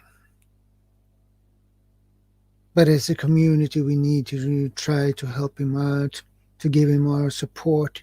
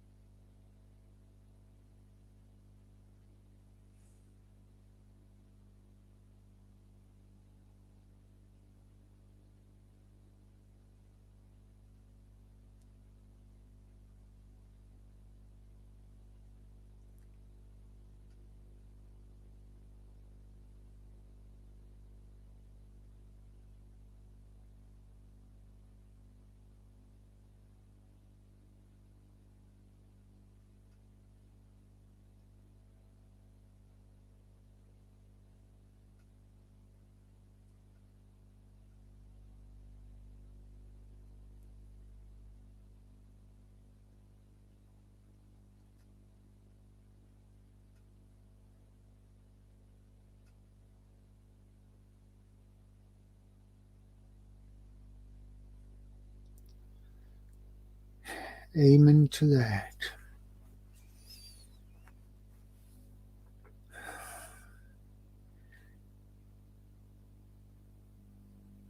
Thank you, Brother Tim. Much appreciated.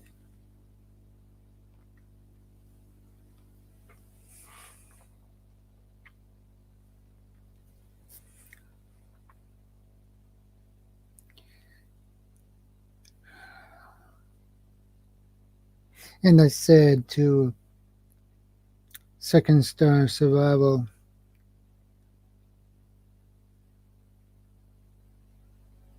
that he should send my condolences to his wife, and he should do that.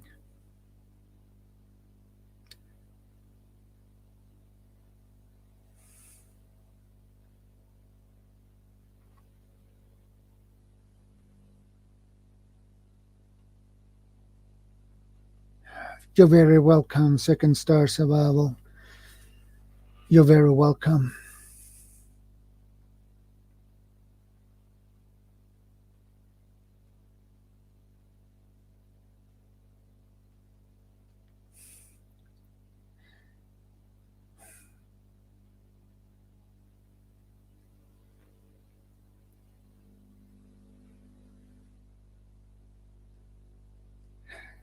I suggest you listen to the Brother Tim, the Prepping Preacher's Second Star Survival. He can help you out. We back you up, Second Star Survival.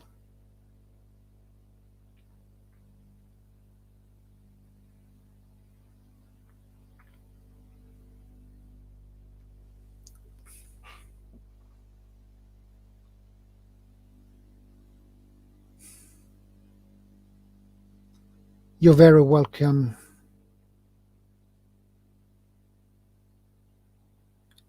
We all are, Tammy. We all are.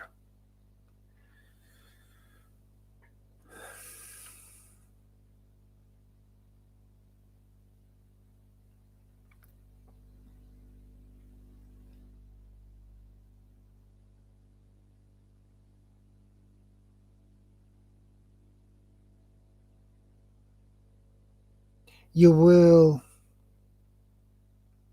make it through. But you can't do that alone. You need friends who can help you out.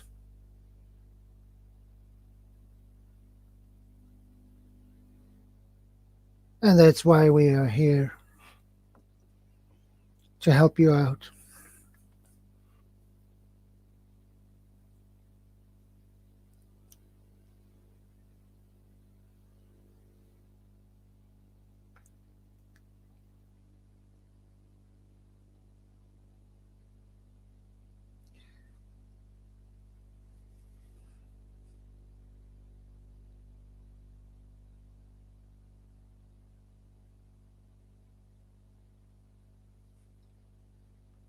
You're very welcome. You're very welcome, Second Star Survival.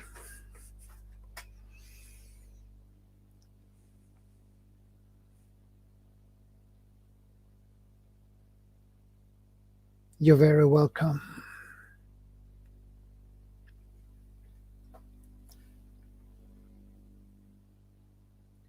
Okay, Second Star.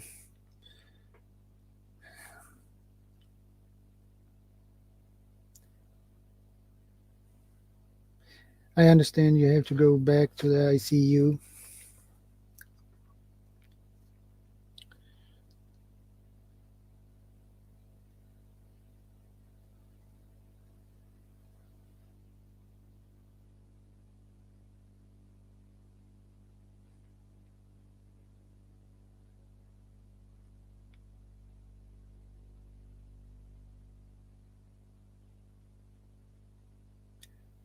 I agree with you, Second Star.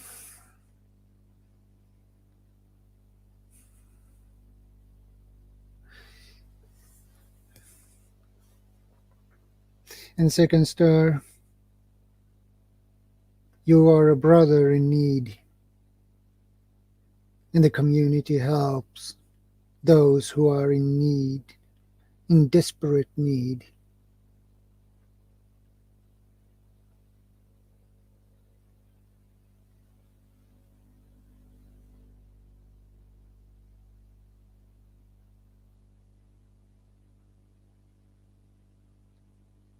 I agree, Freeman.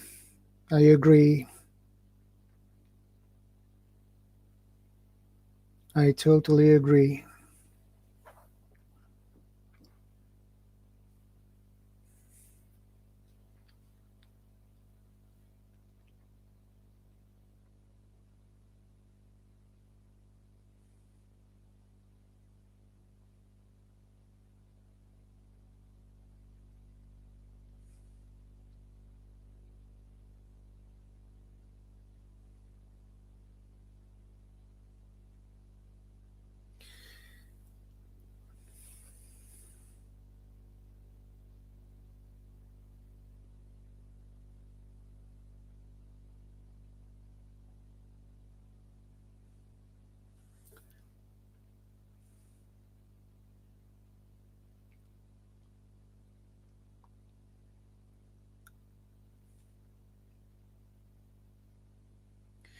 And second star, if you want to contact Brother Tim or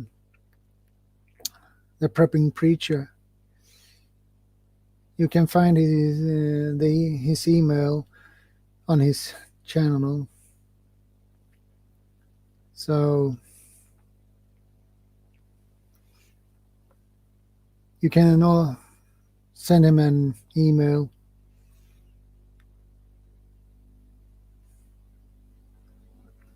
And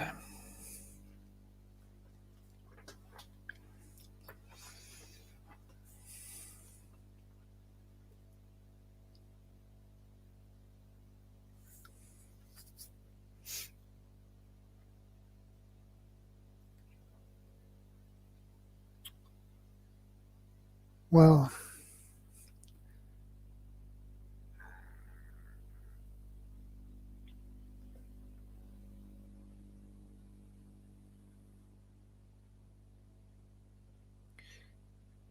please do, second star.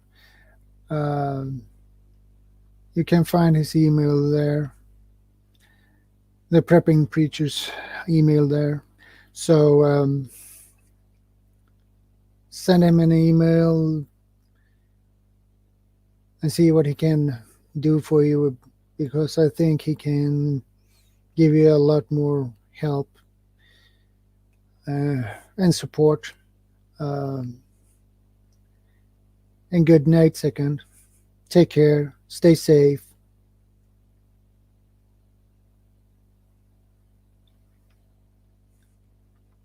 And thanks for stopping by, second star. And by the way, thanks for sharing.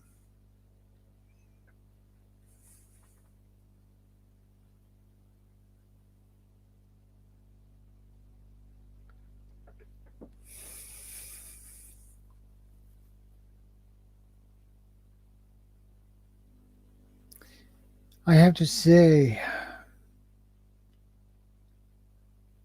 this stream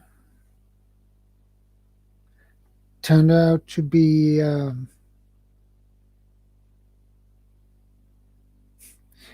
one of the most toughest and hardest stream I ever done. You're very welcome, second star. Good night.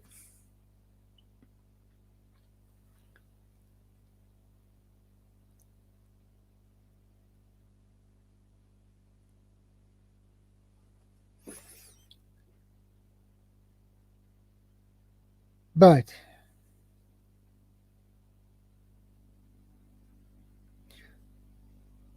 sooner or later you will face streams like this. Tough and hard. because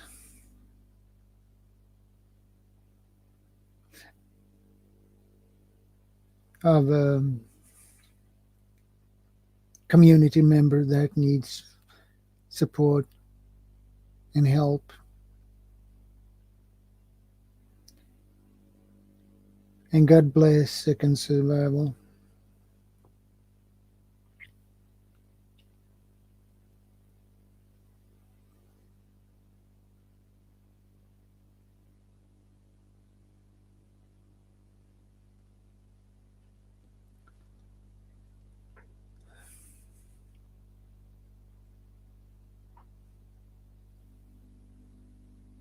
But it is our duty to help out our community members.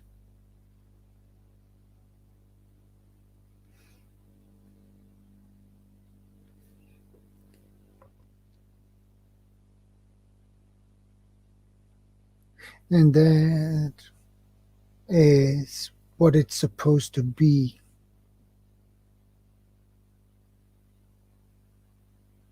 A good community helps the community members out and back them up.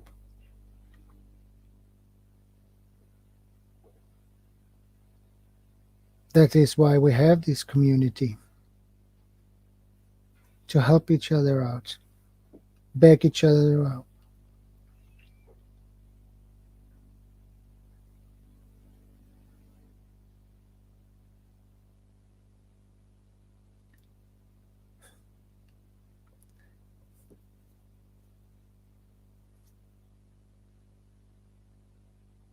I never thought this stream would be so emotional when I woke up.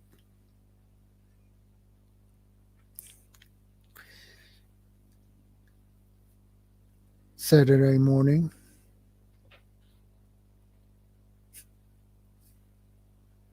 I never thought this stream would be so emotional and so heartbreaking.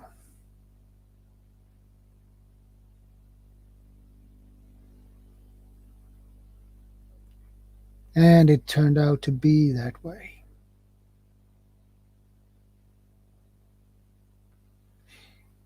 But I have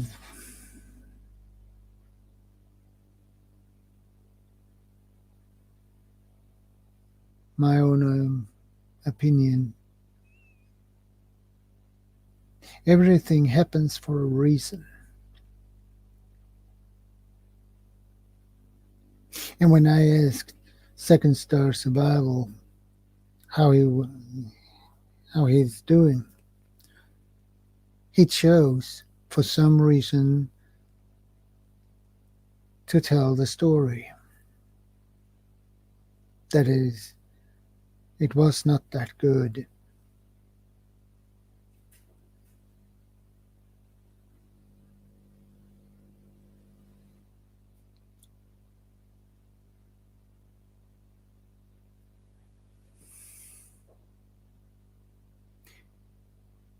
And yet, he decided to tell.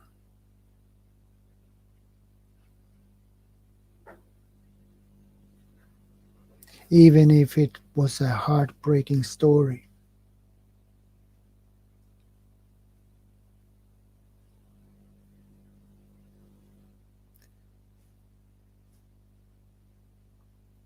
I would say it was a call for help. Somebody who is willing to listen and give him the support.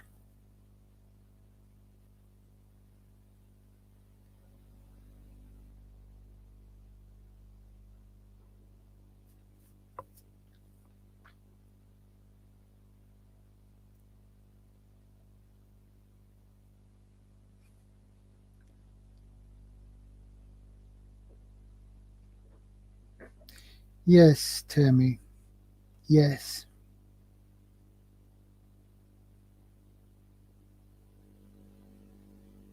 And if someone has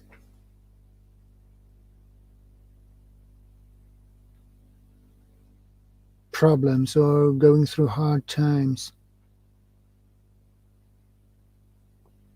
and if I'm on live, and if I have my live stream, you will feel free. Don't be shy, because I'm here to listen.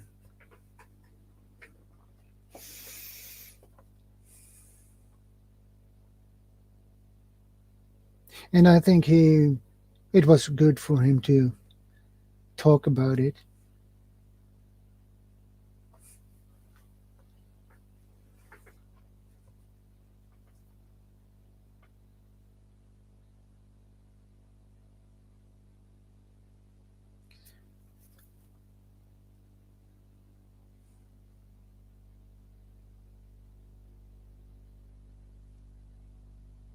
He needs to get his emotions out. It's dangerous for everybody to hold the feelings back. It would cause more damage.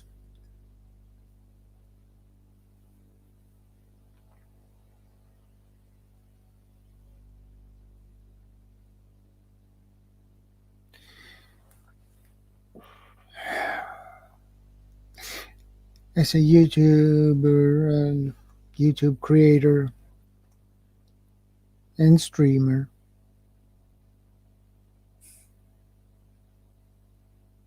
I never thought that I would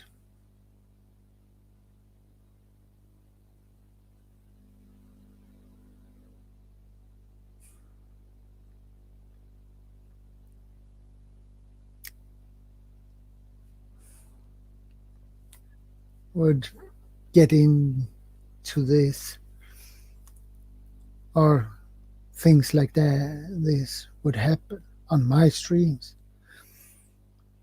No, I never thought it would happen. But now it did. And I think it was the right time for him.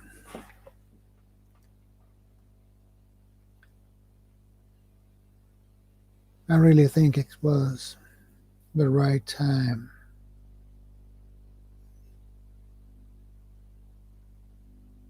I know his thoughts is in a total mess right now because he can't think. But it is the normal process of mourning. Welcome back, Biker Bob.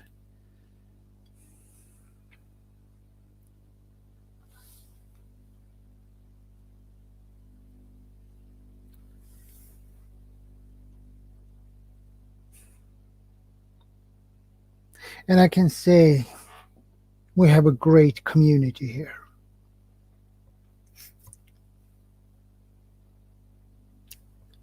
Really great.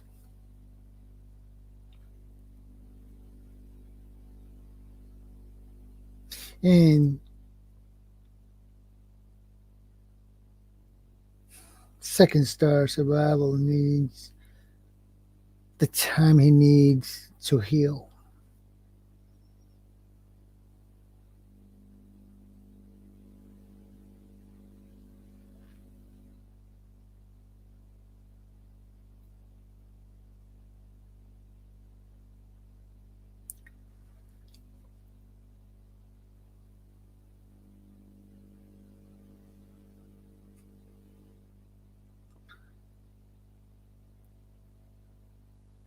Yeah, Tammy.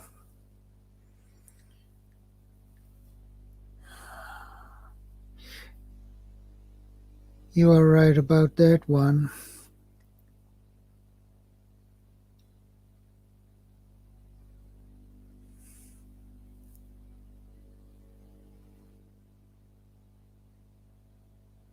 And people has a tendency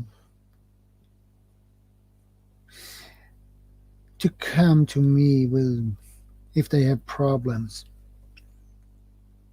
And trust me, it could be a total stranger to me.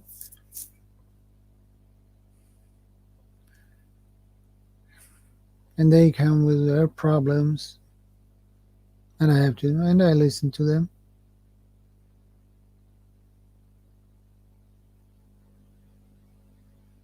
Well, I guess I am that kind of person.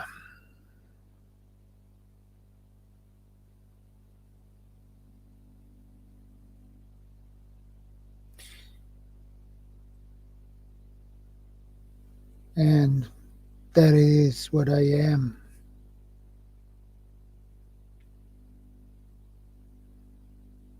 I am what I am.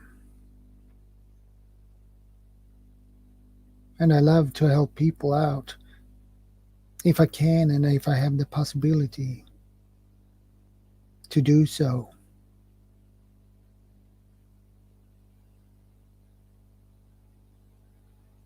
Because I don't like to see people suffering and go through hard and tough times alone. No.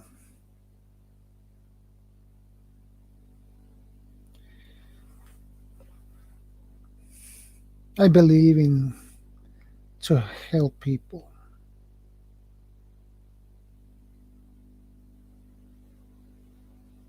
That is what God and Jesus says.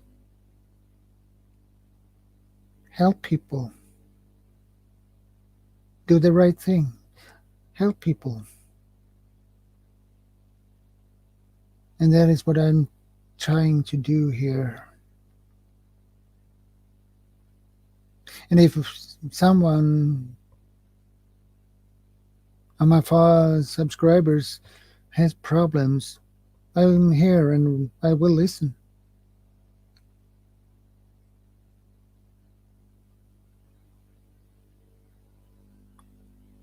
And I will do what I can to help.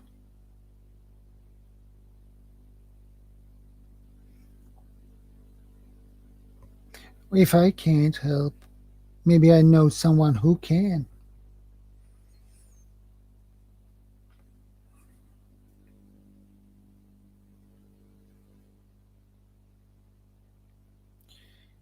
And good friends these days are really hard to find. And at times,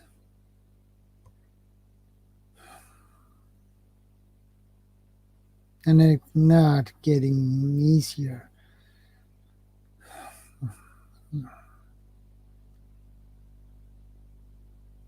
The times are going to be harder, tougher. And now we have a dark winter in front of us. Power shortages, supplies or shortages, and on some places, supply collapse.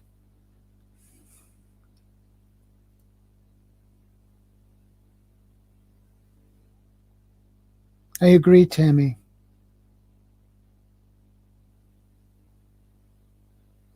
I agree.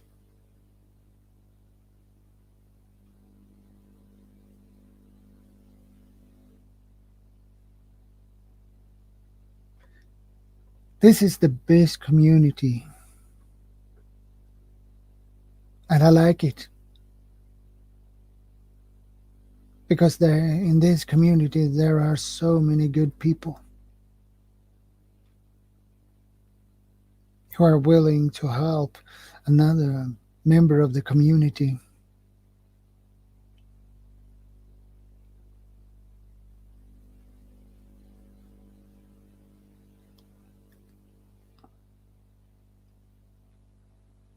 So that is what we do here. Help people out.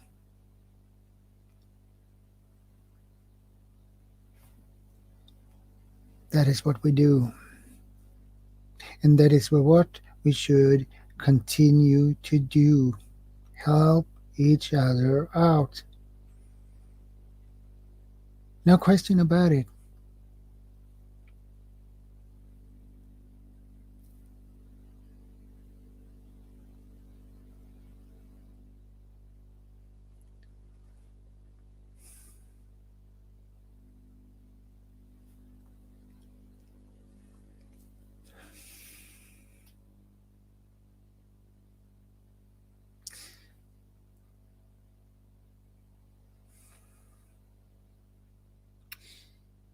My heart and my prayers will be with Second Star Survival and his family.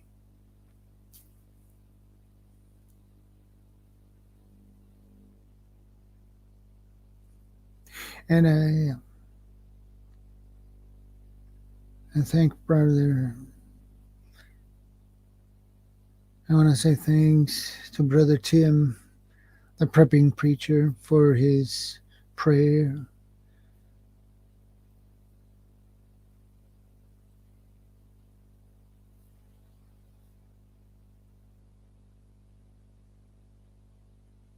And I hope also the pressure will be released from Second Star Survival and his family.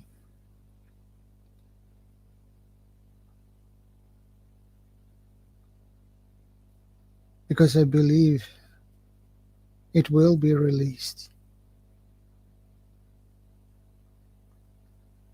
through our prayers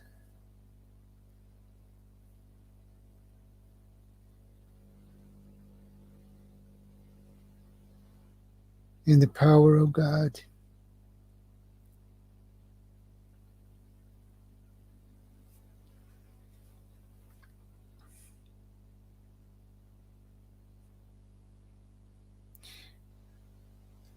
I didn't know I'm gonna talk about things like this on my channel, on my streams. But I obviously do. Sometimes I'm gonna be the first, or sooner or later you get there. And I obviously did.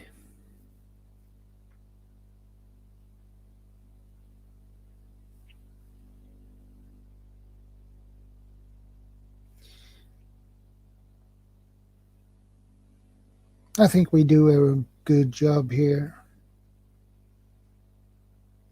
to support him.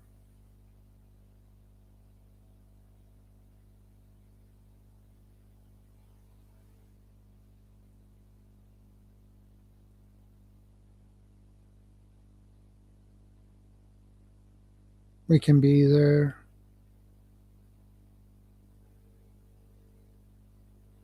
And he will always know that he can find us here.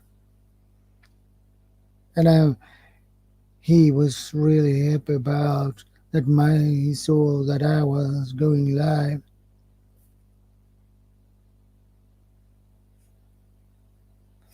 That my stream could break his thoughts to make him think of other things.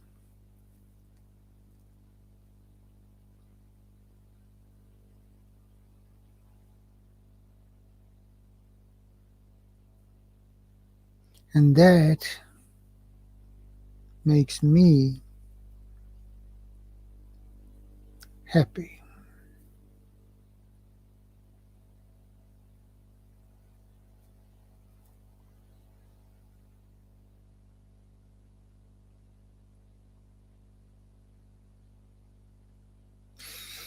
In Second Star Survival, he was really touched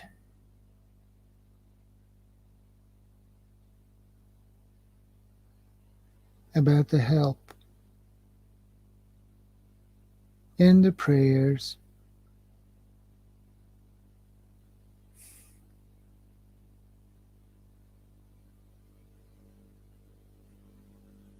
And there comes as a surprise for him that I announced a silent minute for his father-in-law.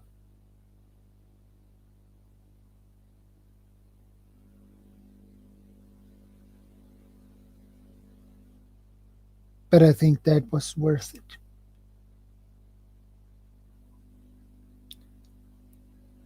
It was worth everything. And it meant a lot to him.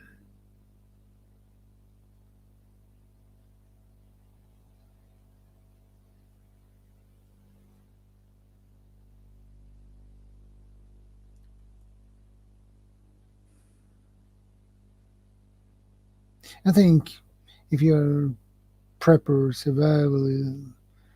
survivalist, or anybody else,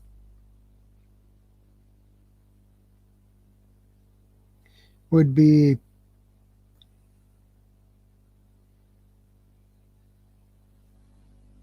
happy for the help the community can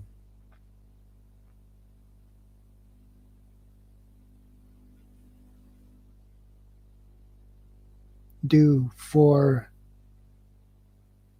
another member of the community.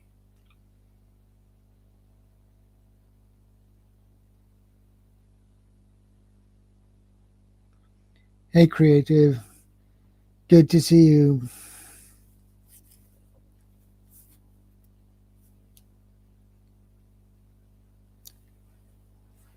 Good to see you.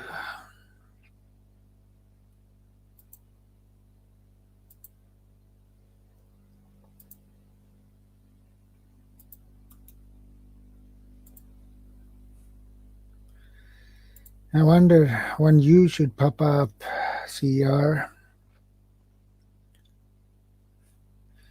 Yeah, I figured.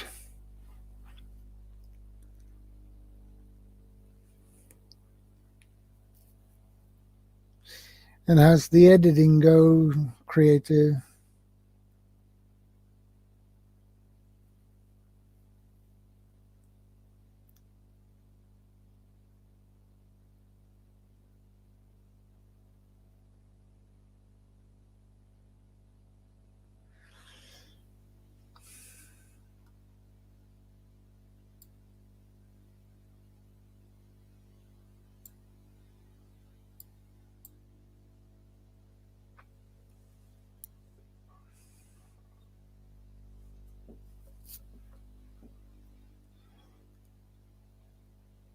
Yeah, I guess you're right, CR.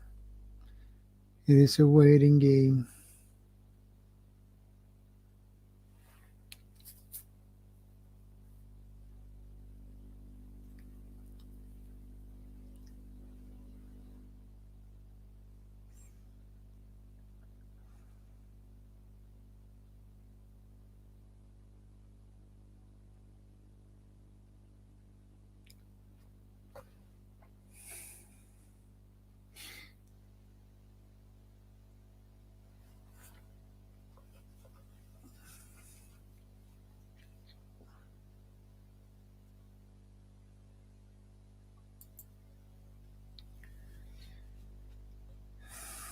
But anyway, CR, it's good to see you.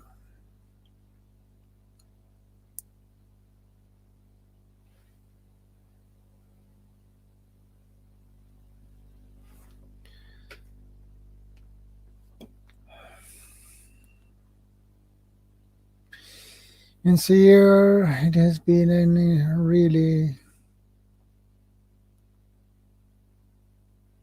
interesting stream.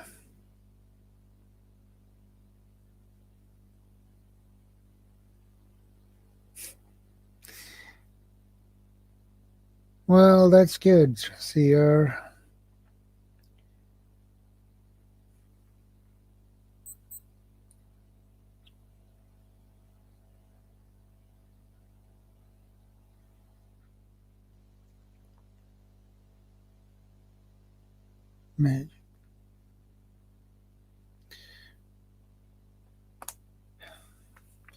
Well, it's nice to take a walk sometimes.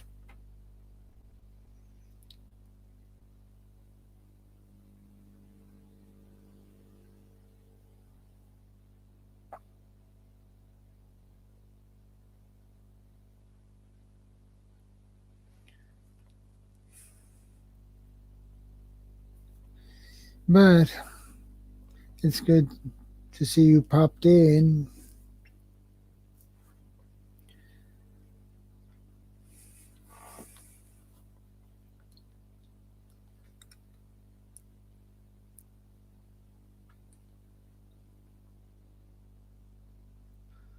Hey, hey, Dan. Good to see you.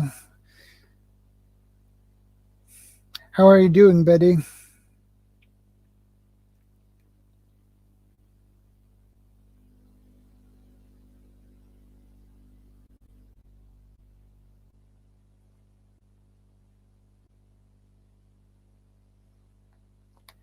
I hope everything is okay.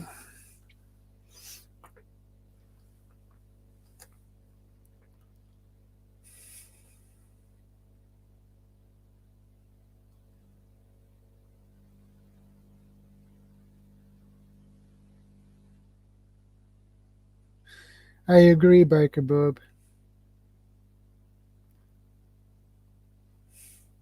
That's great to hear, Dan. And it's good to see you.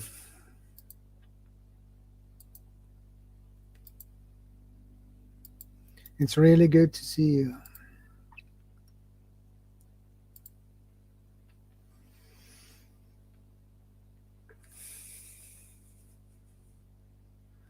Well, it's 3 a.m. Sunday morning here.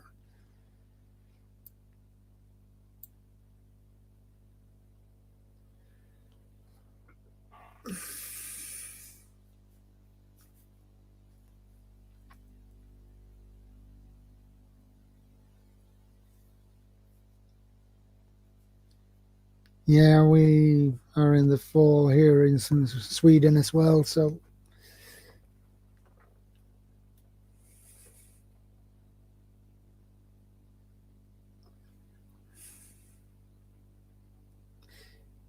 yeah, I think it does, Freeman.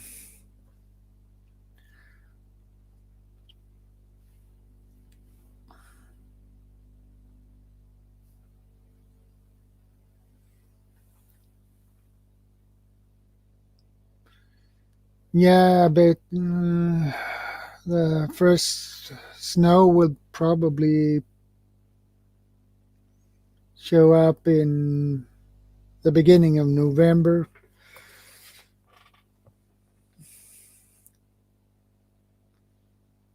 I hope.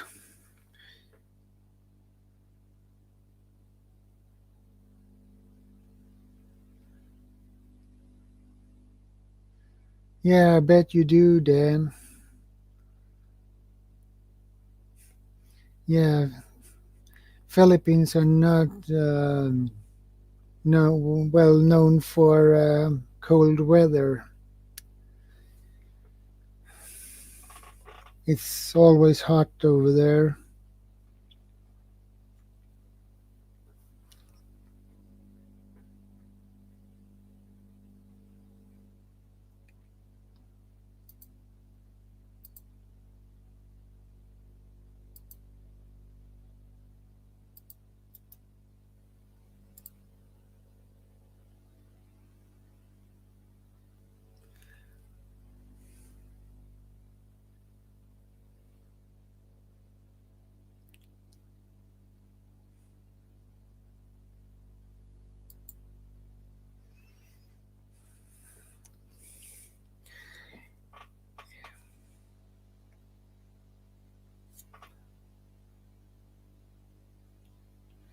Well, guys,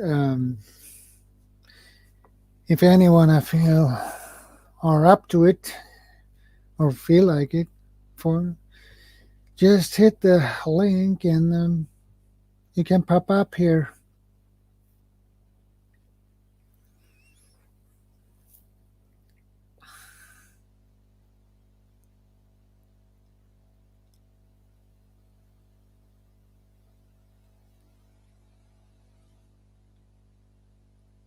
That is hot, Biker Bob. That is really hot.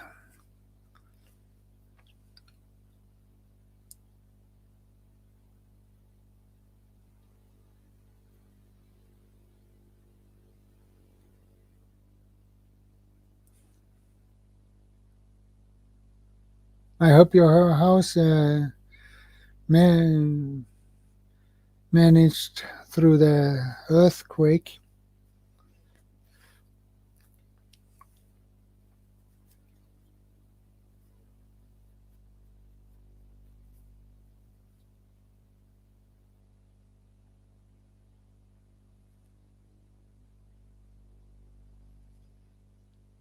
Yeah, Canada can be pretty hot too. This summer it was pretty hot too here.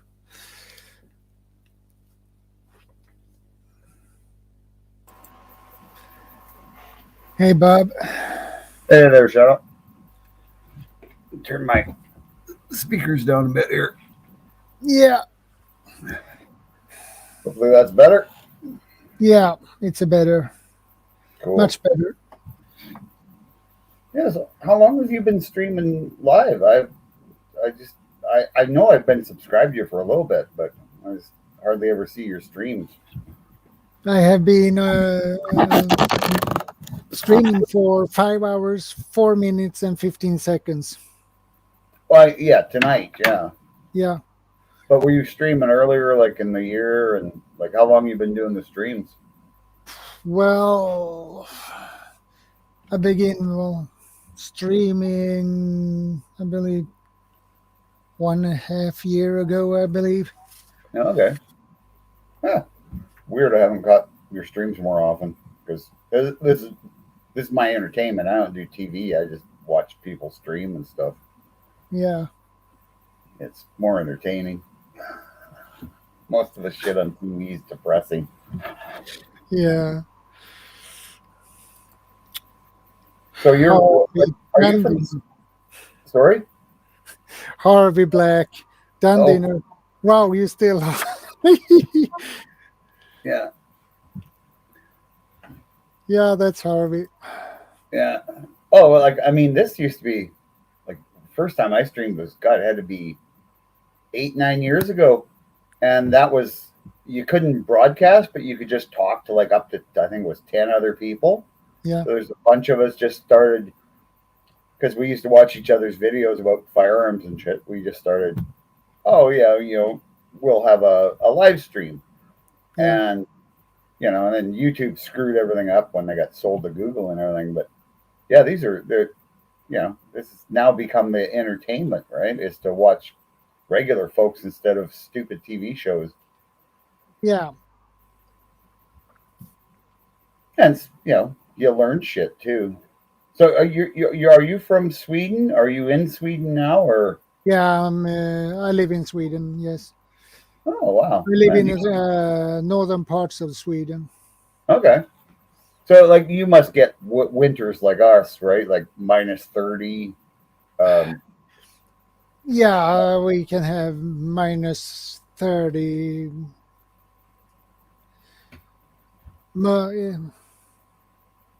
It's somewhere between 25-30 degrees. Okay, but that's like what, couple of months, and then it goes up and down. Yeah, like I've heard from other people like Sweden is pretty much the same kind of weather as you get in Canada, but because I live in the prairies, which is a huge swath of country that's all kind of the same, It's all flat. Yeah. Till you get to the mountains and stuff, and I know with mountains, as soon as you get up a little bit of a mountain, the weather changes dramatically, Yeah. The mountain weather in the mountains usually change dramatically. It can change in a sec. Yeah. Yeah. So. I mean, it'll do that in the prairies, but I mean, like say, it's I don't know if I want to drive to from where I am because I'm right on the American border. Yeah. and right in the middle of Canada, basically, right? But on the, maybe 15, 20 minutes from the American border. But if I want to drive up to, say, Saskatoon in my province, which is like halfway up the province, not even halfway, that's a 7-hour drive. So it's just, the distances here are insane. Yeah, it is. And that's why electric cars don't work. I mean, they're, like if you got an electric golf cart for running around town, that's fine. But you can't go anywhere. Yeah, exactly. So what's your theory on what's happening with the world? I just got to find this out.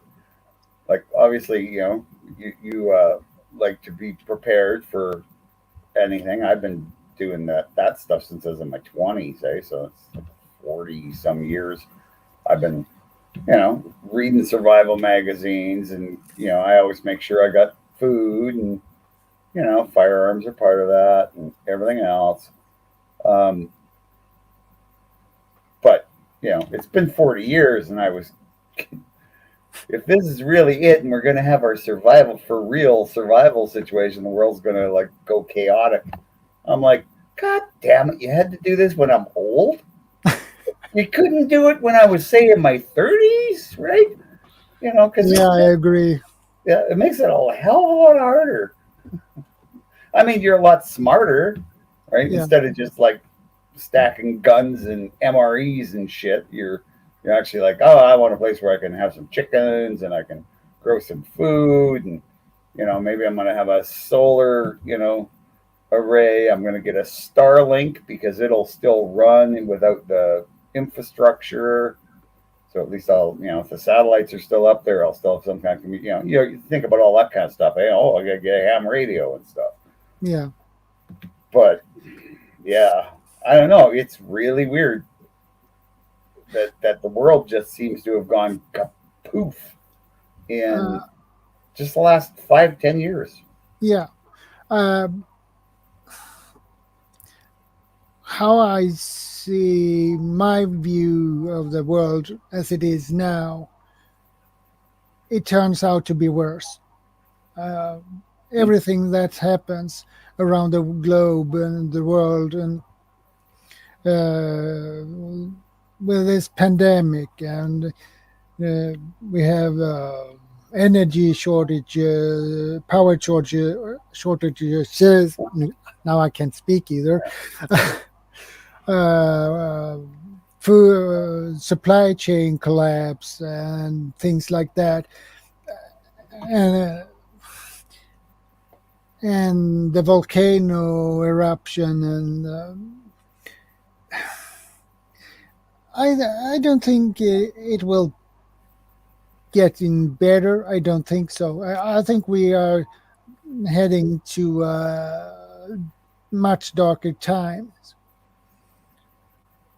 Yeah, well, it's like, I mean, that's like that saying, right? That strong men make good times make weak men make bad times, kind of thing. I think there's some kind of saying like that. And it strikes me like my father was a World War II veteran. Yeah, didn't get shipped overseas because he was 20 right near the end of the war, or 18. And so he by the time he was finished training and ready to ship out, the war was pretty much over.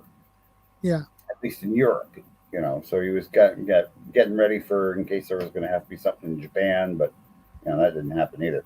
So anyway, but my grandfather had actually fought in World War One, because there was only 20 some years between those wars. My dad actually was, but people of his, I guess the point I was trying to get to, sorry if I'm being a little distracted. The people of his generation, these people who were ready to go put their lives on the line, they'd come through the Depression. Like, he was a child of the Depression, where like people just didn't have any food. Like, you fed your family by shooting pigeons under the bridge or something, and then whatever potatoes you could grow in your little tiny yard. So it was really tough for those people coming up, and they tried to make everything so good for their children that they may have kind of screwed us, because we had a good life. I like growing up in the 60s and the 70s. Yeah, it was like a dream. I mean, Yeah. you didn't fear anything. You would, at 5 years old, you'd start walking to school a mile to school and not think anything of it, because you weren't coddled that much, like because your parents went. I had to walk like 5 miles to school in bare feet in the winter in the snow with I didn't even have feet. I was so poor, kind of thing. So, but they tried to make everything so easy for us. Everybody, you got to go to university, and of course, the universities turned out to just be propaganda machines. But anyway, it really seems like we set ourselves up for this collapse, and it is like it's like the collapse of Rome or something almost. The whole country gets so decadent that it just starts to fall apart, but now it seems to be accelerating so fast, and whether that's because of the multimedia, the internet, or whether it's because COVID it's a freaking cold, just like we always get every year. We get a flu system every year. This is a bad one, don't make no mistake, but this trying to force people into vaccines and all this stuff is terrifying. That to me is the big thing that makes me think we're in trouble, right? The civilization's in trouble. And then, like I said, with volcanoes and everything else going on.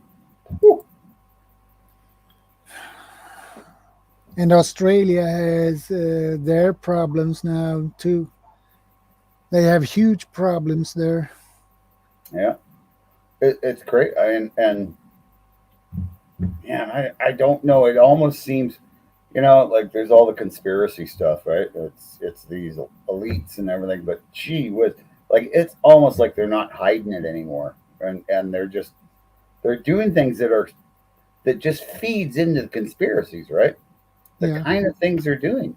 It is like they're trying to confirm these conspiracy theories. And I just don't understand. I can't understand why all of a sudden we're seeing this so openly. Because like I say, I grew up, I'm born in the 50s, grew up, through the 60s and 70s, 80s, 90s. And this stuff was always on my mind, right? I was always watching the news. But it was never this crazy. I mean, we'd see like when Nixon got caught for the tapes and stuff like that. I was a kid, but I still understood. Wow, that's bad, eh? But good for them, they caught him. And it's like now it's like, well, no, now the press has become a propaganda machine. It's really weird. Yeah, it is. And we have our problems here in Sweden as well. We have increasing our shootings, and before year 2000, our ratings when it comes to shootings were the lowest in the whole Europe. Mm-hmm.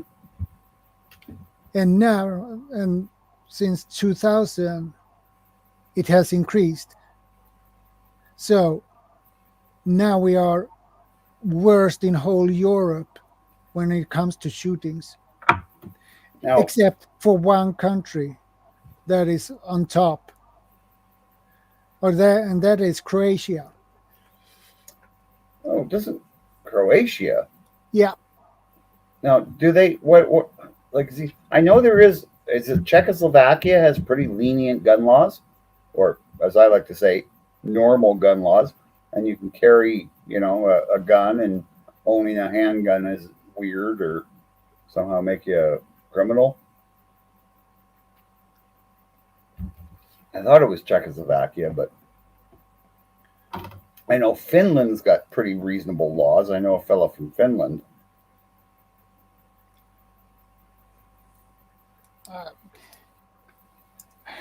I read every day almost. It is a new shooting. Well, what are your gun laws like? Are they strict or are they lenient? Ooh, they are very strict. You can't. You are not allowed to have a gun for self-defense. That's illegal. Mm-hmm. What you can have a gun for is for sport or hunting. Mm-hmm. It sounds like it's a lot the same as here in Yeah, Canada. and if you want to have a rifle, you need to take a hunter's exam to get license for a rifle. Yeah. Oh, we do as well. We can get handguns, and what I find really interesting is in Canada we have all these restrictions. You know, I can buy handguns, but it has to have a 4.5-inch barrel, so like a full size handgun. I can own rifles, but only like some types, like an AK style or AR-15 style. Those are restricted out the wazoo. You can't really have them. Now we never used to have these laws. It used to be you could have a machine gun and stuff here, Yeah, but they changed all that, right? So, and they made it really restrictive. Like for a handgun, all you can do with your handgun is take it from home to the gun range yeah, and back and put it in the safe, yeah, and that's it. What I find is really interesting is when I go down to the United States, once I cross the border into Montana, I can take my handgun out of its safe and put it on my belt and walk around Montana, and it's completely legal. yeah, And they have less crime in Montana than we have in Canada. yeah. And to get a regular handgun here, like a Glock, Mm. any kind, or 22 or whatever you need to be a member in a club, and you need to competition. You need to be a competitive shooter.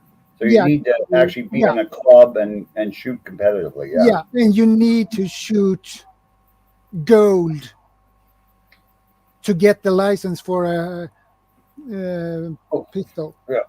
Oh wow. That's stricter than we have. I mean, here Yeah, it's as long as you belong to a gun club and you have your gun license. Now the thing and is, when we get a gun license, every day your name is run through the police computer system, which is Canada wide, yeah, and they look for, have you done any kind of crime, any kind of violent crime, and if you have, they automatically tag you and they come and take your guns away. Like yeah, even if you've just been charged, you don't have to actually have been convicted.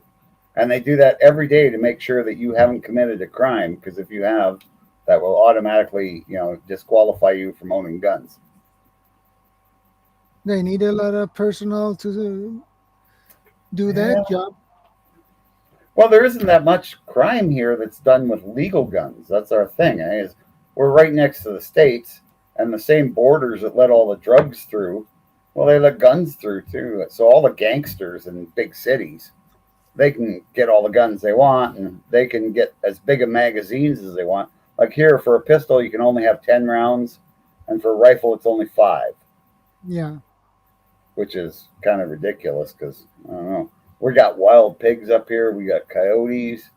We got bears. I mean, bears everywhere. There was a bear on my street. Now, like I say, I'm on the southern part of Canada, and yeah, we have bears and moose and everything else, right? So it's really stupid to put the same rules on, somebody who lives, like I say, out in the prairies, out in the, where there's, I mean, the nearest big town is an hour and a half away, and it's got maybe 40,000 people.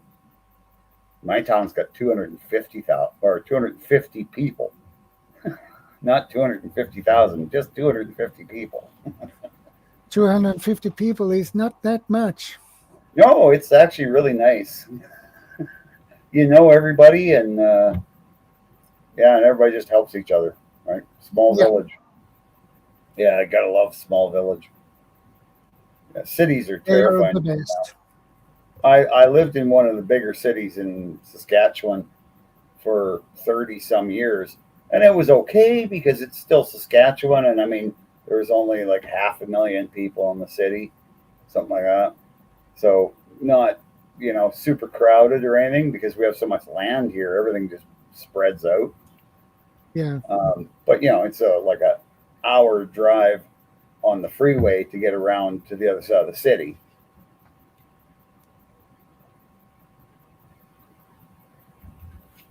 So, are you living in the city? Or it sounds more like you do kind of homestead and canning and stuff, right? Actually, I live in a small city. You can call it small. It's only 60,000. Yeah, that's a small city. Yeah, Yeah. And small city, big town. I live 550 kilometers north of Stockholm. Okay, yeah. So you're getting out because your But, country is your country is pretty rugged, right? Yeah.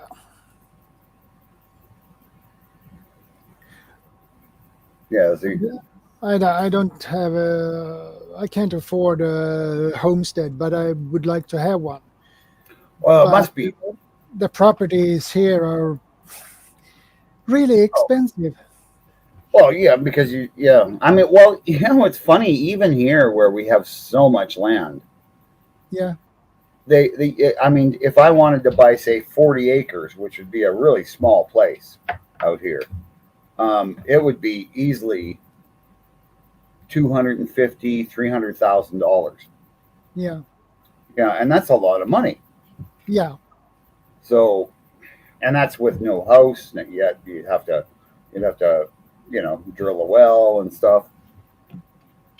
So I live in town because, well, I can afford that, and I'm still on a well, which is nice.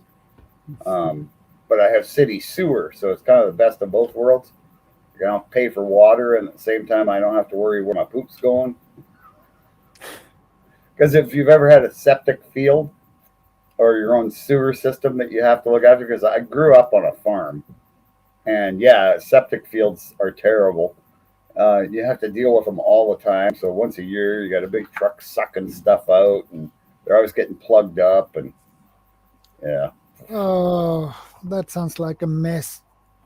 It is, yeah. It's a lot of shit to deal with. Yeah, literally Yeah. speaking. Yep. But I mean, on the other hand, I knew old farmers that lived near us, and their septic system, they would take an old van and dump it upside down into a hole. They'd dig a big hole with their backhoe or their tractor, and they'd dump this van upside down in it, and then they'd stick a pipe in the floor through the floor of the van, and then they'd go hook that up to their house's sewer. And then, you know, in 2 years, when the van had filled up so bad they couldn't, you know, the sewer wasn't working anymore, they'd just fill that hole in and go, you know, 100 feet over and dig another hole, put another old car in there, and put their next septic field. Smart people out in the boonies. That's redneck engineering, that is. Yeah, it is. But It is. yeah, that's a neat thing. And a lot of people have that mindset if you're out in the country. Yeah. You know, or if you've just got that mindset that, you know, hey, I don't have all the stuff, I'll make do with what I can get. Yeah, exactly. Yeah, that's what our forefathers did. That's what our grandparents did. Like, I mean, if you go through history, look at how your grandparents lived and stuff. It's like, wow, if they can do it, you know, so we should be able to too. Yeah.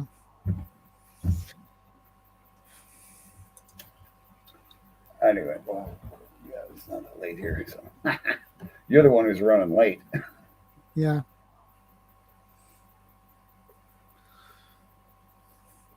$40 acres here is a lot of land. Mm-hmm. And if I would buy a homestead with 40 acres here, oh boy, that would cost me a couple of million.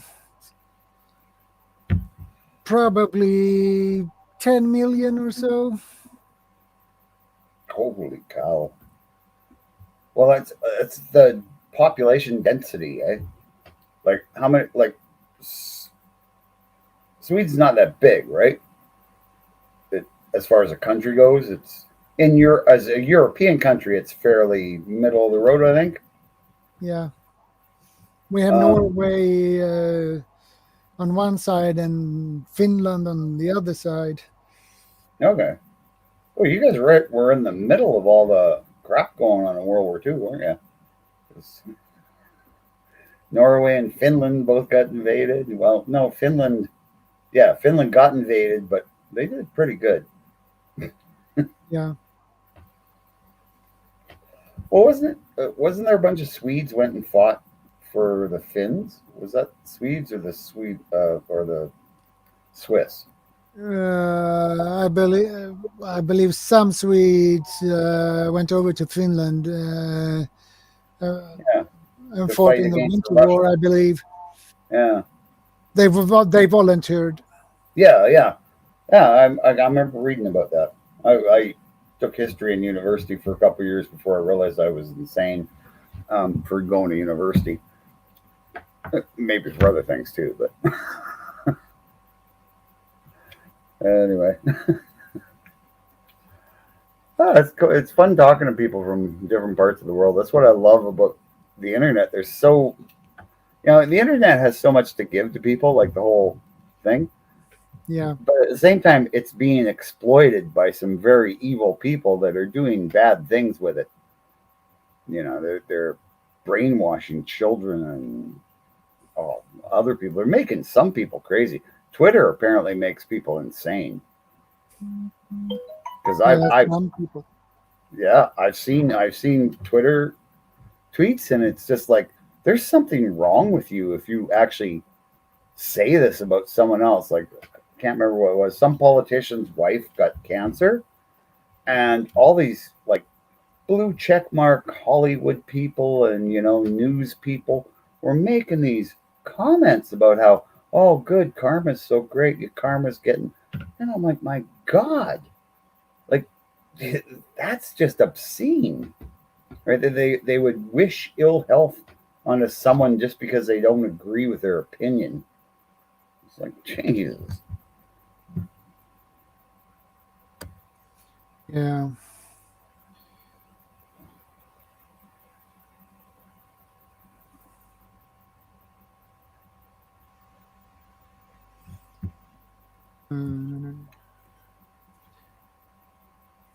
Anyway, I gotta go. Oh, now I'm gonna have to go. I have to go help a neighbor. I just got a message.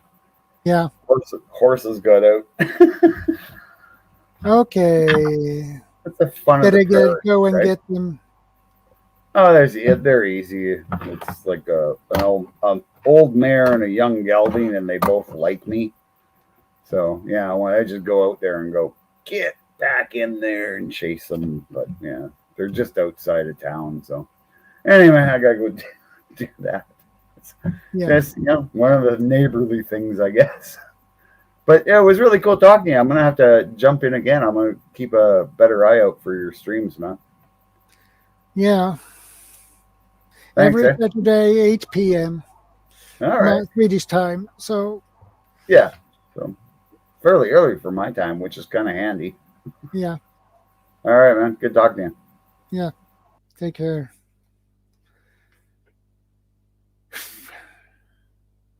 Well, that was Bob. Interesting dude.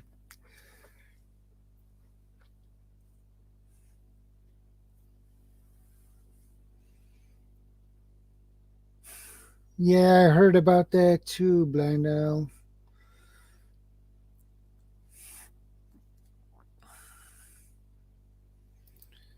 Well, so to buy a property here is pretty expensive. So,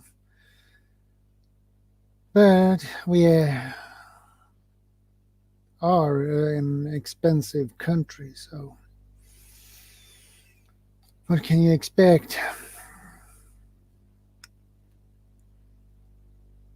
So, with my income, I have no possibilities to get a homestead with 6 acres of land. So,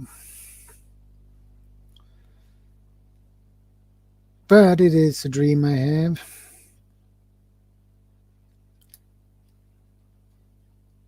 But I don't have the financial means to get one unless I win a couple of millions and some lottery ticket. But the chance is pretty small.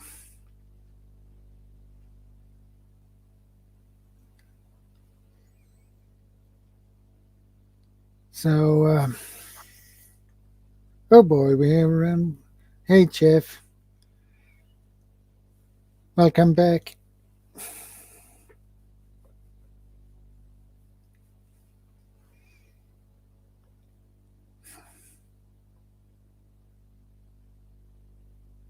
Yeah, it is.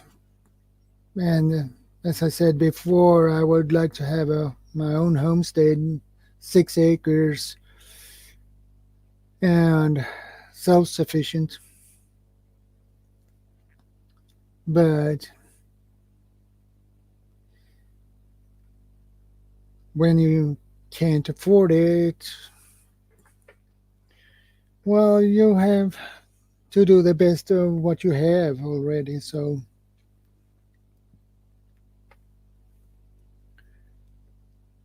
you have to be. You can't do anything about it.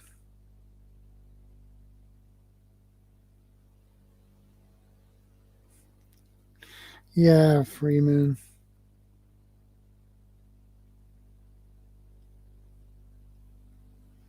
800 square meters. That's pretty small. 1 acre is 10,000 square meters. So 6 acres is 60,000 square meters.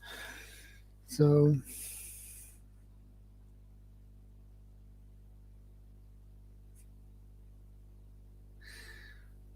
well, Chef, I guess you're all right about that one.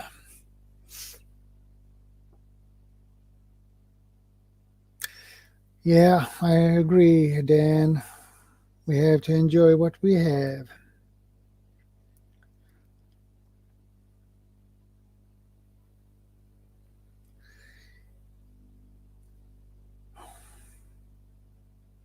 I don't see any reason to stop planning because it's a pandemic.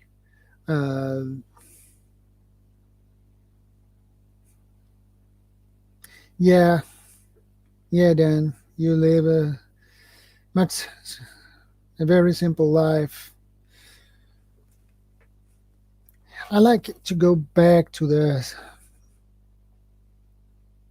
way we had how they lived before, back in the old days, like at the 1800s. Go back to the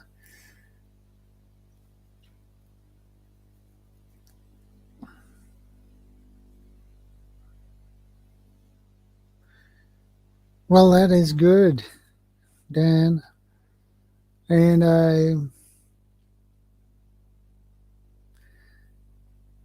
I hope that pension will improve your living standard. Yeah,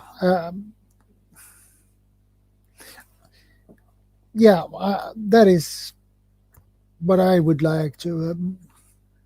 that is a simple life, a better life. Um, this modern day lifestyle is too hectic. I agree with you about that one, Dan. I agree with you. One big EMP blast would put us back into the Stone Age.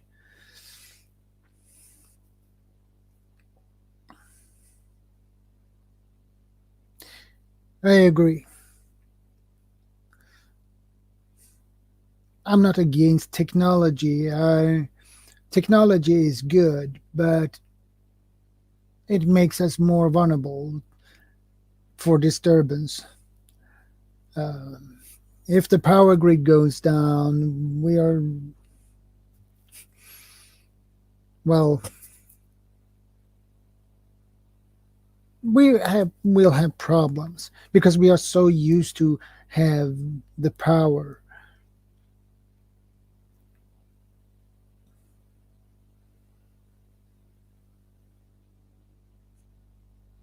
I agree, Dan.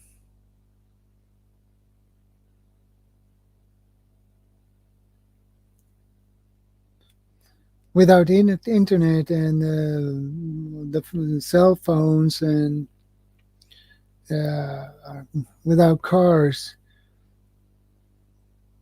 many would go crazy because they are so used to have cars and internet and cell phones, so they don't know how to manage and they don't know how to do to keep their life going.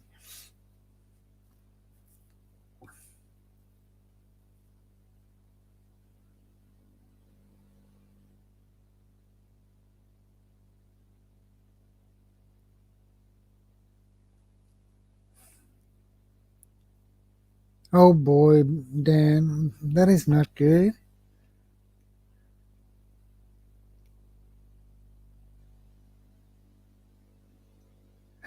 Oh yes, Dan, I agree. I can manage without a cell phone uh, because I grew up without a cell phone. Back in the 70s, we didn't have any cell phones. So,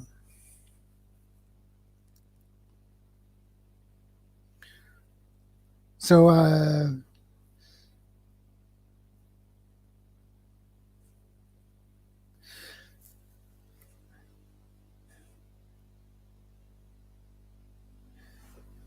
yeah, do that, Tammy. He has a great channel. Um, he has a really great channel.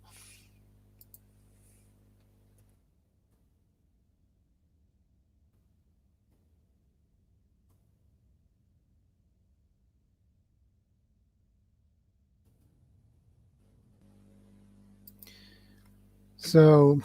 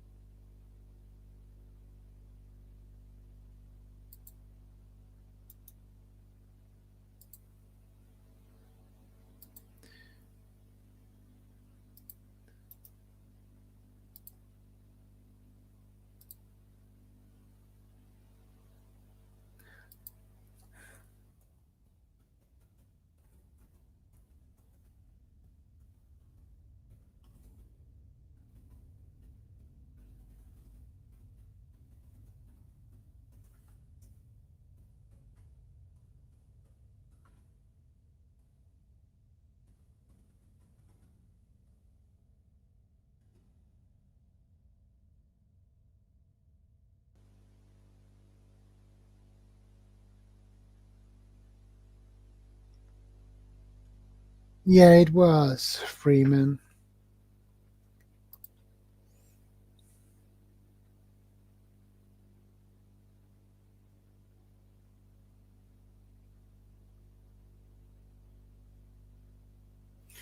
You are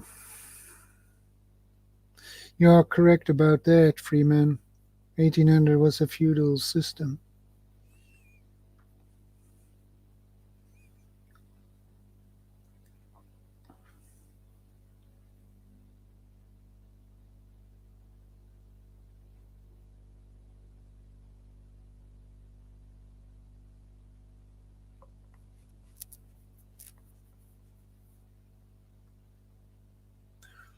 Yeah.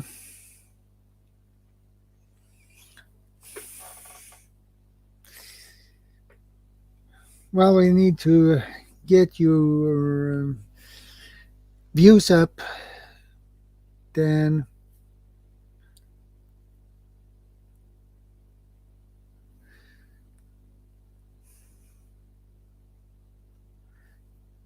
So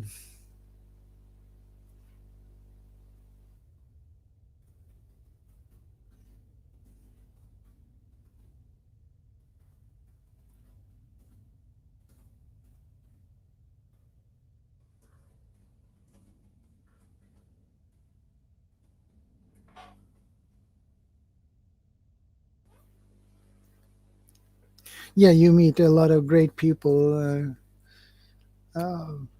When I began to create videos, and so my idea was uh, not the money. Um, I wanted to do this because to get new friends, and I can say I've done pretty well on that. And now I have a lot of good friends here, so I'm happy with it. And I do this as a hobby, and I don't want to make money on YouTube, but sooner or later I will uh, probably get to that point. I will make some money on it, but I'm not there yet. So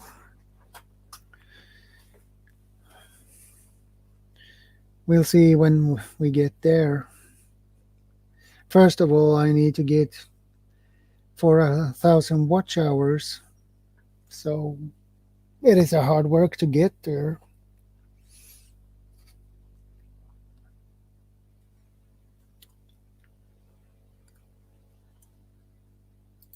So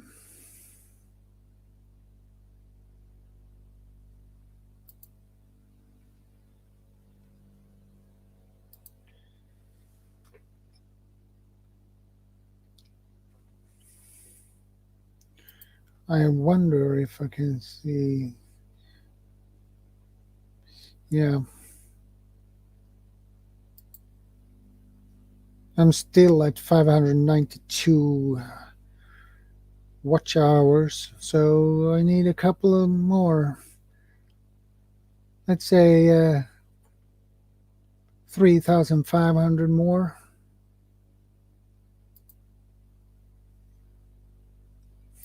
Yeah, especially when you have 1 year to reach it. And it's really hard work.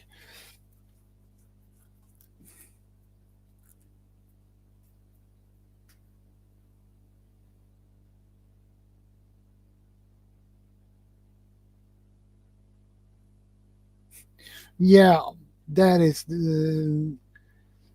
a problem. So you need, when you get monetized, you need to work harder and harder and harder to keep your hours up. So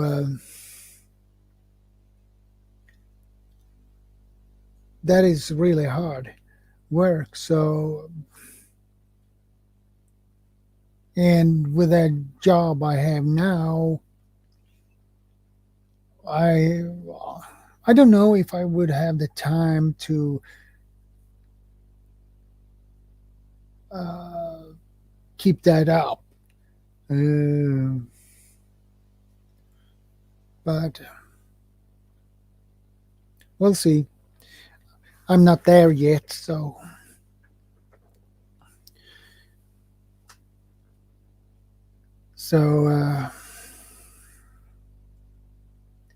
we'll see what happens. Well, I have 3,500 watch hours more to get there.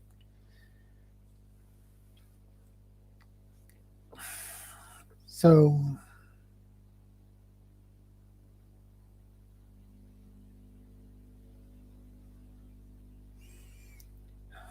well,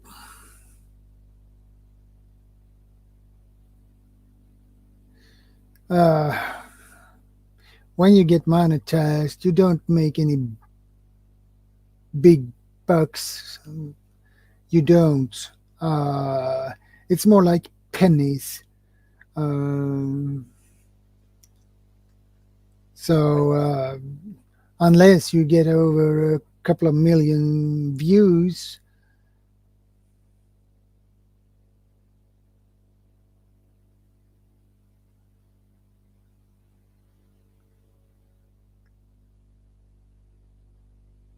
yeah.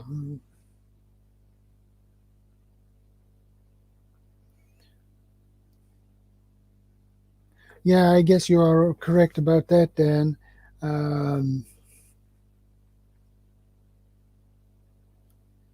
But you need to work. In that case, you need to work hard to get recognized by YouTube.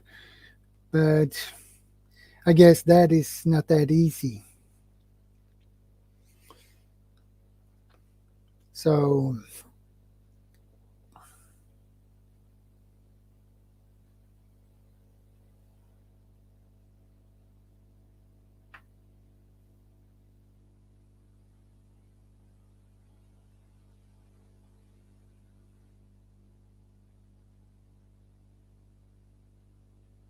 yeah, probably then.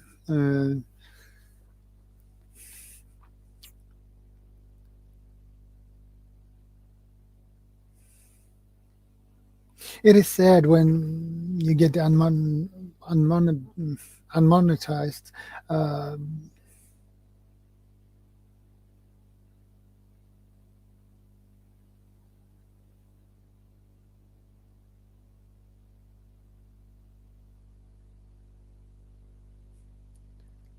That is not much, Dan.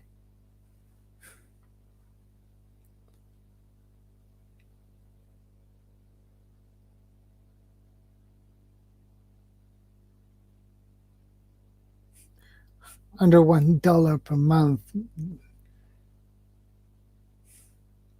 That is not much. Nobody can survive on $1 or under $1.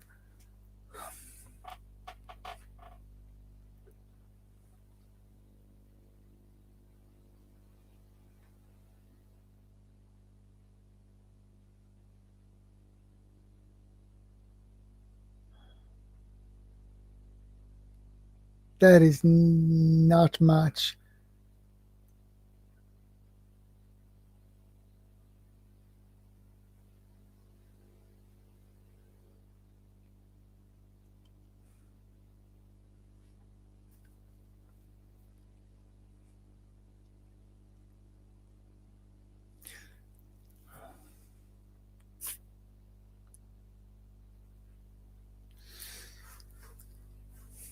That is not much money.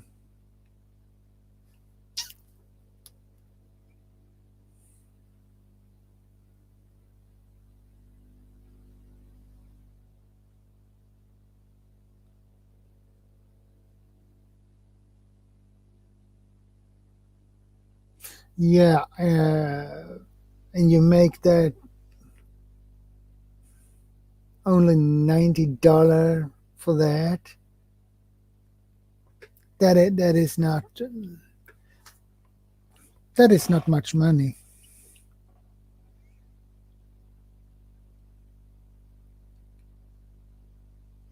Well, of course, it depends on the prices in Philippines, but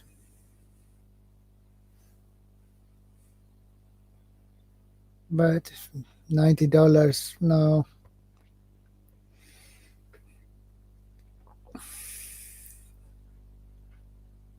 That is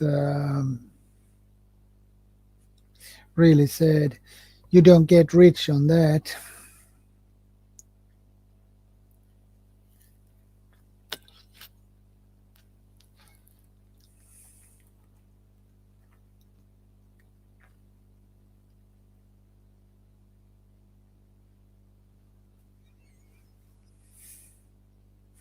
Yeah, Harvey. Pets, cats, dogs, YouTube hit. Yeah.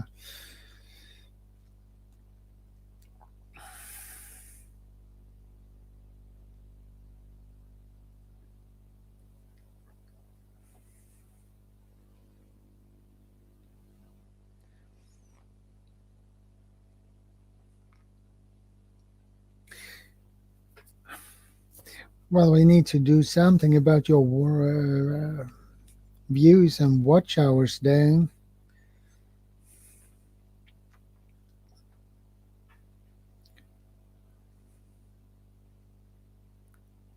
We need to do something about it to help you out so you can get something out of it.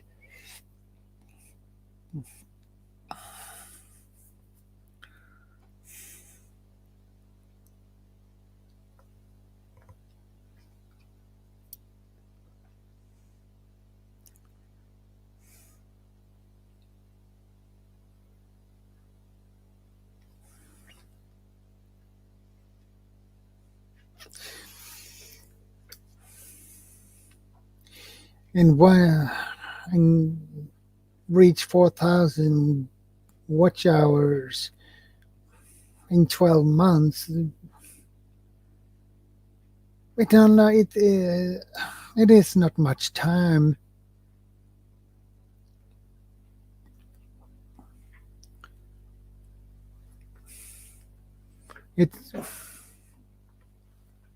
I don't know. I don't get it how people can manage.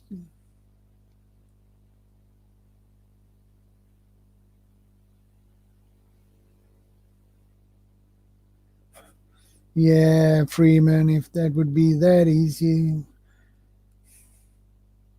I could live on YouTube.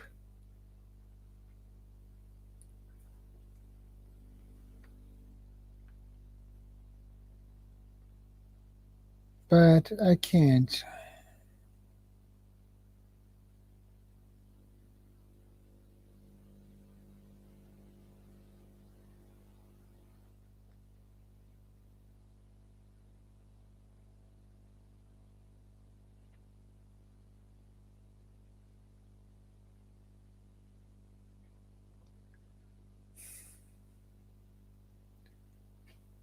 One small meal, that's not much.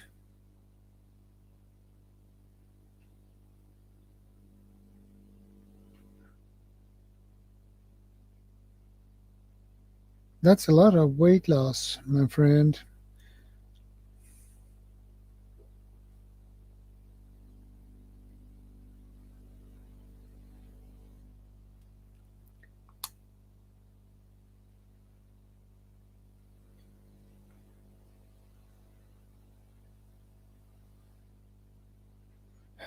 Yeah, yeah, it is. It is really difficult sometimes to get to come up with a good content.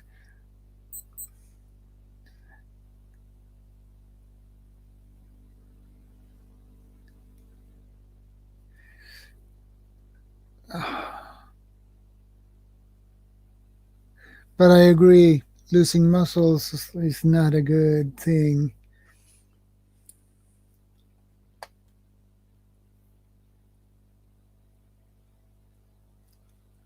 I agree with you about that one.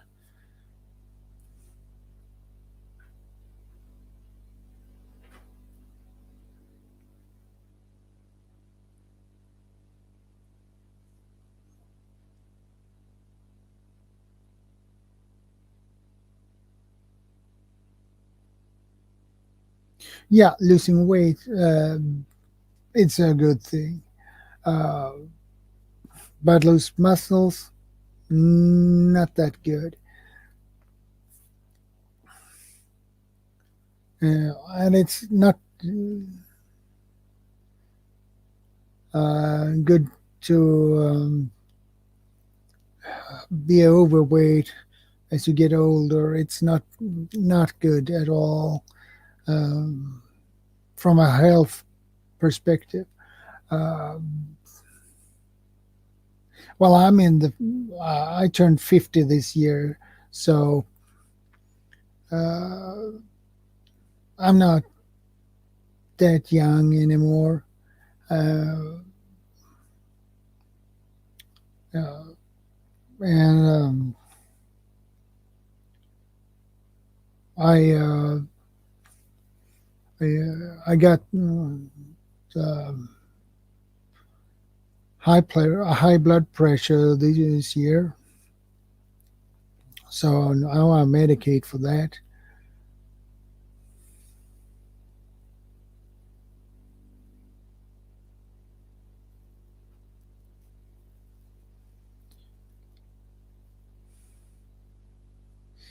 Yeah, Dan, that's a lot of videos. Yeah, that keeps you really busy, Dan.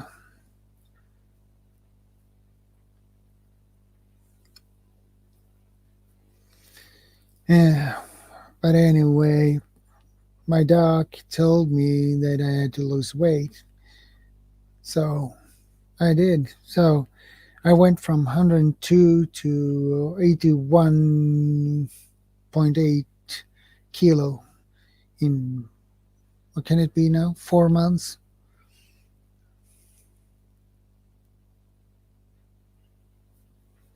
Yeah, I got medication for my blood pressure. Um, I had 180 through 110.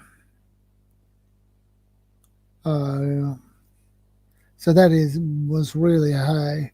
It was so bad actually that I had got double vision, so I saw double, and that was not very funny because I call it fisheye view, and it was horrible. Uh, and when I get to the ER and they check me up, but no stroke, no brain tumor, nothing.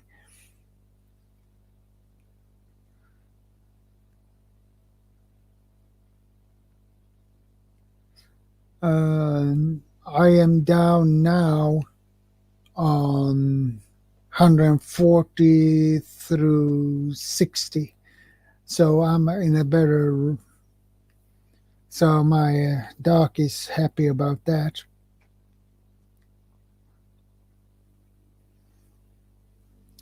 My doc told me that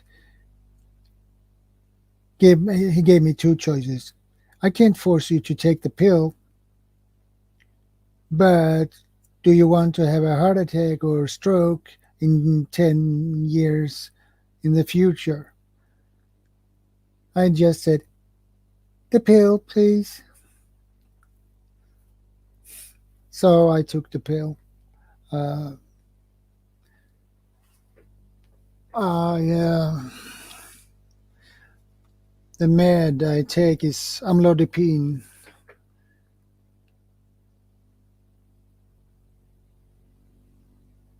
So for my blood pressure.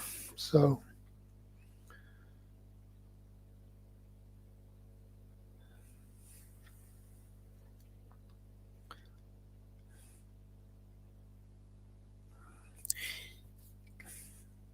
then, well, I need to think how we're gonna help you out.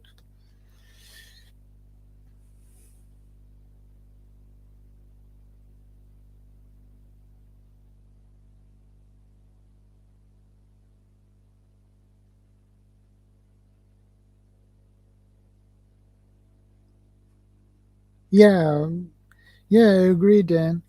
Uh, I know you enjoy the life there, so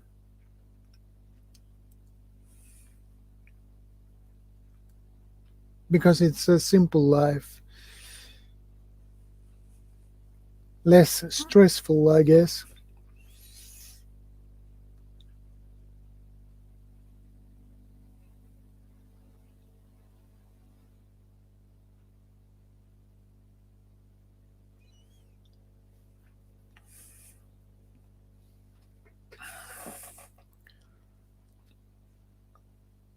I know you enjoyed the life in Philippines, and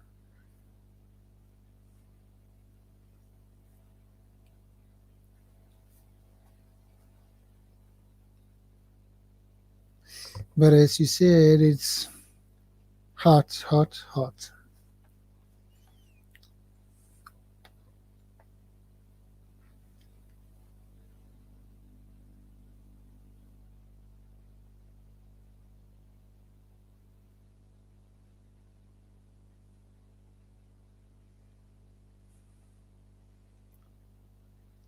Yeah, Freeman.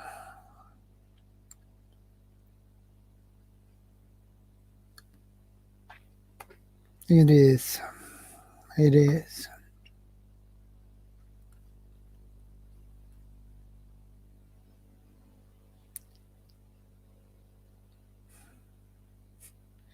I never thought I would run this stream for 6 hours and 4 minutes and 46 seconds.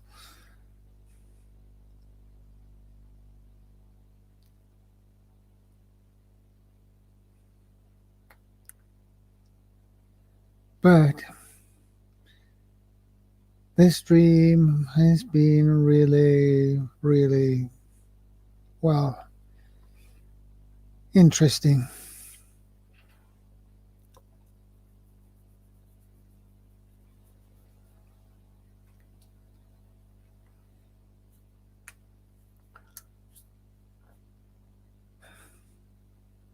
Things that I didn't expect to happen. But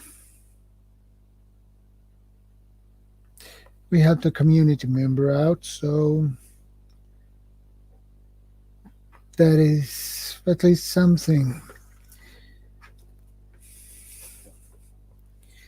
Do something good for another community member is a good thing to do.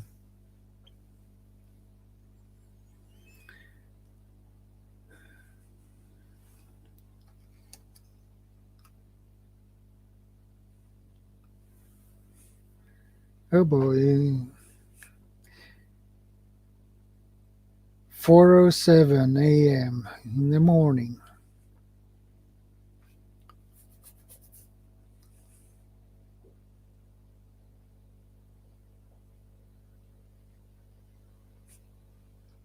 I agree with you about that, Freeman.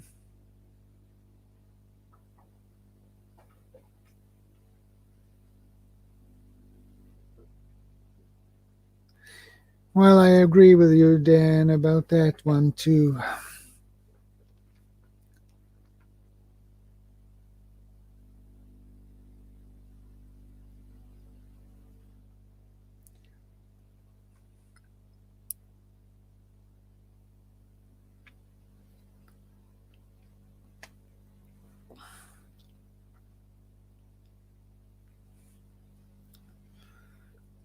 Oh.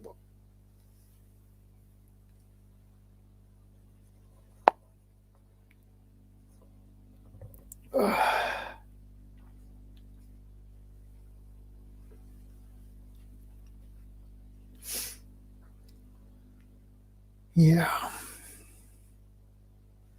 Oh boy. I begin. Yeah. Thanks, Freeman.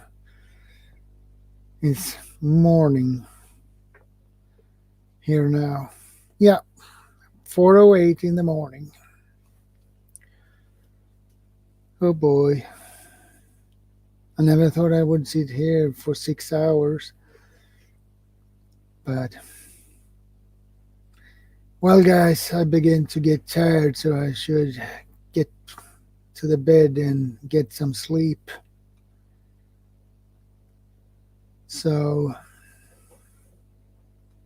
I think I begin to wrap things up now, guys. But I appreciate you guys for stopping by, and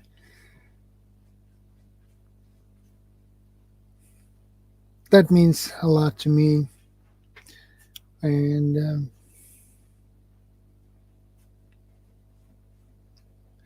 yeah, Harvey. Yeah, 6 hours, 8 minutes, and 45 seconds, Harvey. So I never thought I would sit here for 6 hours, but I obviously did. And I want to say thank you to my moderators, and you have done a great job. So I appreciate you as well. And thanks, guys, for stopping by. Take care, stay safe, be prepared. ShadowScoutSwede out, and I will see you in the next one. Good night.